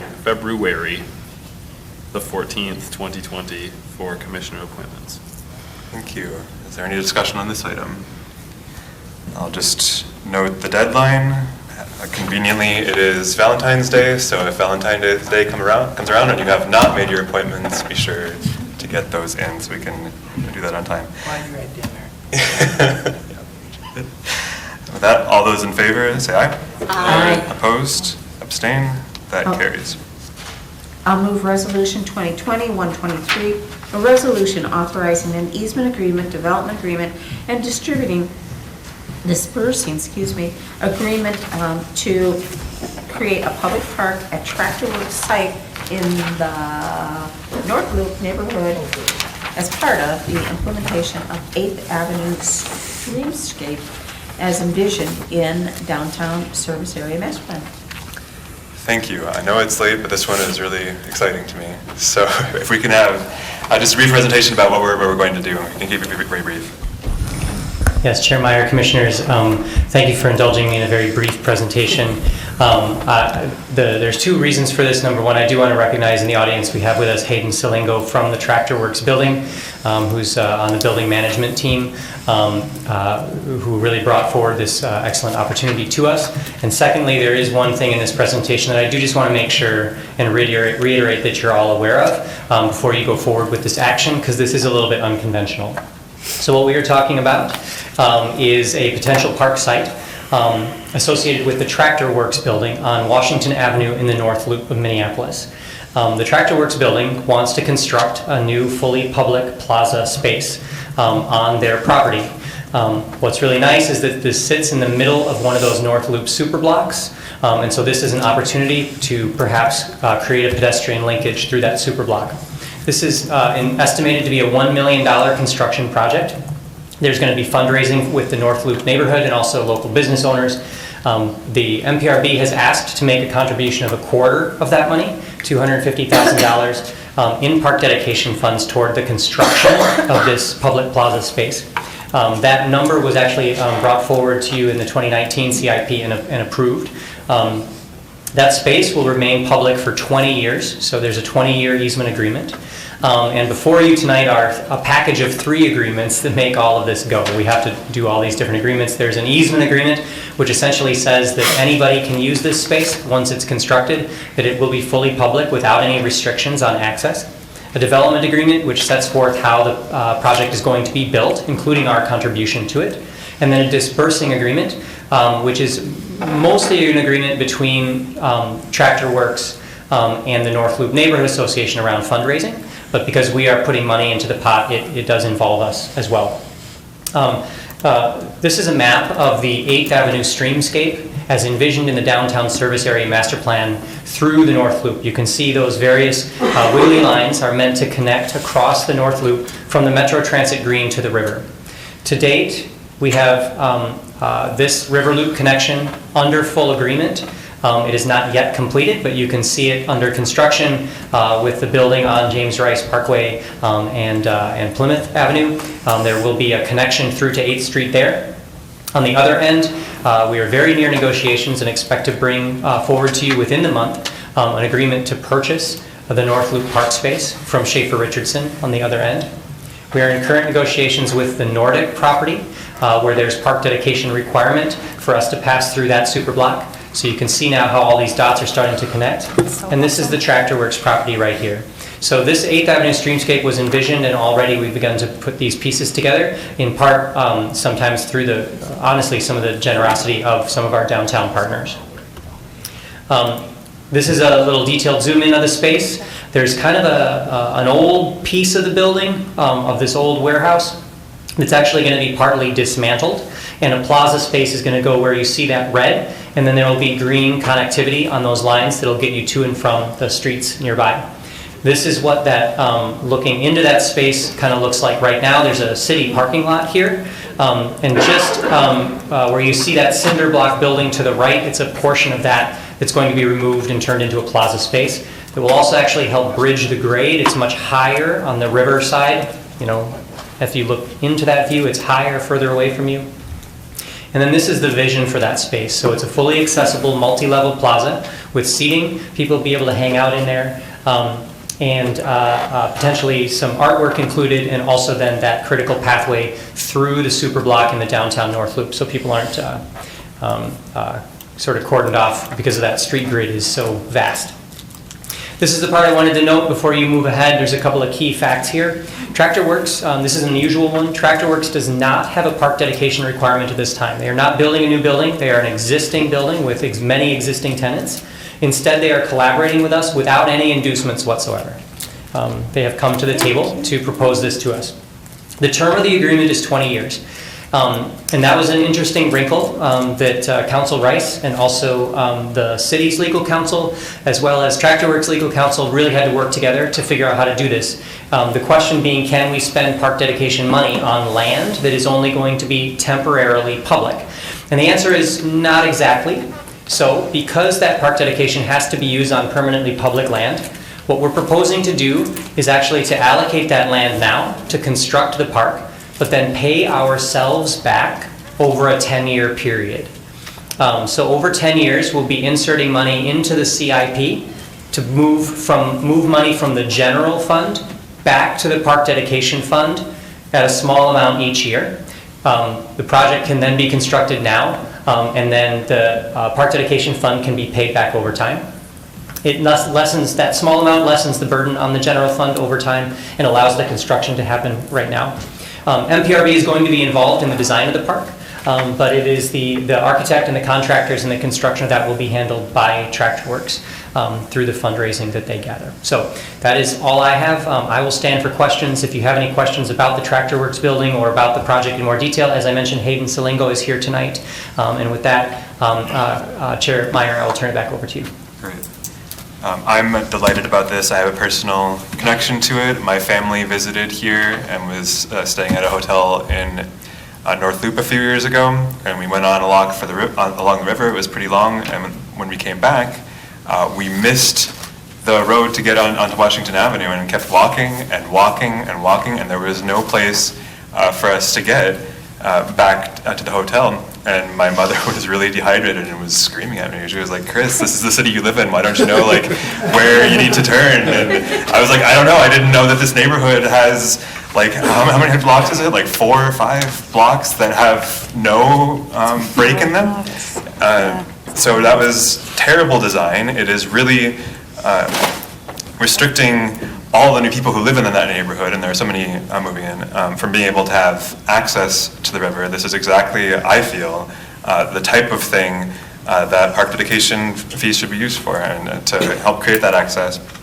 But I do just want to talk about the 20-year thing, because that is unusual. I'm glad we were able to figure out something that works, but I don't know if Hayden is able to speak on behalf of Tractor Works, but what is exactly the plan after the 20 years is expired? Like, I mean, because this is going to be part of the connection to get to the river, is the intent that we're going to be able to keep having people be able to go through that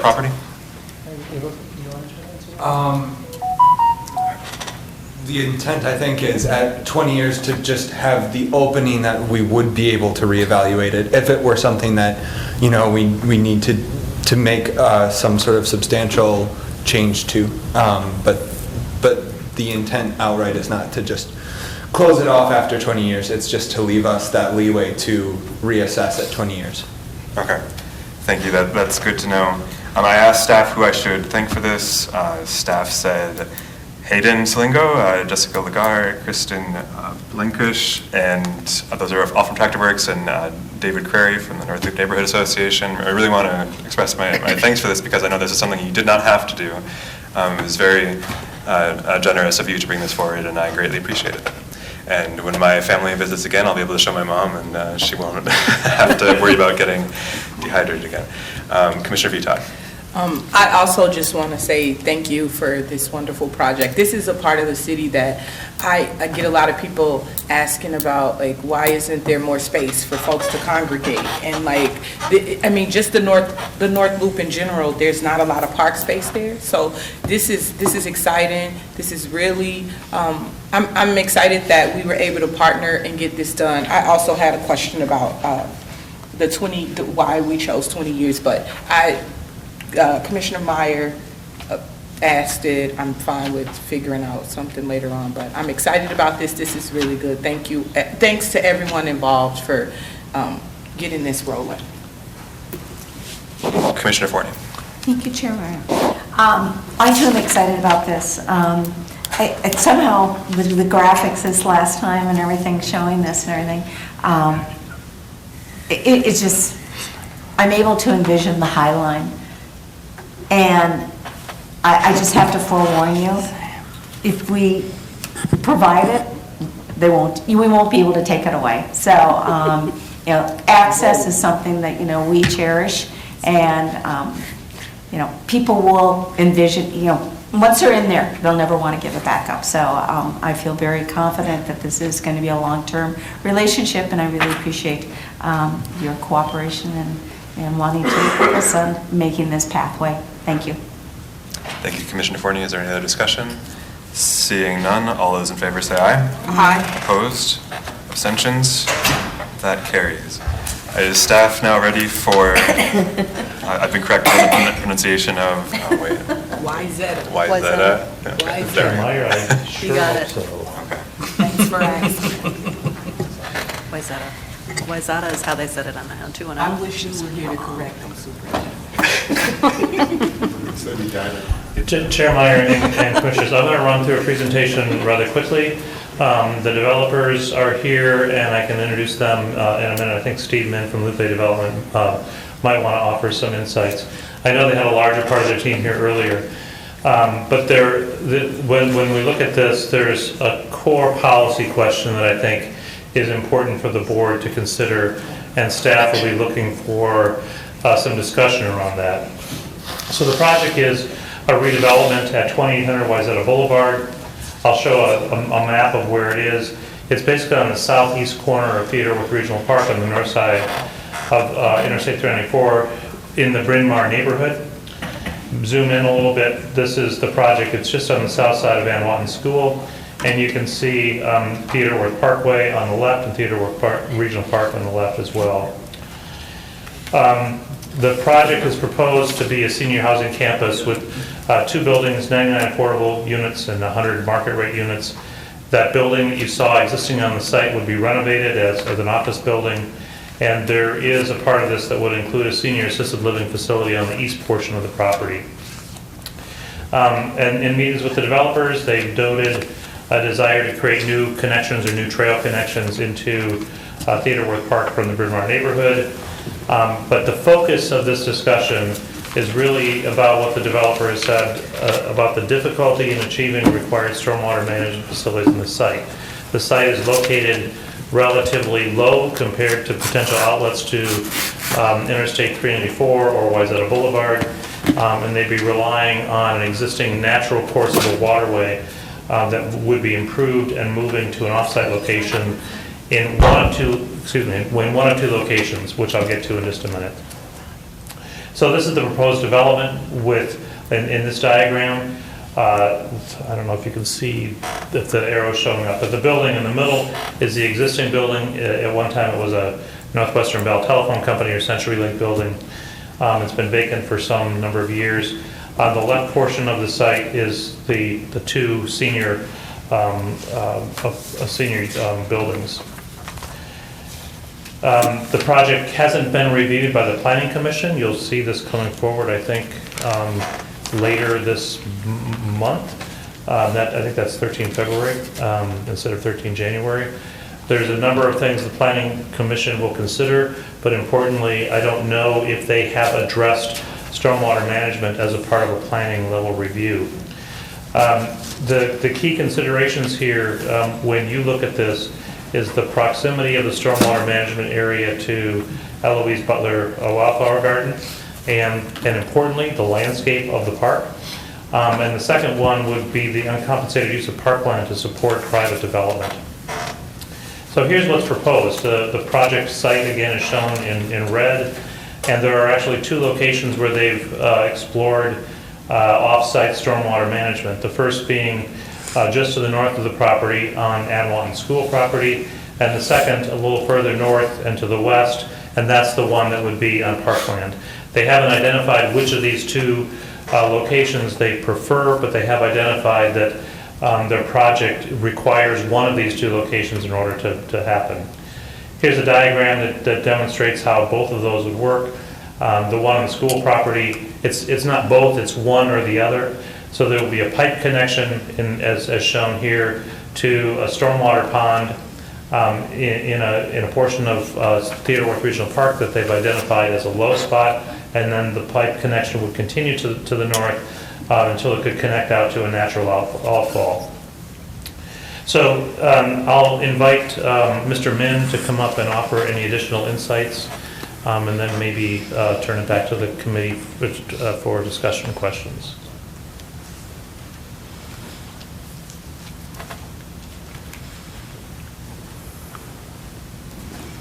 Good evening, Mr. Chairman, members of the committee. My name is Steve Min with Luca Development. Mr. Schroeder is correct. The project is properly described. I won't waste your time repeating it, but it's important for me to tell you from the outset that this site has drained to the outfall pond that he referenced. It's a little bit further north of the school. I've heard some people in the neighborhood refer to it as the Anwanton Pond, but the entire site currently already drains to that pond.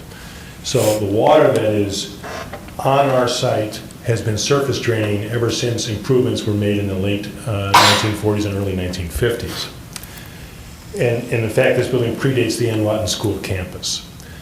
The issue is that the soils are inferior for infiltration, and the storm system in this part of Bryn Mawr is at capacity. And so we don't have either a piping option to Upton or to infiltrate into the groundwater. The groundwater is too tall and the soils are not correct for infiltration.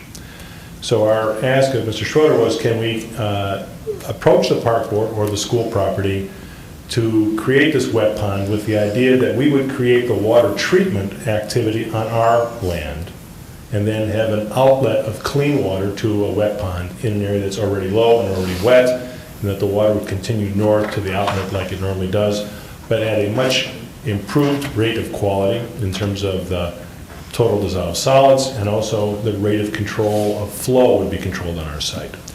So, Michael, I don't know if you have the site map that we gave you. Let me go. Great. If you look to the right, I don't know if there's a pointer here, but you can see there's a parking grid area behind what is the existing office building. Underneath that parking grid area of about 200 parking spaces would be a storm galley system that would store the water in the entire site, and then rate of control of flow would flow from the storm galley to a somewhat gravitational design system that would sort out the grid, and then clean water at some measure of about 80 or 90% total dissolved solid removal would go to the wet pond. That's the basic engineering. I let my civil engineer, my landscape architect, and the architect go earlier this evening. They all had family commitments, but I think the mechanics of this have been shared with your staff, and the real issue, as I understand it, is the policy about whether you think this is an appropriate use for public lands to facilitate what is essentially senior housing, including a fairly substantial amount of affordable housing. So the question I want to raise with you on those points is we have been working with the Bryn Mawr Neighborhood Association for the better part of 2 years. We have their strong support for this project. They've in fact helped us shape the project. We started with a number of different options and they came up with senior and particularly affordable housing. And most importantly, we did a design charrette in the neighborhood, and the biggest single issue they identified is a desire to have a trail connection from the neighborhood through our northern boundary to the Theodore Wirth Park. So we've committed to building that, and we would like you to be at least on notice that our intent is to dedicate that as a public path trail to the neighborhood and to the park board. Not necessarily something we have to discuss tonight, but I want you to be aware that that's part of our commitment to the neighborhood group. I'm really here to just identify that we're keeping both of our options open. I understand there are some formalities and some precedent that Mr. Schroeder has indicated is of concern to his staff. I'm happy to take those questions and give you more detail. Some of you I've already met with privately and given you a little more detail. I don't want to, at this late hour, burden you with the information that you don't need. So I'll stand for questions. Thank you, Mr. Min, and thank you for staying this long. I'm sorry that some of your staff had to leave. Sometimes it's very difficult to predict when you'll be up on the agenda. That's right. Commissioner Musich. Thank you, Chair Meyer. How many units are proposed for this location? 199. And how many parking spaces are there on this property? So under each building is a one-level parking area. I think, Michael, you have that design here somewhere. So we're doing, I've just demonstrated the lack of my technical skills. Maybe you don't have it. So this is just the surface parking area.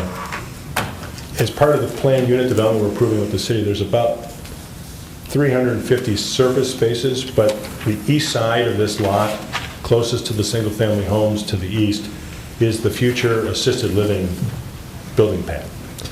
We have 140 parking spaces underground of the 2 apartment buildings in a single level of parking. That's all we can build, given the high water table. So we have 140 spaces planned for the 199 units. That's generally about what I would need for both the affordable component and the market rate component. With senior, the parking demand is a little lower, and with affordable housing, the parking demand is a little bit lower. So there will be 490 parking spaces in this location when the construction is complete? Until the assisted living is built, yes. When the assisted living is built, that number reduces? Yes, all the parking spaces between the letter B and the letter C on your diagram, most of those would become the pad where the building is built. There'd be some guest parking and some staff parking, but we'd lose about 200 parking spaces over there. The net surface parking would be about 300 parking spaces total. Okay. And how many of these units are going to be affordable housing? Mr. Chairman, Commissioner Musich, it will be about 99 units. So about half will be affordable housing. Correct. And for the new buildings and the existing buildings, are green roofs being incorporated into the design? Commissioner Musich, yes. We have a green roof. As a matter of practice, we put green roofs on all of our apartment buildings, and we will also try for a solar PV system. That depends on federal tax credits, but I usually have at least one 40 kW array on each of my affordable buildings. And are those extensive or intensive green roofs? Intensive green roofs. Okay. That was all the questions I had. Thank you. Thank you. Commissioner French. You said there is maybe about 90 units at affordable housing? 99. 99. How are we defining what's affordable housing? What type of template are we using? Commissioner French, the standard template that we'd be using here is part of what you just adopted in your ordinance change regarding park dedication fee. We're using something called income averaging. So the average will be 60% of the metropolitan median income, but that means I'll be able to put housing as low as 30% of the metropolitan median income and all the way up to 80%. The federal rules now allow you to average it to 60. The old rules used to be a certain percentage at 50, a certain percentage at 60% of the metropolitan median. It was often hard to put a 30% income unit in an affordable housing project. The new rules let us do that, so we'll have that flexibility. So what does that look like in real dollars? 30% of a person's income? No, I'm like, do you have a prognostication about what rents will be and what the affordable, quote unquote affordable rents would be compared to the market rate rents? Sure. Commissioner French, the market rate for a senior building like this would be close to $280, maybe $260 a foot per month. The affordable units will be, the highest priced units will be half of that. Can you give me a price per unit? Like Sure. A studio would be about $500 at the lowest level, and up to about $875 at the highest price point for a studio. A one bedroom would be about $675, and the highest at 80% would be about $1,100. And a two bedroom would be in about $900 a month, and it would go up to about $1,400 a month at the 80% level. And those are this year's rates. Of course, this building wouldn't be built for a year, and then it would take time to lease up. So those tables could change in 2 years, and they probably will. So there's no guarantees of exactly how much the rents will be. I'm really concerned that the definition of affordable housing may change by the time this building gets put up, and what we have a tendency to call affordable housing sometimes in the city, and I'm not saying this is you, no offense taken, has a tendency not to be affordable. And it's affordable to people who got a lot of money, I guess, but I'm really concerned that, a lot of times when we want to expedite projects, that we throw that affordable housing thing in there, and it gets electeds like me, excited about providing low-income housing, but what the reality is, a lot of the quote-unquote affordable housing is not that affordable. So I'm just want to make sure that we have a real true commitment to actually do affordable housing, stuff that people can afford, and that in 2 years after the project is built, jack all the prices up. Because that's happened in a lot of spots in Minneapolis before. Well, Mr. Chairman, Commissioner French, let me just give you 3 benchmarks that you can take to the bank on this. We signed a 30-year contract with both the city and the state agencies to do this kind of work. There will be city, state, and regional funding participation to make this project work. Those assurances will be what's called a land use restriction agreement, a LURA, that's filed against the property to guarantee that 30-year commitment. When we do that, we lock ourselves into a rent table that's published by HUD every year. So I won't be in control of the rents. All I'll be in control of is managing the building. The rents will be set by the annual HUD table. Thank you. Thank you. Thank you, Commissioner French. Before I call on Commissioner Vita, I'd like to ask Assistant Superintendent Schroeder to come back. And I just want to talk about the stormwater proposal, because I know that's the main thing that you're going to be looking for feedback on tonight from commissioners. I want to make sure that you get that from us. So can you tell us, what your recommendation would be on the stormwater and how that fits with previous precedents? Certainly, Chair Meyer, I am not actually aware of a precedent where a private development directly would be using parkland to support its stormwater management. Now, we can look across the city and we can find plenty of places where wetlands, streams, or our lakes are the receiving bodies for stormwater that's running off of those projects that those projects might have been built before there were stormwater management requirements. For the board, I want to make certain that you understand that we're dealing with a precedent here, and if you could turn this into other aspects that would be necessary to facilitate development, and I know that Mr. Min isn't proposing this, but parking is also a requirement, and so the question becomes, how far does this board go in allowing parkland to be used to support a private sector development initiative? That's one really big area to look at. And it's a policy decision that staff can help you frame, that Mr. Min can help provide some of the contrary arguments to what staff might project around affordable housing and the need of the neighborhood. That's one big area that we need to look at, is whether this board would essentially look at supporting private development by giving up parkland. And it's a permanent commitment of land to that purpose. We couldn't use that land for another purpose. We couldn't build a building on it. We couldn't, I'm not sure what all other things we might envision for this, for a park, but it would become an easement that gives the developer the exclusive right to have stormwater management functions performed in that area. The second piece, and it would be a significant part of the investigation should the board consider this to be an appropriate direction, would be to begin investigating the landscape in the area where the stormwater facilities are proposed, so that we could understand what might be disturbed and what might be the impacts to the landscape with the hydrologic changes that might come with stormwater management. And I know Mr. Min has characterized that there is water that's coming through here now, the water be coming through cleaner because it would be treated on site before it's discharged off site. But we want to make certain as we could be, given the climatic changes that we're seeing, that we are not denigrating the landscape of Worth by having this water flowing through there. And we don't know that yet. We haven't had a chance to engage the developer or the developer's experts in understanding what those impacts might be.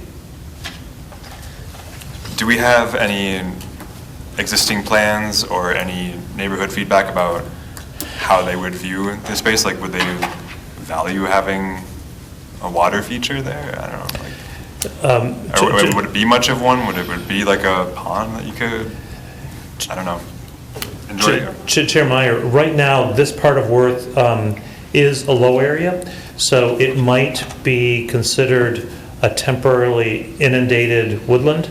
I'm not sure of all the ecological terms that might be applied to it. If the land does have water on it, if there's certain kind of soils, if we can find certain kind of vegetation, it might already be considered a wetland.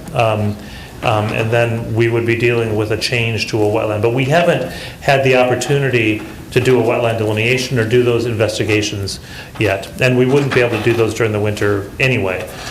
Those kinds of investigations have to happen during a growing season. But I think that the important thing that I would try and get to is that we would pursue those kind of investigations only in light of a supportive board direction on the first question that I posed. Okay. I'll go to Commissioner Forney first. Commissioner Forney. Thank you, Chair Meyer.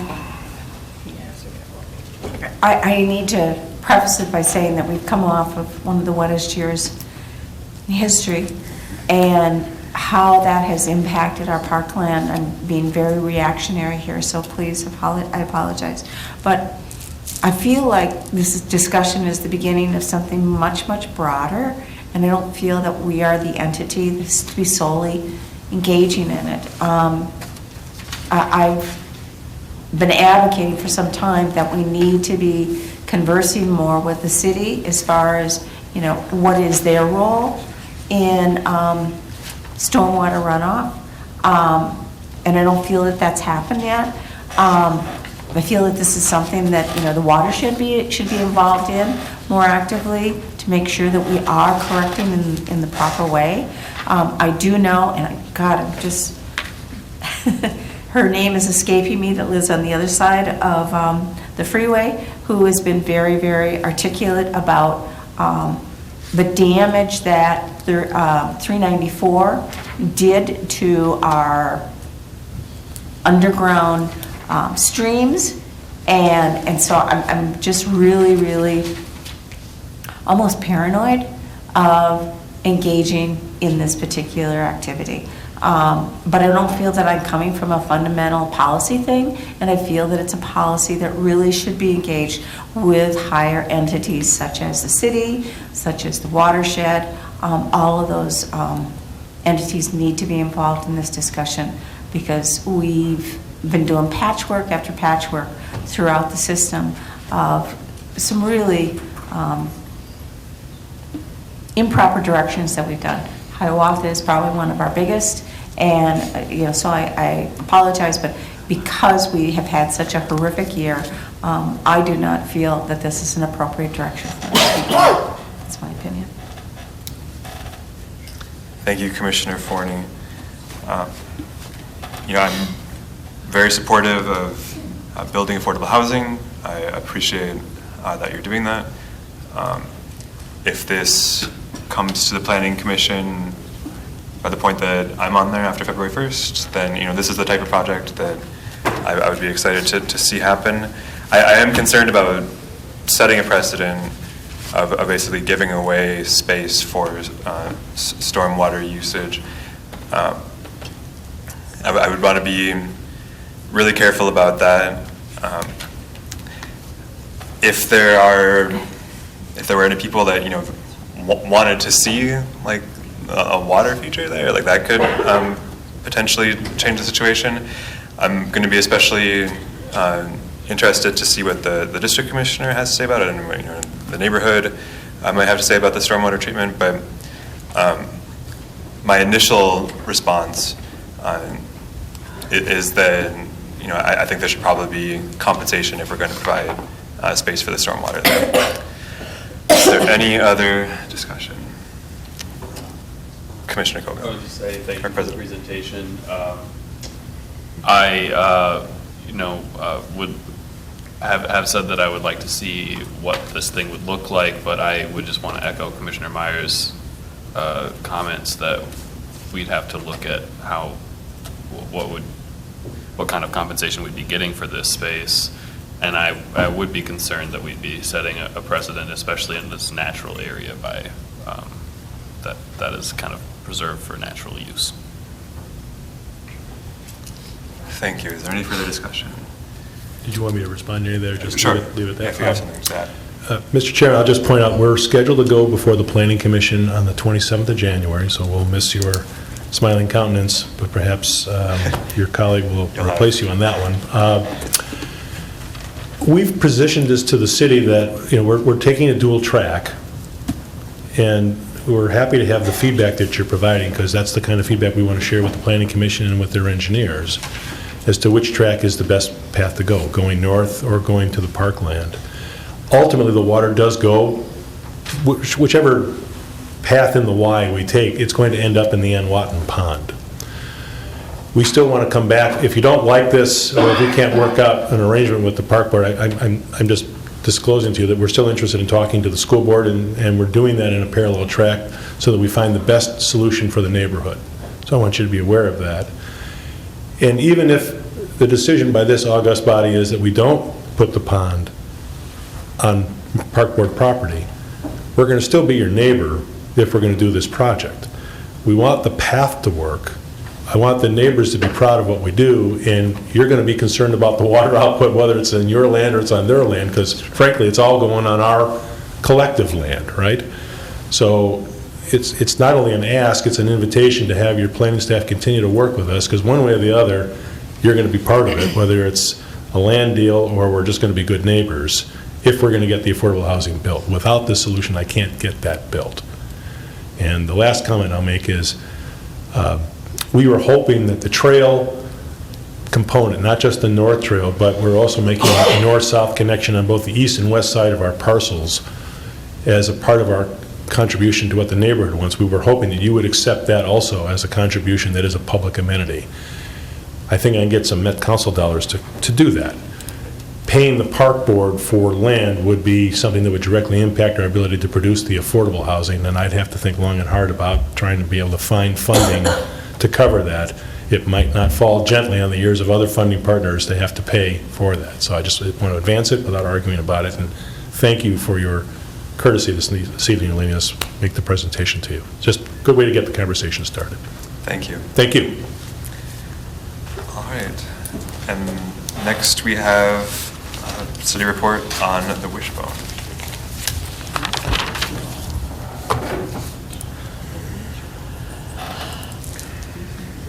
Chair Meyer, I'll just give a very brief introduction to this. Audio for us? We've been provided a video. Commissioner Opat was here and had to leave. He left me a note apologizing for his early departure. But he also says, I'm happy to return at a future date to share my thoughts of the project and the many partnerships I hope to pursue. So he's left open the opportunity for the board to re-engage with him around the project. This was important to bring forward because I think there were a lot of questions that were raised as this was publicly released last Tuesday. And I thought it would be a good opportunity, and our earliest opportunity, to share it more broadly, not just with you, but with people who might end up watching this. So it's a video of indeterminate length. I don't think it's that. I can't tell from here, but I'll start it, and I'll also preface this by saying that even though the imagery here looks very refined and very real, it's intended, as Commissioner Opat has told me many times, this is a concept. It's very early on. They have not done no technical feasibility or analysis, so imagine this as a concept, and I'll just start the video.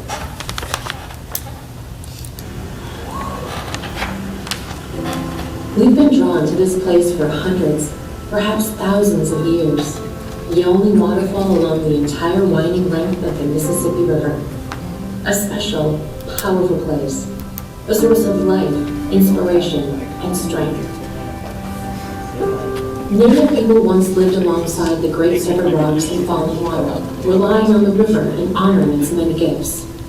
Later, what became the majestic St. Anthony Falls drew visitors from far and wide, propelling the mighty Mississippi to become one of the world's most storied rivers.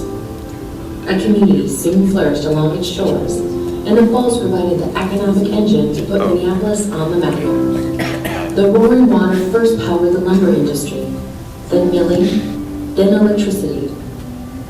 A natural resource fueling the region's growth and progress. Each era has made a mark, changing the way of the water and how we interact with the falls. Bridges were built and man-made materials added to help secure the falls and control the mighty Mississippi. Today, recent changes present opportunities, new ways to access the roaring water, and stand in awe of the falls.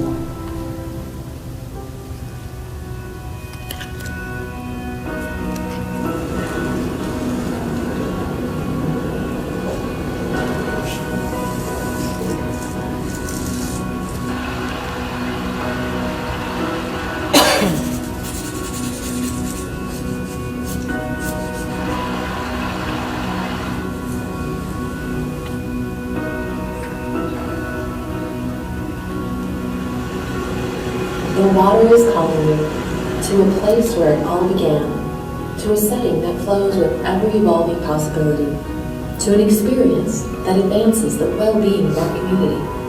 Imagine a way to feel the roar of the falls like never before. Embrace the artistry of structural beauty. Invite greater access to the only waterfall in the Mississippi. Create a legacy for locals and visitors alike. Taking cues from this storied river, we bring you Wishbone, a space elegantly designed to complement the water and the people who encounter it. Building upon existing river elements, we envision a grand walkway that allows everyone to explore our history, to pause and view, to discover and learn, to relax and recreate, to revere our city's birthplace in the company of nature. And by bringing together both sides of the riverbanks, we create the iconic center point that unites us all in restoring respect for this great waterway. Wishbone, won't you join us in experiencing the way of the water?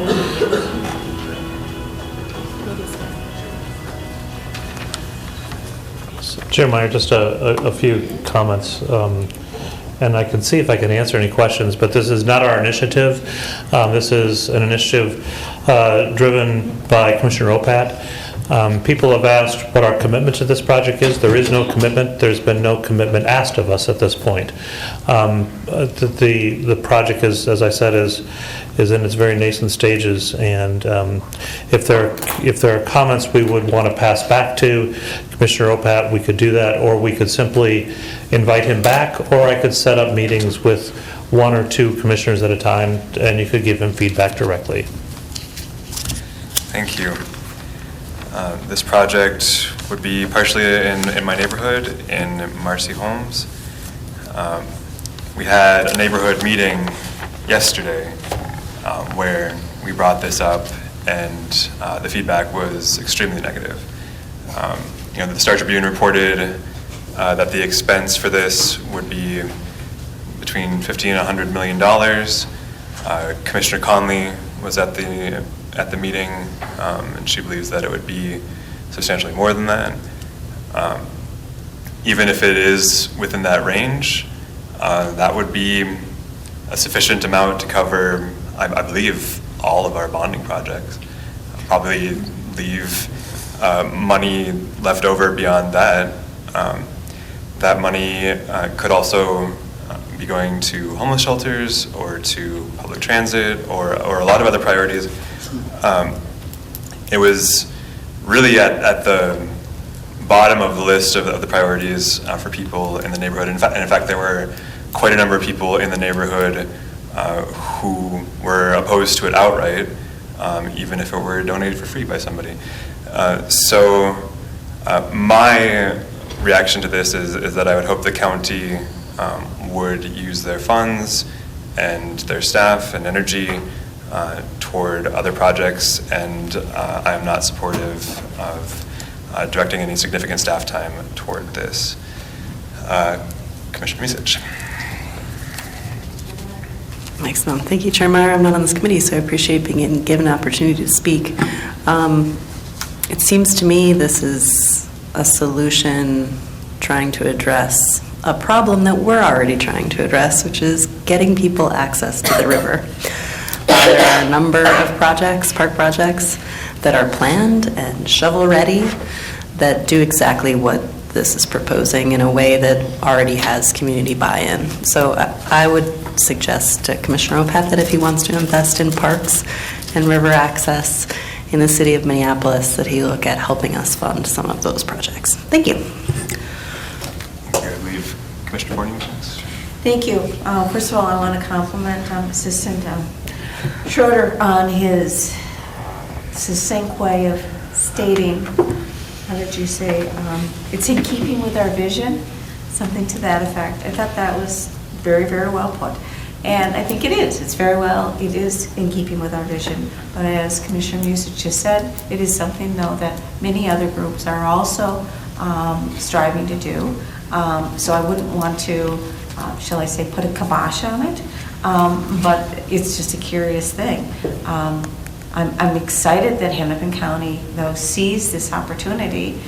They are the ones who, shall we say, gifted us, saved the Stone Arch Bridge, which has probably been the greatest activator of our riverfront. So I'm very appreciative, that they are having eyes on this. But I feel that it's a bit too lofty, and I don't want to curtail the enthusiasm for the riverfront, but I just feel that maybe this is a bit too far. What is really very disconcerting, though, is I think it's being construed that we are the lead in this conversation, and I would like us to take it as, once again, a compliment that people realize that we have been very successful in our community engagement, and so therefore they are looking to the professionals to do that. But I just am so concerned. We have lost a planning staff member with our budgeting of this year, and to then put one more project on, it means, once again, we have to take another off. And so, prioritizing that, I'm not sure is what I would like to be doing. I was in attendance for the presentation because the first time I heard really about it was through the newspaper. And I thought Commissioner Conley had some very insightful things. First of all, that there wasn't really any representation of people of color. But I will interject that Commissioner Opat has asked, I believe it's a member of the Dakota community, to be very much engaged in this conversation. So I was pleased with that. The thing that always drives me nuts, though, is, as we all are witnessing right this second, is that there are 4 seasons to this particular community, and all of the images were of only 1 season. How that looks in the wintertime is, a very, very different thing, and I'm just amazed that it was not expressed in any way that winter does occur in Minnesota.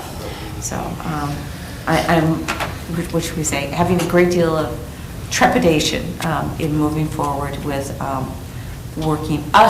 taking on a part of the wishbone. And I guess I was trying to figure out all sorts of analogy of a wishbone is broken, and usually one entity ends up, of course, with the larger share of the, should we say, the wish or the responsibility. Thank you, Commissioner Forney. Commissioner Vito. Thank you, Chair Meyer.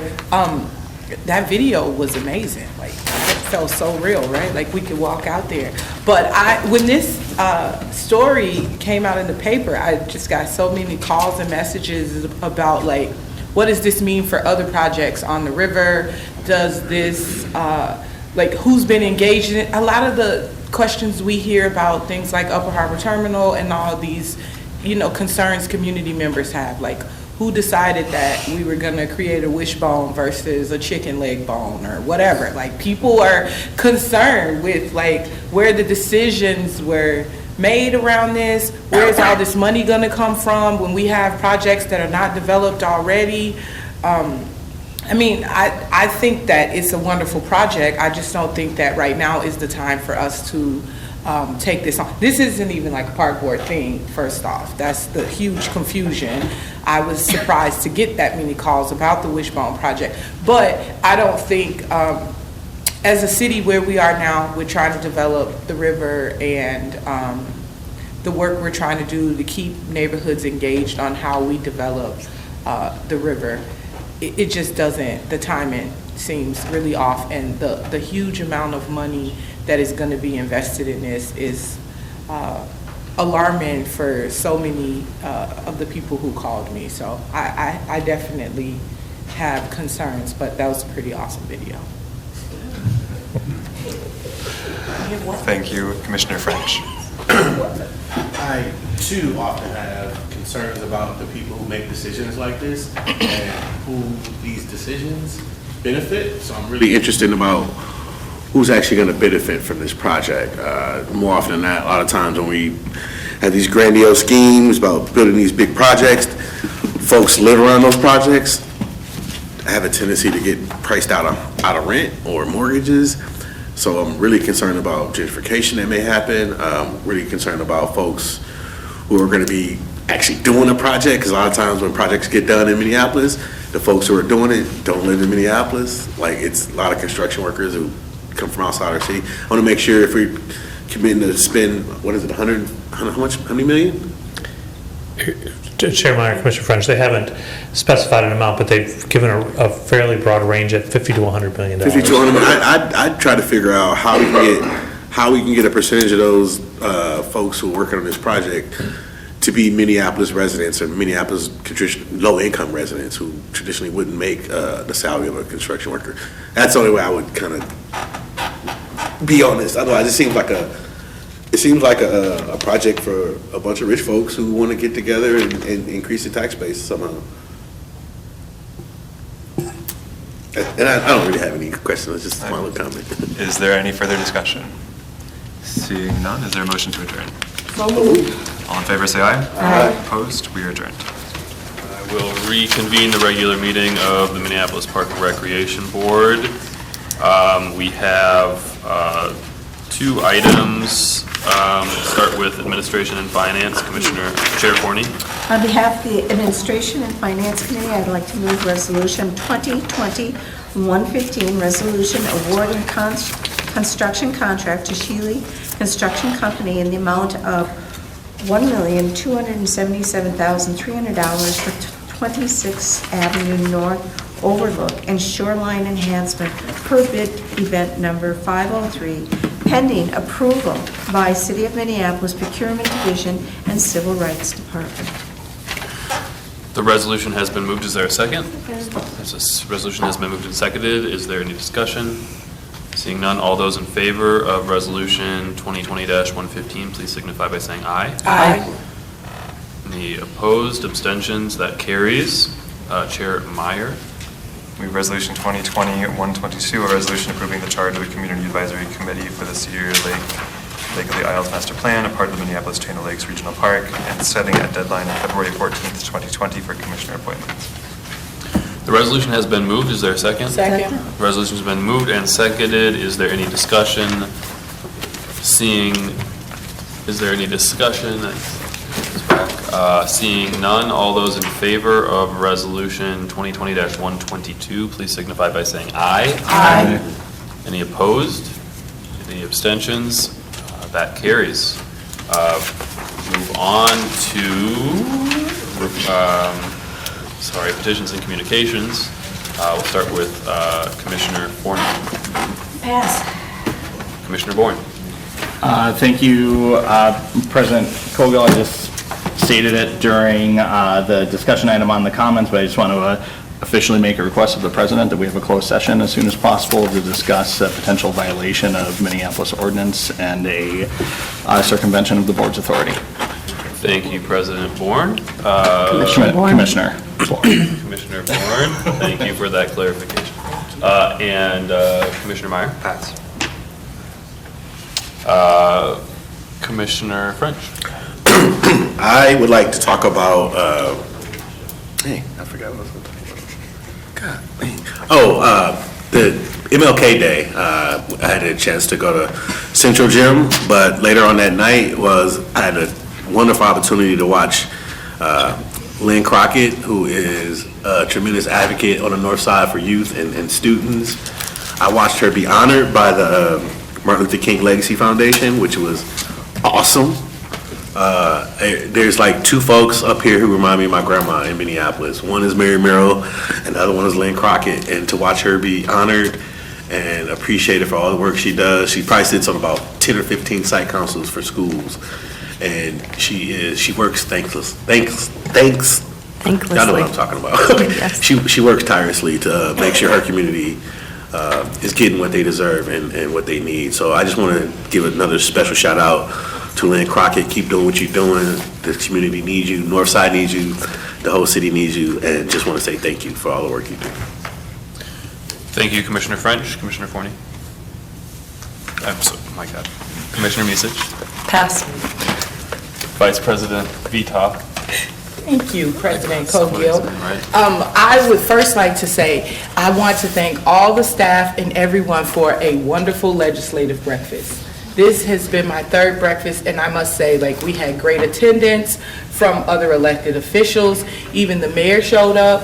I don't remember, since I've been on the board, the mayor coming, so it was great to have him there supporting us. I also want to say that I was not expecting us to have such a great conversation around youth services in our city with so many different bodies of government. So it was really wonderful to hear everyone from a state and a local level talking about how we can collaborate to make sure that we're serving our young people best in the city. So again, thanks to everyone for not only a really good meeting, but a really fast one. We had a timeline that President Cogill set for us, and we exceeded that timeline. So that was really good. Thank you all very much. The MLK celebration, awesome. I've been to many of those this year. It felt so good. We had a violinist there. I can't remember the name of his band, but it was absolutely amazing. The watching Miss Lynn being recognized for all her work. I text her later and she said, who would have ever thought that I'd been standing in front of this gigantic picture of Martin Luther King? You know, my dad must be looking down on me and really proud. She got up and talked about how she's not a public speaker, but her words just lit the room up. And she really just spoke to how committed she is to our young people and how she just needs help with all of us doing a little bit to make our young people's lives better. So it was really good to witness that. It was a good time. That is one of the events that I appreciate in our parks most. I really appreciate the staff that took the time to make sure that that was well attended and also just an all around really good event in celebration of Dr. Martin Luther King's legacy. Another exciting thing, the Powderhorn Art Sled Rally is this weekend. I don't know if you all know this, but this is my absolute favorite thing. I've participated in this. I've been a bee with the Beehive. I've been Ron Burgundy and Veronica Cornerstone with the news desk. I mean, this is my jam. I love it. Last year it got canceled because we didn't have enough snow, so I need this warm weather to stop today so we can have this art sled rally this weekend. This is super exciting. It's at Powderhorn this weekend, and I think it's on like the western slope. It's like the really high hill at Powderhorn. If you get a chance, just come over and witness it. It is really amazing, like the sleds that people put together to just slide down this hill and have a good time, and all the community members that show up to witness all the beautiful art sleds. If you get a chance, stop by. It's going to be fun. I don't think I'm going to be in it this year. I haven't had a chance to build anything. So you won't see me sliding down, at least on my own sled. I might jump on someone else's just to get down there. But it's a really cool event. Come to it if you haven't been, or if you have been. Also, the art shanty projects are back on Lake Harriet. Those are a lot of fun too. Those are both going to be out Saturday and Sunday, I believe. So come out to that.